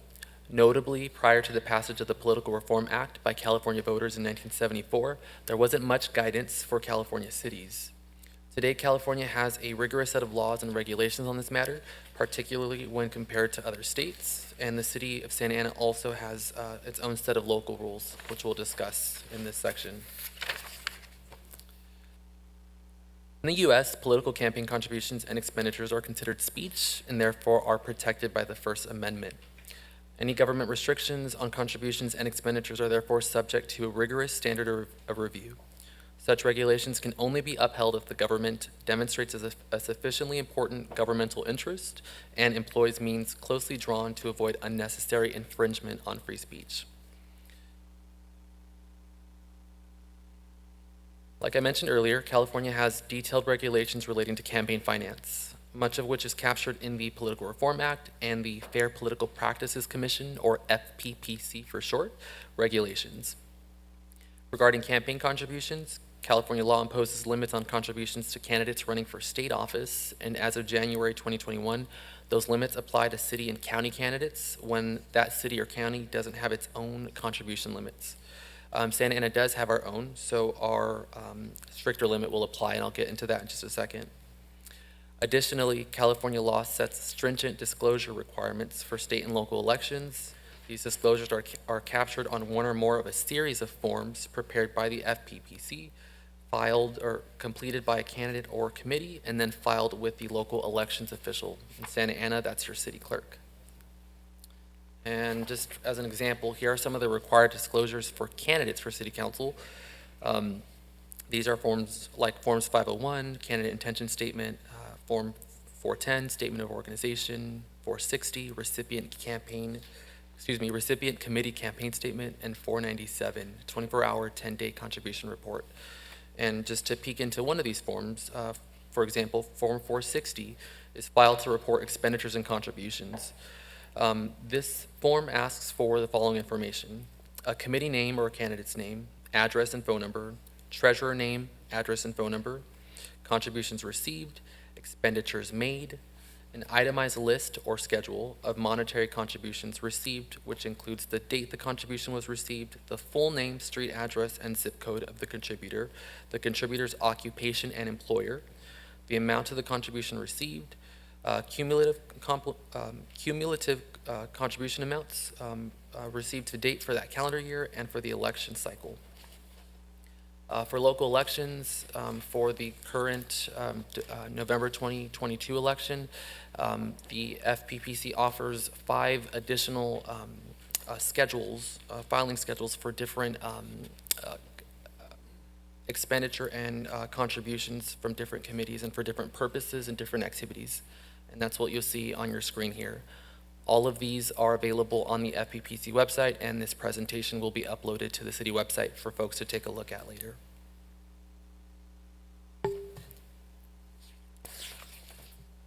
I mentioned that Santa Ana has its own set of campaign finance rules.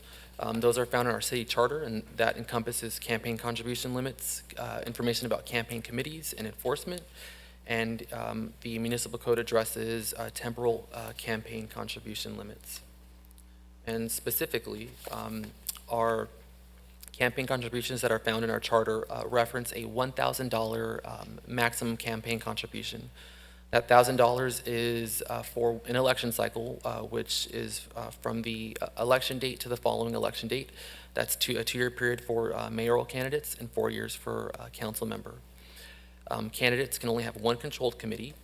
And then regarding temporal limits, mayor or council member cannot accept $250 or more from any person for a period of 3 months following the date of a final decision regarding a license, permit, or other entitlements if the person had a financial interest in that proceeding. So, what can cities do to strengthen campaign finance? And the areas that we'll discuss are campaign contributions and disclosures. And so some of the examples are cities can establish a per election dollar limit on direct contributions to candidates and their controlled committees. Such a limit may apply to contributions from natural persons, corporations, unions, and political action committees. The City of Santa Ana does this, and I mentioned we have a $1,000 contribution limit. The city can also establish a voluntary contribution cap and offer non-monetary incentives to candidates who agree to a voluntary cap. A city can also prohibit contributions from contractors or other applicants with pending matters before the city council. That would require supporting evidence of actual or perceived past corruption. Same with prohibiting contributions from registered lobbyists. The city could explore that as well, but would also require evidence to do that. And some additional consideration about campaign contribution limits. Campaign contribution limits cannot be too low for the candidates to mount an effective campaign. Limits should have a cost of living adjustment. Sometimes those are tied to CPI, for example. Contribution limits should be supported by a factual record demonstrating the need to prevent corruption or the appearance of corruption and the cost of local campaigns. Differing contribution limits and aggregate contribution limits are highly suspect. Limits must have a justification for and narrowly tailored special limits for corporations, contractors, lobbyists, and the like. And cities cannot limit contributions to independent expenditure committees or ballot measure committees. Now on the campaign disclosure side, cities can establish more stringent local campaign disclosure rules, so long as those rules don't conflict with state law or FPPC rules.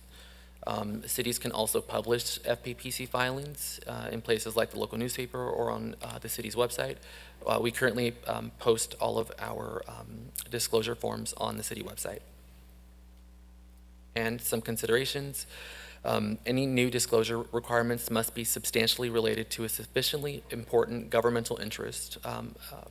They may need to be updated based on changes to the Political Reform Act from time to time. And local requirements can be stricter than state law if justified and not unduly burdensome.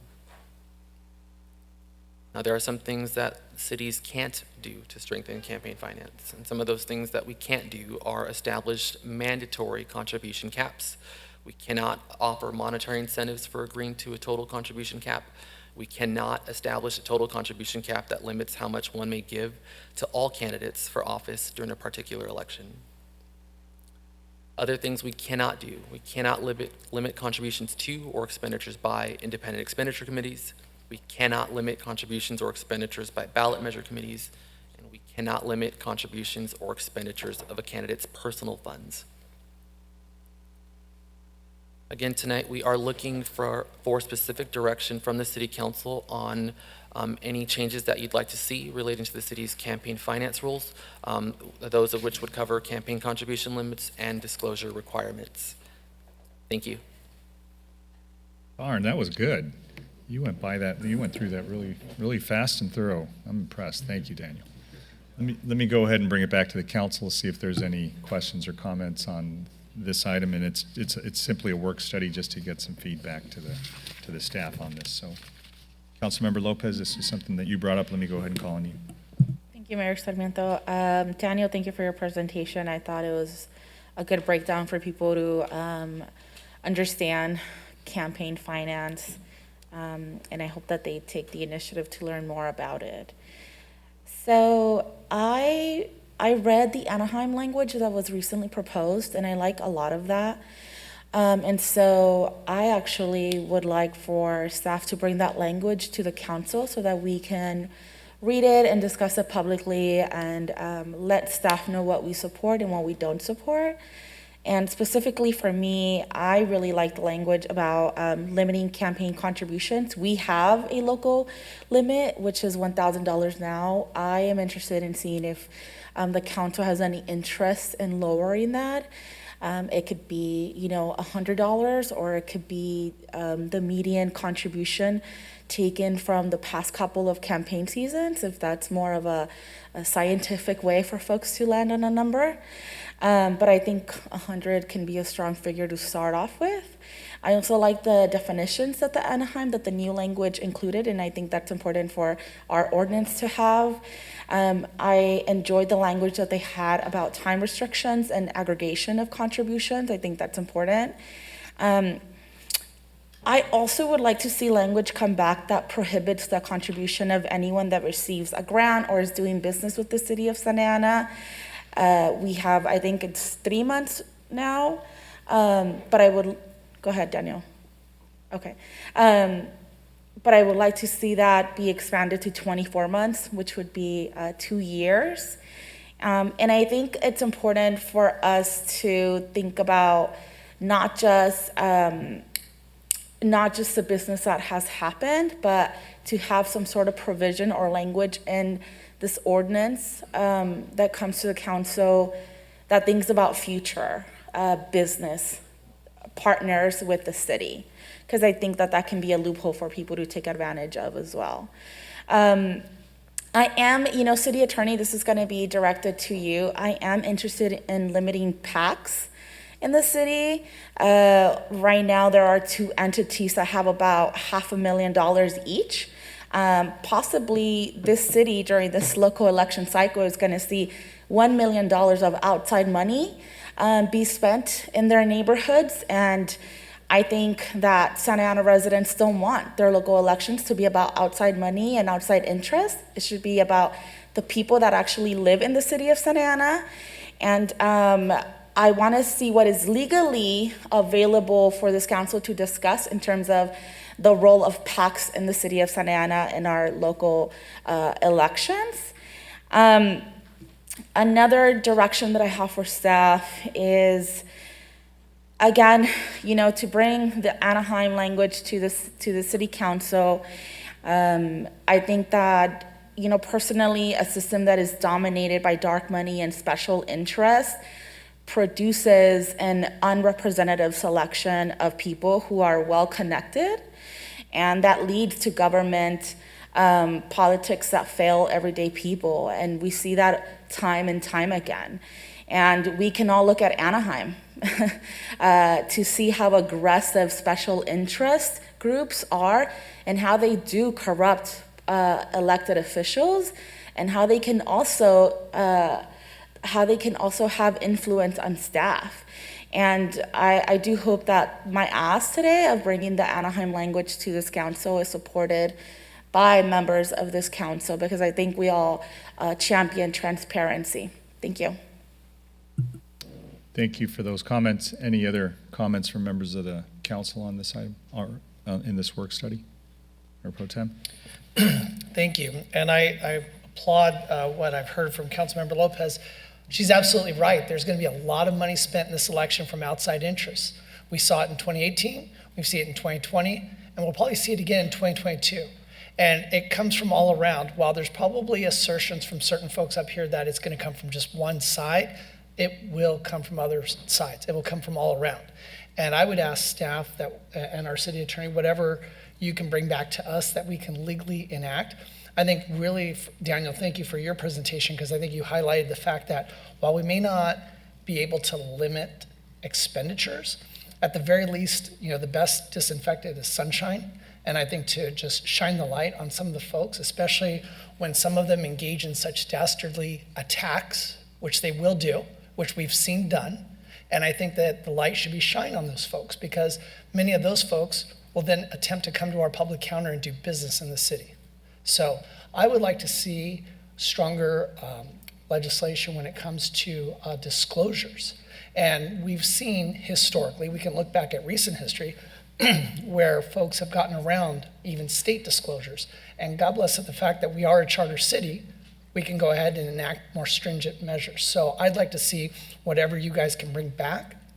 I mean, I don't really care what Anaheim has done or not done. For us in Santa Ana, let's look at what we can to shine the light on these folks that are going to operate those types of campaigns here in Santa Ana. Thank you. Any other questions or comments? Comment? Councilmember Mendoza? I totally agree, yes. We're up here to be transparent, and if looking at something like this is going to make it even better, I don't think the city of Santa Ana will ever get anywhere close to Anaheim, but it will help to have a more equal playing ground. And so I'm in favor of taking a look at and exploring something like this, more strict.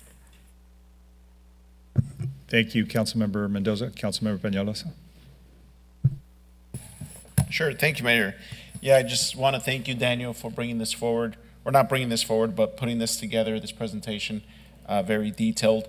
I know that back, if you recall, back in the summer of 2020, when I was trying so hard to bring these charter amendments to a city, I was trying to add additional campaign finance reporting schedule to our city charter.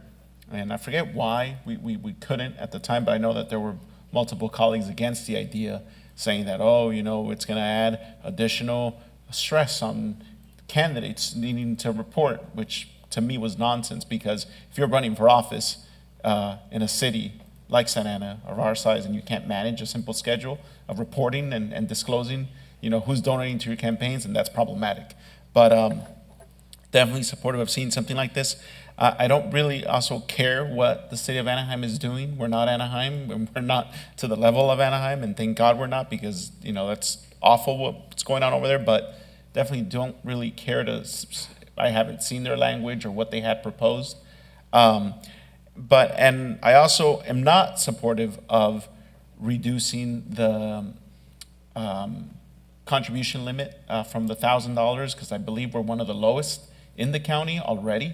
The max contribution limit of $1,000 compared to other cities, and just given how costly everything is now, and I think it's going to make it even more difficult for any candidate in the future to buy signs, because they can't raise money, or they're only limited to $100 from individuals.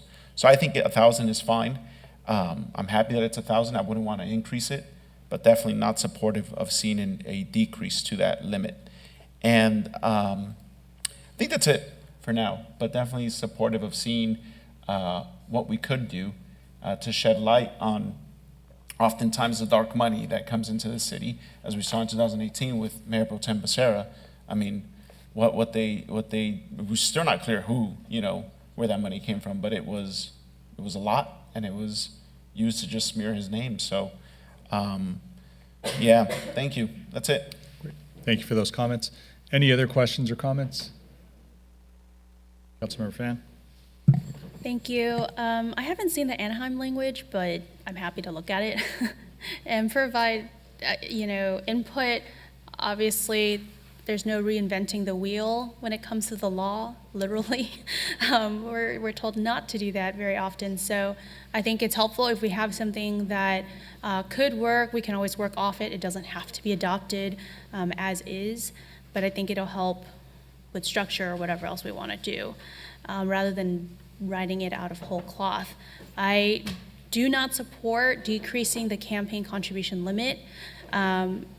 Even with the $1,000, it was so difficult to run in a districted election. I can tell you, I raised probably about $40,000 for the general election, and I had at least $47,000 spent against me as a candidate in a district or an award, right? And when we're looking at PACs who can literally spend as much money as they want under our First Amendment, according to the Supreme Court, I think what you end up doing is you hamstring people who are trying to fundraise, because there are, there's a limited number of donors or whatever the case might be. Literature is expensive. If you're trying to buy literature being made and printed by union printers, right, that are paying fair wages, it's more expensive than if you're just going down the street to whomever. There are all these different things, and we want to pay volunteers. We want to be able to help, pay people who work with us. And so I'm actually supportive of increasing it to $2,200, which is what the county has as their limit, and just make it standard across the board. I don't feel strongly about that, but I think that would make it easy. I am fine, with disclosure requirements and things like that. I know that we have the lobbyist registration coming back, so I'd like to see that too. Otherwise, I don't really see why, I guess I'd have to see exactly what we're kind of proposing, or maybe some structure, because you can kind of look at campaign finance reform in a really broad way, whether it's just disclosure, which I'm fine with. I agree with Councilmember Peñalosa that if you're telling me you can't fill out a form, you might not want to be running for city council. And as to, who can donate, I just don't really know how you could pick and choose. I think with your presentation, right, who's able to donate or who's not able to donate.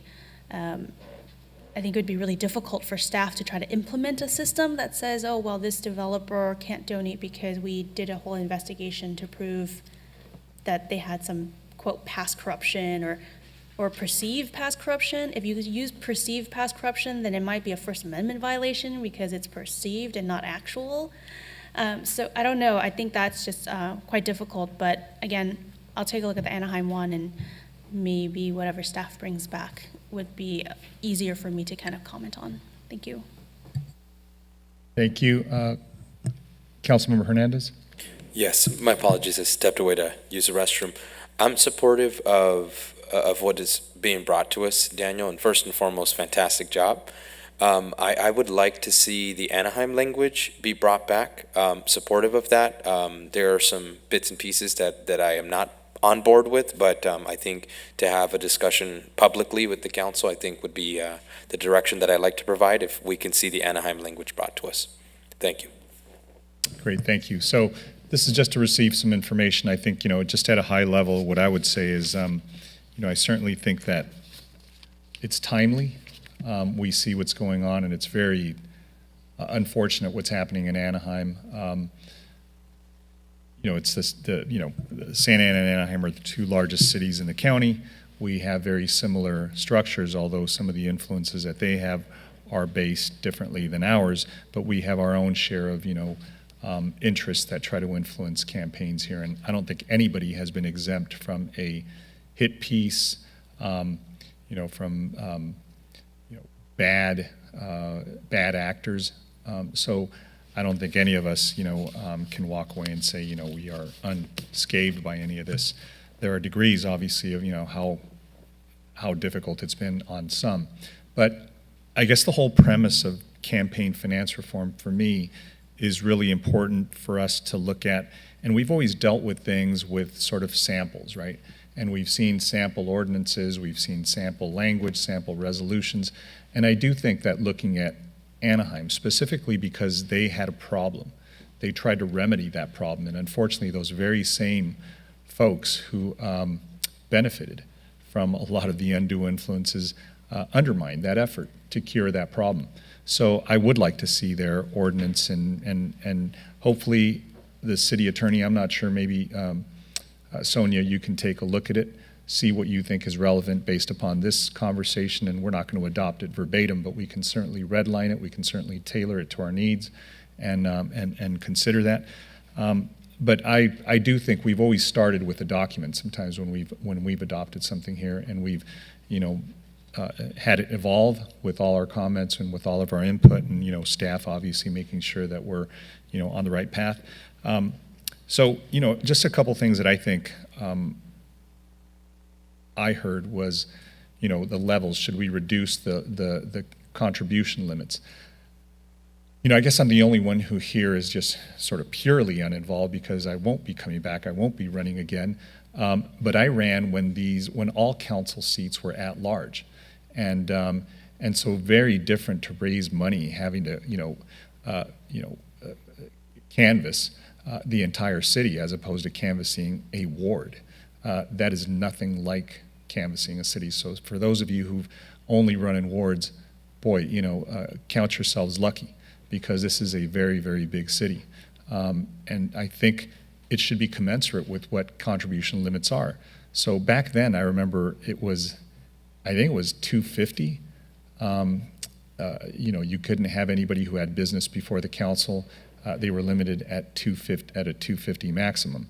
And I think 1,000 for anybody who was just completely, had no business before the city. So I do think now, and Councilmember Hernandez is an example of this.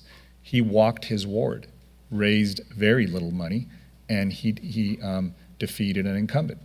And so I do think that it's a very different dynamic than what was back then when we were under an at-large voting system. We are now a by-ward district by ward system, completely different. So I think the conversation about reducing those limits, contribution limits, is fair. I think you don't need that much money anymore to run an effective campaign. You could literally walk your ward and walk your neighborhood, and you do that at very little expense except for shoe leather.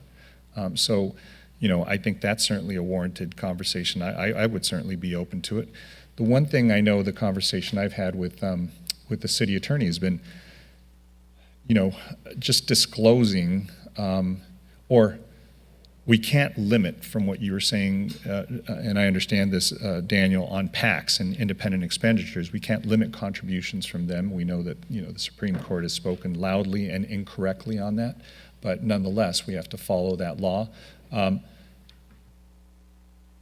Is there a way that we can find out the sources of those contributions to that independent expenditure and prevent them from having those council members that receive those funds participate in something that affects those donors to independent expenditures. And I think that was in the Anaheim proposal, and that was shot down. So I do think that that's fair. If, you can't limit them, but you can certainly limit the participation of the council member that receives those, those by way of a PAC. So that's something that I would, certainly entertain and, certainly consider. So those are just, high-level comments. Hopefully that will help as as we take a look at, just sample language. And maybe it's not just Anaheim. I'm sure there's plenty of communities that have dealt with corruption and dealt with trying to, address this problem. So, I think you've heard from everybody, Madam City Manager, so hopefully there's a summary that you all have. But look, I think we could, go round and round on this. I guess the idea is, we don't want to have happen, here that's happened in other cities. And if we can, tighten things up, that would be great. So seeing no other comments, we'll go ahead and move along to the next item. That is the a council-led item, and that, I believe, is Mayor Pro Tem's item. So I'll turn it over to him. Thank you. So I brought this item before us today because, and I think all of us have probably faced this at some point, where we'll hear a resident or a business owner say that they called the cops and they didn't show. And when you talk to our police, they say, well, no, we did show, and maybe there's a reason why the calling party didn't know that we did show or that we responded to the call for service. And so I want to give the benefit of the doubt to our officers. And so I think what we need to have happen is kind of strengthening their ability to provide good customer service to our residents. And so what I'm asking for is, as I look through SAPD policies, I realized that some of the policies headers sounded like something that might address this issue. And I thought, well, good, it'll be a moot point. We'll just ask officers to follow this policy. But the closest one I found was SAPD Policy 308, which is interestingly titled Officer Response to Calls. But unfortunately, that policy does not have anything that would require the officer to call back the calling party. And so what I'm asking my colleagues to consider is directing staff to update Santa Ana Police Policy to require police officers that respond to a call for service, to contact the calling party. And now that idea would not be something that would be just across the board. There might be certain instances where an officer would not call back the calling party. Maybe we would have it where the dispatch would ask the person maybe during certain hours, hey, do you want to call back? So for instance, someone calls at 11 o'clock and we know that the officer won't respond possibly till 11:45 or midnight, rather than having the calling party stay awake, perhaps that calling party after a certain hour can indicate to dispatch that they would not want to receive a call back. But I think it improves transparency, and I think it improves accountability. I want to give the benefit of the doubt again to our officers that they are adequately, if not exceptionally, servicing our community, but there are folks out there that perceive that that's not happening. And rather than just point back and forth and say it's happening, it's not happening, let's just resolve that by giving people the comfort and the confidence that officers are responding to the calls for service and responding to them in a way that is to the satisfaction of the calling party.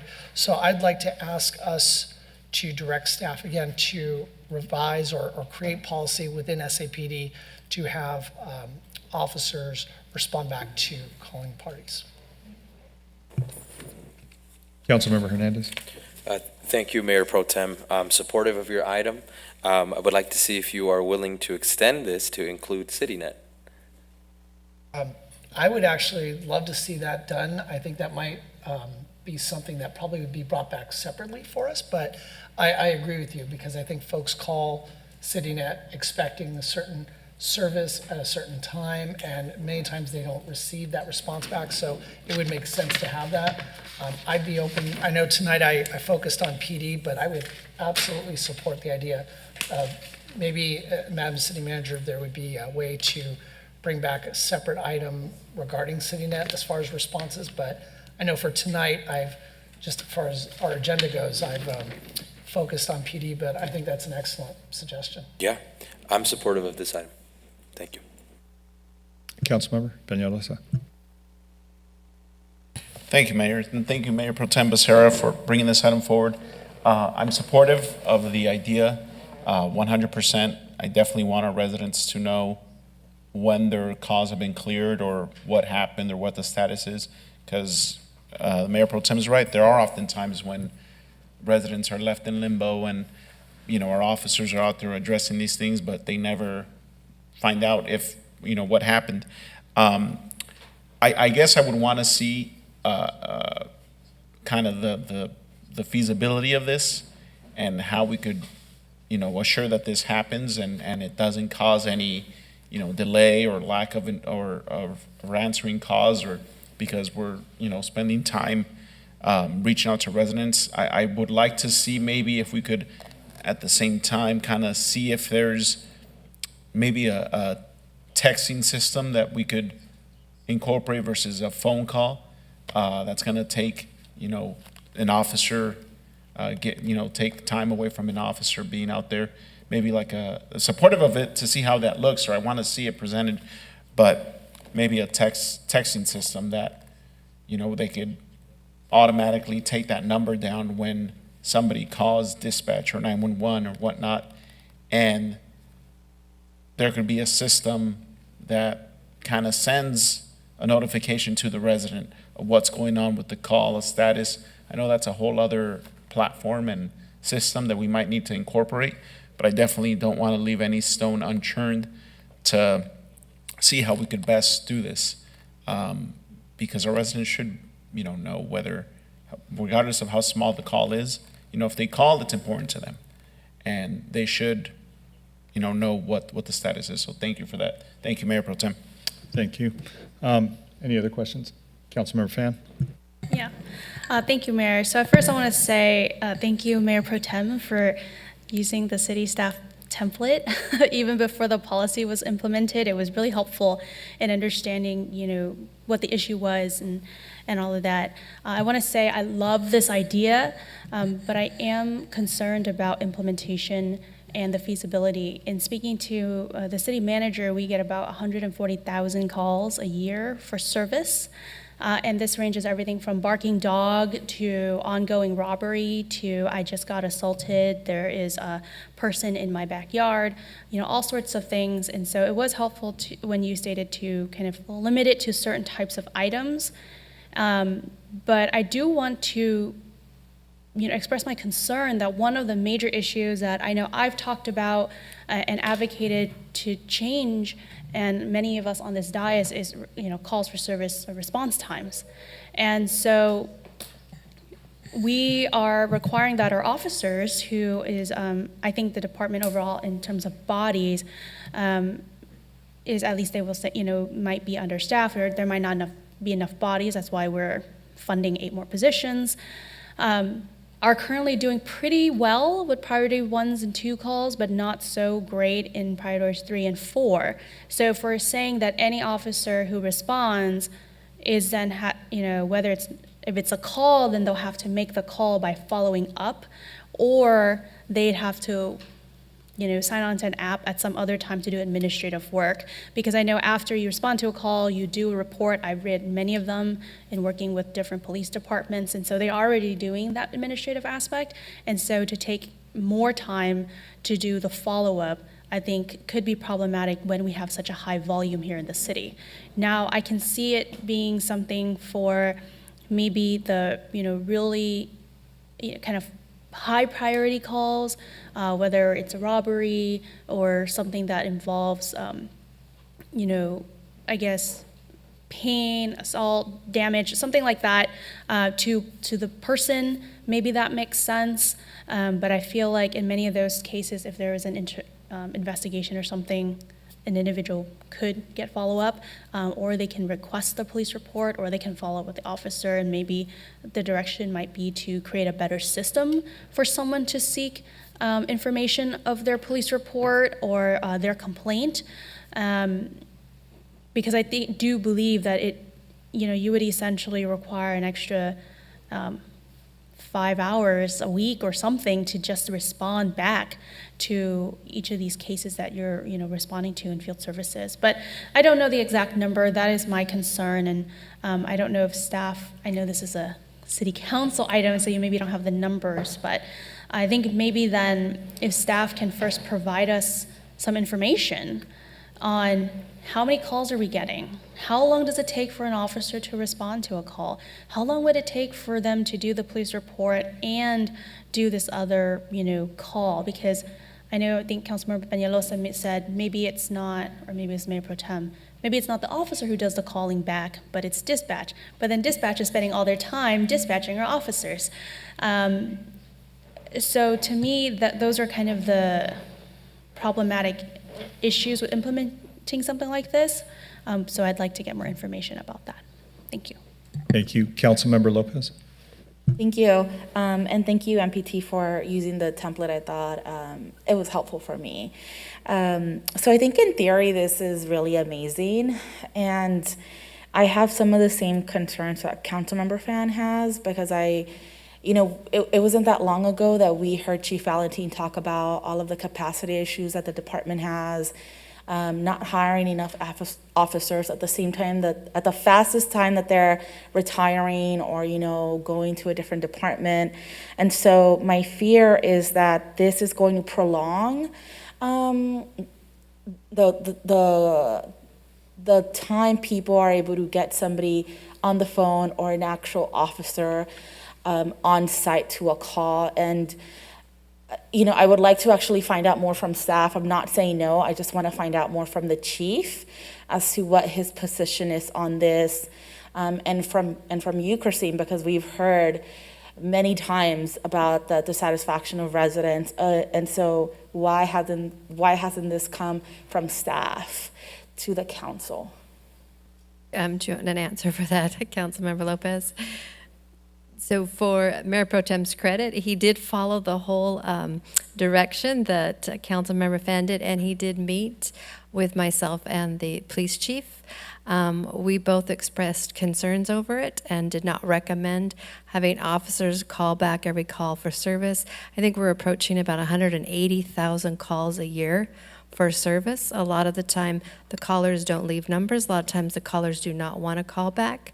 But what we could do, that would be something we've done in promotions at neighborhood association meetings, is you have a watch commander on staff 24/7. That is a person that we frequently give out the phone number for, so that if there is a calling party who is interested in seeing what the disposition of a certain call was, they can easily call the watch commander and they can get that report. Our fear was that if you required officers to place that many calls back, you're going to increase response times. Thank you. That's helpful for me to hear from staff. Thank you. Thank you. Councilmember Mendoza. It would be an excellent service to our residents if we could do that. I just want to know if it's feasible. Will it cost, if you can get an estimate, what it would cost? Do we need to hire more officers? Do we need to hire a specific officer who will be the primary person in responding to any inquiries? Or as the city manager mentioned, would it be a more productive and resourceful way if the caller wanted to find out the disposition of a matter, for the person to call later on or a day or two later and get an answer, but an answer, not just being transferred from department to department and not getting an answer or a live person on the very first try. And so I want to know those two things about financially. Will it cost more? Do we need to hire more personnel? Can we have a direct number that is specifically for the resident to find out the disposition right away, not within a few days? Or whether it would be feasible to have an assigned person, a specific person, such as the PIO, returning those calls if the resident was to leave a message asking for the disposition of a certain case. So those 4 items. Thank you. Great, thanks. So I think you've received plenty of feedback, City Manager. I think, I agree with some of the comments. I think it's a noble, effort to try to be more responsive. But I think if you ask the average resident, what would you prefer? Somebody responding quickly to a call for service, something that's serious and, needs immediate, response. I think they'd say, look, they'd rather have our officers out on the street responding to the many incidents that we have as opposed to writing, or returning phone calls. I just think it's impractical right now, given the limited resources we have. If we were flush and we had the luxury of having, plenty of staff, and our response times were so low that we could do this, I think it would be much more attainable. But I just think it's going to be something that's difficult. And I respect your opinion and the chief's opinion that are much closer to this. It seems a little redundant as well, because I know for some of the more serious aggravated crimes, there's always calls made for witnesses from victim statements, and so there's always that response on those. It's maybe those mid-level calls, 3 and 4, that may not get those responses, but to the extent that maybe there is information that could be provided to residents who've called, where they can sort of initiate that response back, that call back. So, sometimes when you call for an incident, unless it's something that's chronic, you don't need a call back, right? I mean, somebody's responding to an isolated incident. But look, to the extent that you can kind of maybe speak with the chief and find out, I just see that there's some practicality challenges to this. I don't think I could be supportive of it in the way it's framed right now, and maybe there's something that could be done where there's this information that could be provided to residents who've called and want some response back. Maybe there is a way we can do that. But in any event, I think everybody's had a chance to speak on this. Mayor, I'd like to Go respond ahead. to a couple of the comments. I would hope that staff can bring back something for us to digest and see what is feasible and what's not. Another thing that was brought up is regards to which calls. So for instance, obviously if there's an incident where an officer is responding to the person who is the subject of it, obviously that follow-up probably isn't needed. But I think, as the mayor said, maybe it's some of those mid-level calls where people are reporting about something, they're not able to babysit the site, and so they'd like to have the satisfaction of resolution. You think of it like the My Santa Ana app, right? I don't stand there and wait 2 days for someone to come remove the graffiti.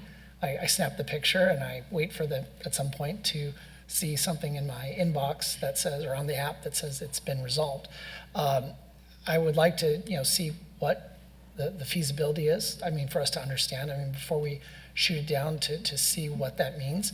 And I appreciate Councilmember Mendoza's comments because, yes, in order to provide quality service, we just might have to hire more officers. And I know that sounds amazing, but that is something we should have to consider. And I would ask staff, in your guys' professional opinion, if to provide exceptional quality service from our PD and to maintain certain levels of response times, that requires more staffing, then please let us know, rather than just say, well, that's just too much. We should know what it takes to achieve any goal.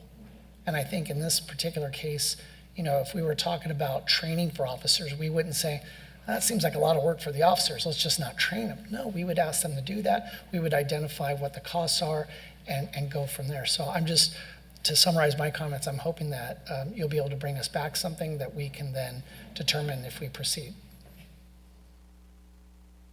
Thank you. Let me go ahead and move along now to the city manager and see if she has any closing remarks. Oh, is that my closing comments are on that item? Oh, if you want to start with that. I those can be- believe I did have majority direction to research the feasibility and maybe come up with alternatives that we would be able to do. And then on the closing comments, I do have just 2 of those. So this year's Fiestas Patrias event will be held on Saturday, September 17th, and Sunday, September 18th, beginning at 12. And the event is on Flower Street between Santa Ana and Civic Center Drive. This is a tradition that celebrates Santa Ana's vibrant Hispanic culture with A-list performers, delicious food, affordable shopping, interactive activities, exciting carnival rides, and a beer garden. The Mexican consul will lead the El Grito ceremony on Saturday at 7 p.m. at the event's main stage. And so far, we have 2 famous headliners lined up. We have headline performances given by Beatriz Adriana on Saturday and El Chapo de Sinaloa, I hope I said that right, on Sunday. Then my second comment is we are getting ready to work on the Governor's initiative of the Californians for All Youth Workforce Program. This is a partnership with the state and several cities across California. We have received $4.5 million. We are one of 13 cities to receive it. And the purpose of this is to increase youth employment, develop youth interest in a career in public service, and strengthen the city's capacity to address key areas of climate, food insecurity, and local COVID recovery. So the grant will target about 200 youth aged between 16 and 30, with the priority given to Santa Ana youth who meet certain criteria. And we are working with various departments within the city, like Parks and Rec, Public Works, Community Development, that can provide valuable work experience. And some of the program elements will include 700 hours of paid work experience, work readiness training, career and life skills development, and it will help prepare youth for post-secondary educational opportunities. So for more information or how to apply, you can call 714-565-2600 or send an email to ca4all@santaana.org. That's it. Thank you for that. I'm going to go a little out of order. I'm going to let Mayor Pro Tem be the last speaker because he's going to adjourn in memory of Pamela Gallegos, and I'd like him to go into detail. I believe he has more detail than the rest of us, and he can go ahead and wind the meeting up there. So I'll call on myself. And, one of the things I want to say for Fiestas Patrias and El Grito, I would love for you, Madam City Manager, to introduce El Chapo de Sinaloa. That would make that would just make the event. So you're coming up on stage with me. We're going to introduce them together. But no, thank you. All kidding aside, it's going to be a great event. We're all looking forward to it, and we know that next year we'll have the parade back. So, this year will be a precursor to that. But I did want to talk about something that I'm really, really excited about, and I'm very, thankful to Public Works and OCTA finally getting on their game. Just a few days ago we had 4th Street open. At four intersections: Santa Ana Boulevard and Main Street, 4th Street and Sycamore, and 4th Street and Main.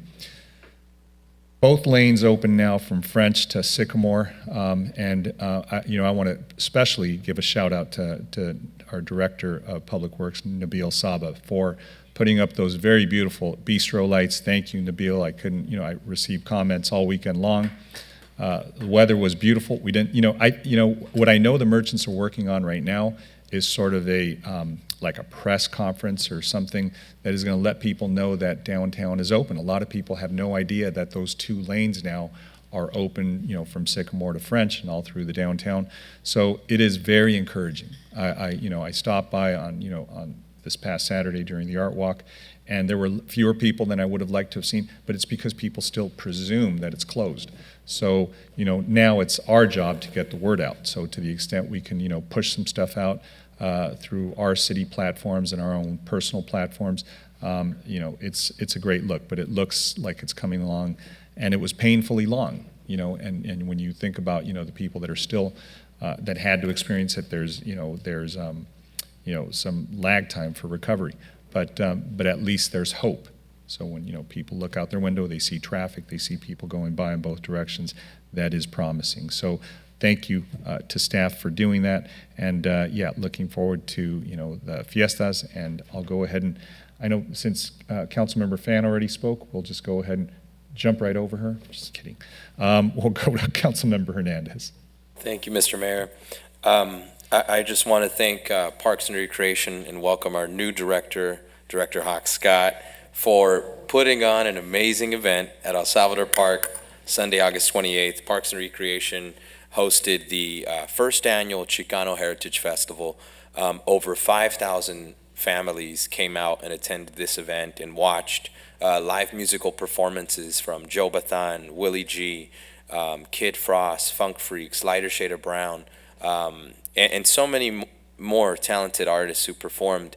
And there was a kid zone, there was free ice creams, there was basketball tournaments, handball tournaments, and just more importantly, beautiful, happy faces. And to see residents walk from their houses to this park and to know that there was an abundance of joy in this community at this event, it just makes me so proud to serve on this council alongside everyone here. because it truly does take a village, and in this village, we take care of each other. And speaking of that, this event brought so many diverse communities together. And one of the things that I was most proud of is it was the last day of sales at the corner store, Mando's Corner Store, which has been in Artesia Pilar since 1952. And they completely bought everything from chips to waters to the candy bars. I mean, they left everything that was in that store. It went off the shelves.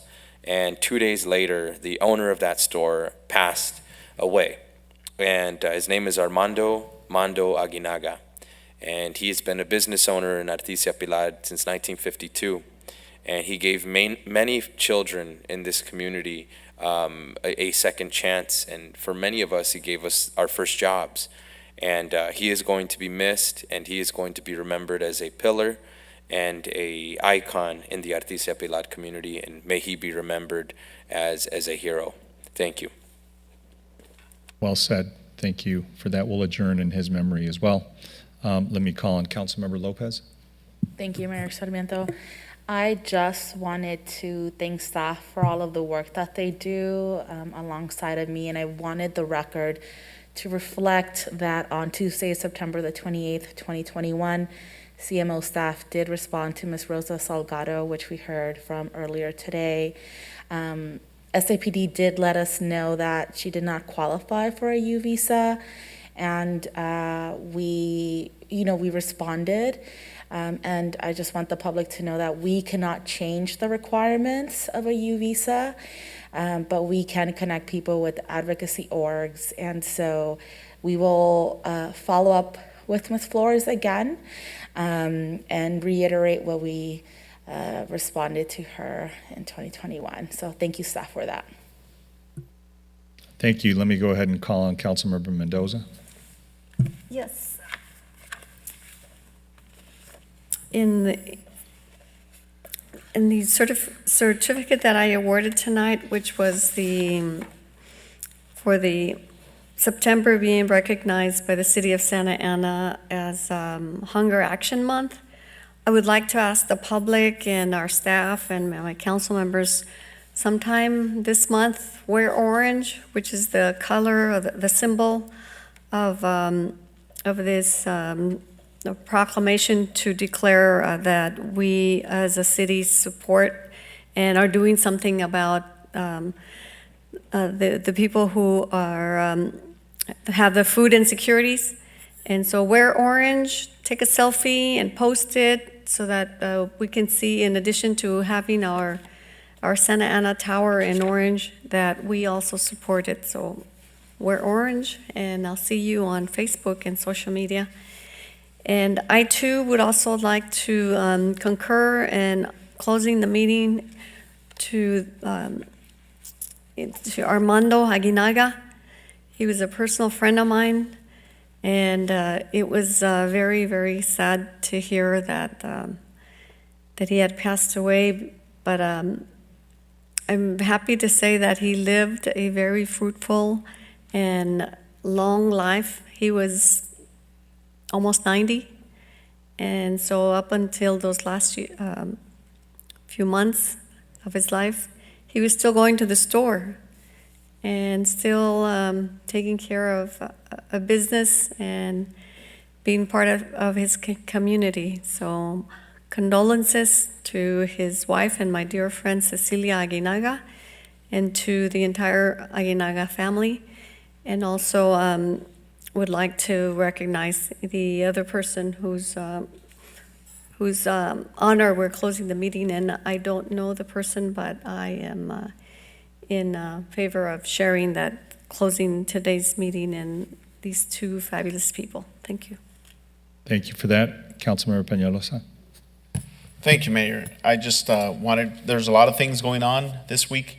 I wanted to extend an invitation to the residents of Ward 6 to come out to the Wilshire Square Neighborhood Association meeting tomorrow on Wednesday evening, starting at 6 p.m.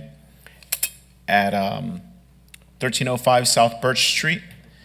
And on Thursday, Memorial Park is having their neighborhood association meeting at the Memorial Park Community Center at 6 p.m., so come out to that. And on Friday, I will be joining Downtown Merchants for a breakfast with the council member representing Ward 6, which is myself, and open to the public at Alta Baja Market. So that started at 9 a.m., so please, make sure to put on your calendars and join us.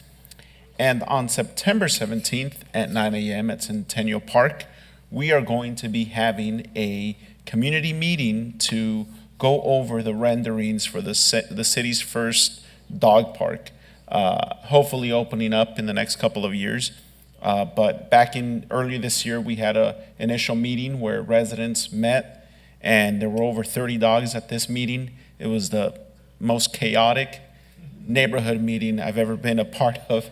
Dogs barking and peeing everywhere and growling at each other and knocking things over. But it was so nice to see because first, I've been to many, many park meetings. I've never seen that many people in attendance. And that just shows how excited residents are to finally have a place where they could take their four-legged friends and not have to go to Costa Mesa or Irvine or Huntington Beach. So on the 17th at 9 a.m., there will be another meeting to go over the renderings and basically give everybody a red pen and see what they want to add or take out or what they don't like and what they like from that from the conceptual design. So excited for that. So please come out.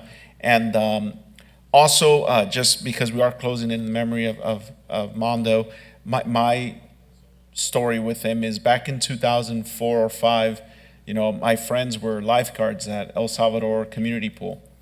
And I would leave water polo practice at Saddleback High School and jump on the 57 bus with my other friend and go north on Bristol and get off, and we'd walk to pick them up, walking. We didn't have cars to pick our friends up. We were just like, hey, we're going to pick you up walking. So we'd walk, and we'd always stop by the store before we got to the park. And I don't know how he stayed in business for so long, because it is true, if you didn't have money, if you didn't have enough, he would be like, you know what, don't worry about it. I mean, everything from chips to soda to water to he was never said no. And then we'd pick up our friends at El Salvador Park and then stop by again and then get some more snacks. And he was always a super, super sweet man. The few interactions I had with him. So sad that he is gone, but his memory lives in all of us. And I know his wife, Cecilia Aguinaga, is also very active and involved in our community. So my condolences go out to her. I'm happy that we're closing in his memory. And just to end on a nice note, I just want to wish our city manager, Christine Ridge, a very happy birthday that she is having this Saturday. So enjoy your short vacation and happy birthday.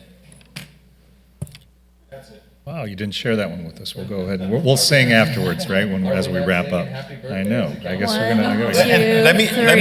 Let me just say that it's night and day the way she said Fiestas Patrias tonight to when she said it her first year in 2019 was beautiful. Chapo de Sinaloa, we got to work on a little bit, but Fiestas Patrias. We'll get you there. We'll get you there. Councilmember Fan.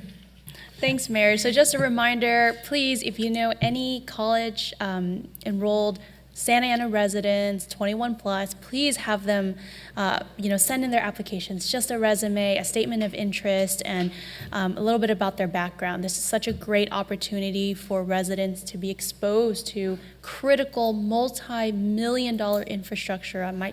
I should say billion-dollar infrastructure in the state of California.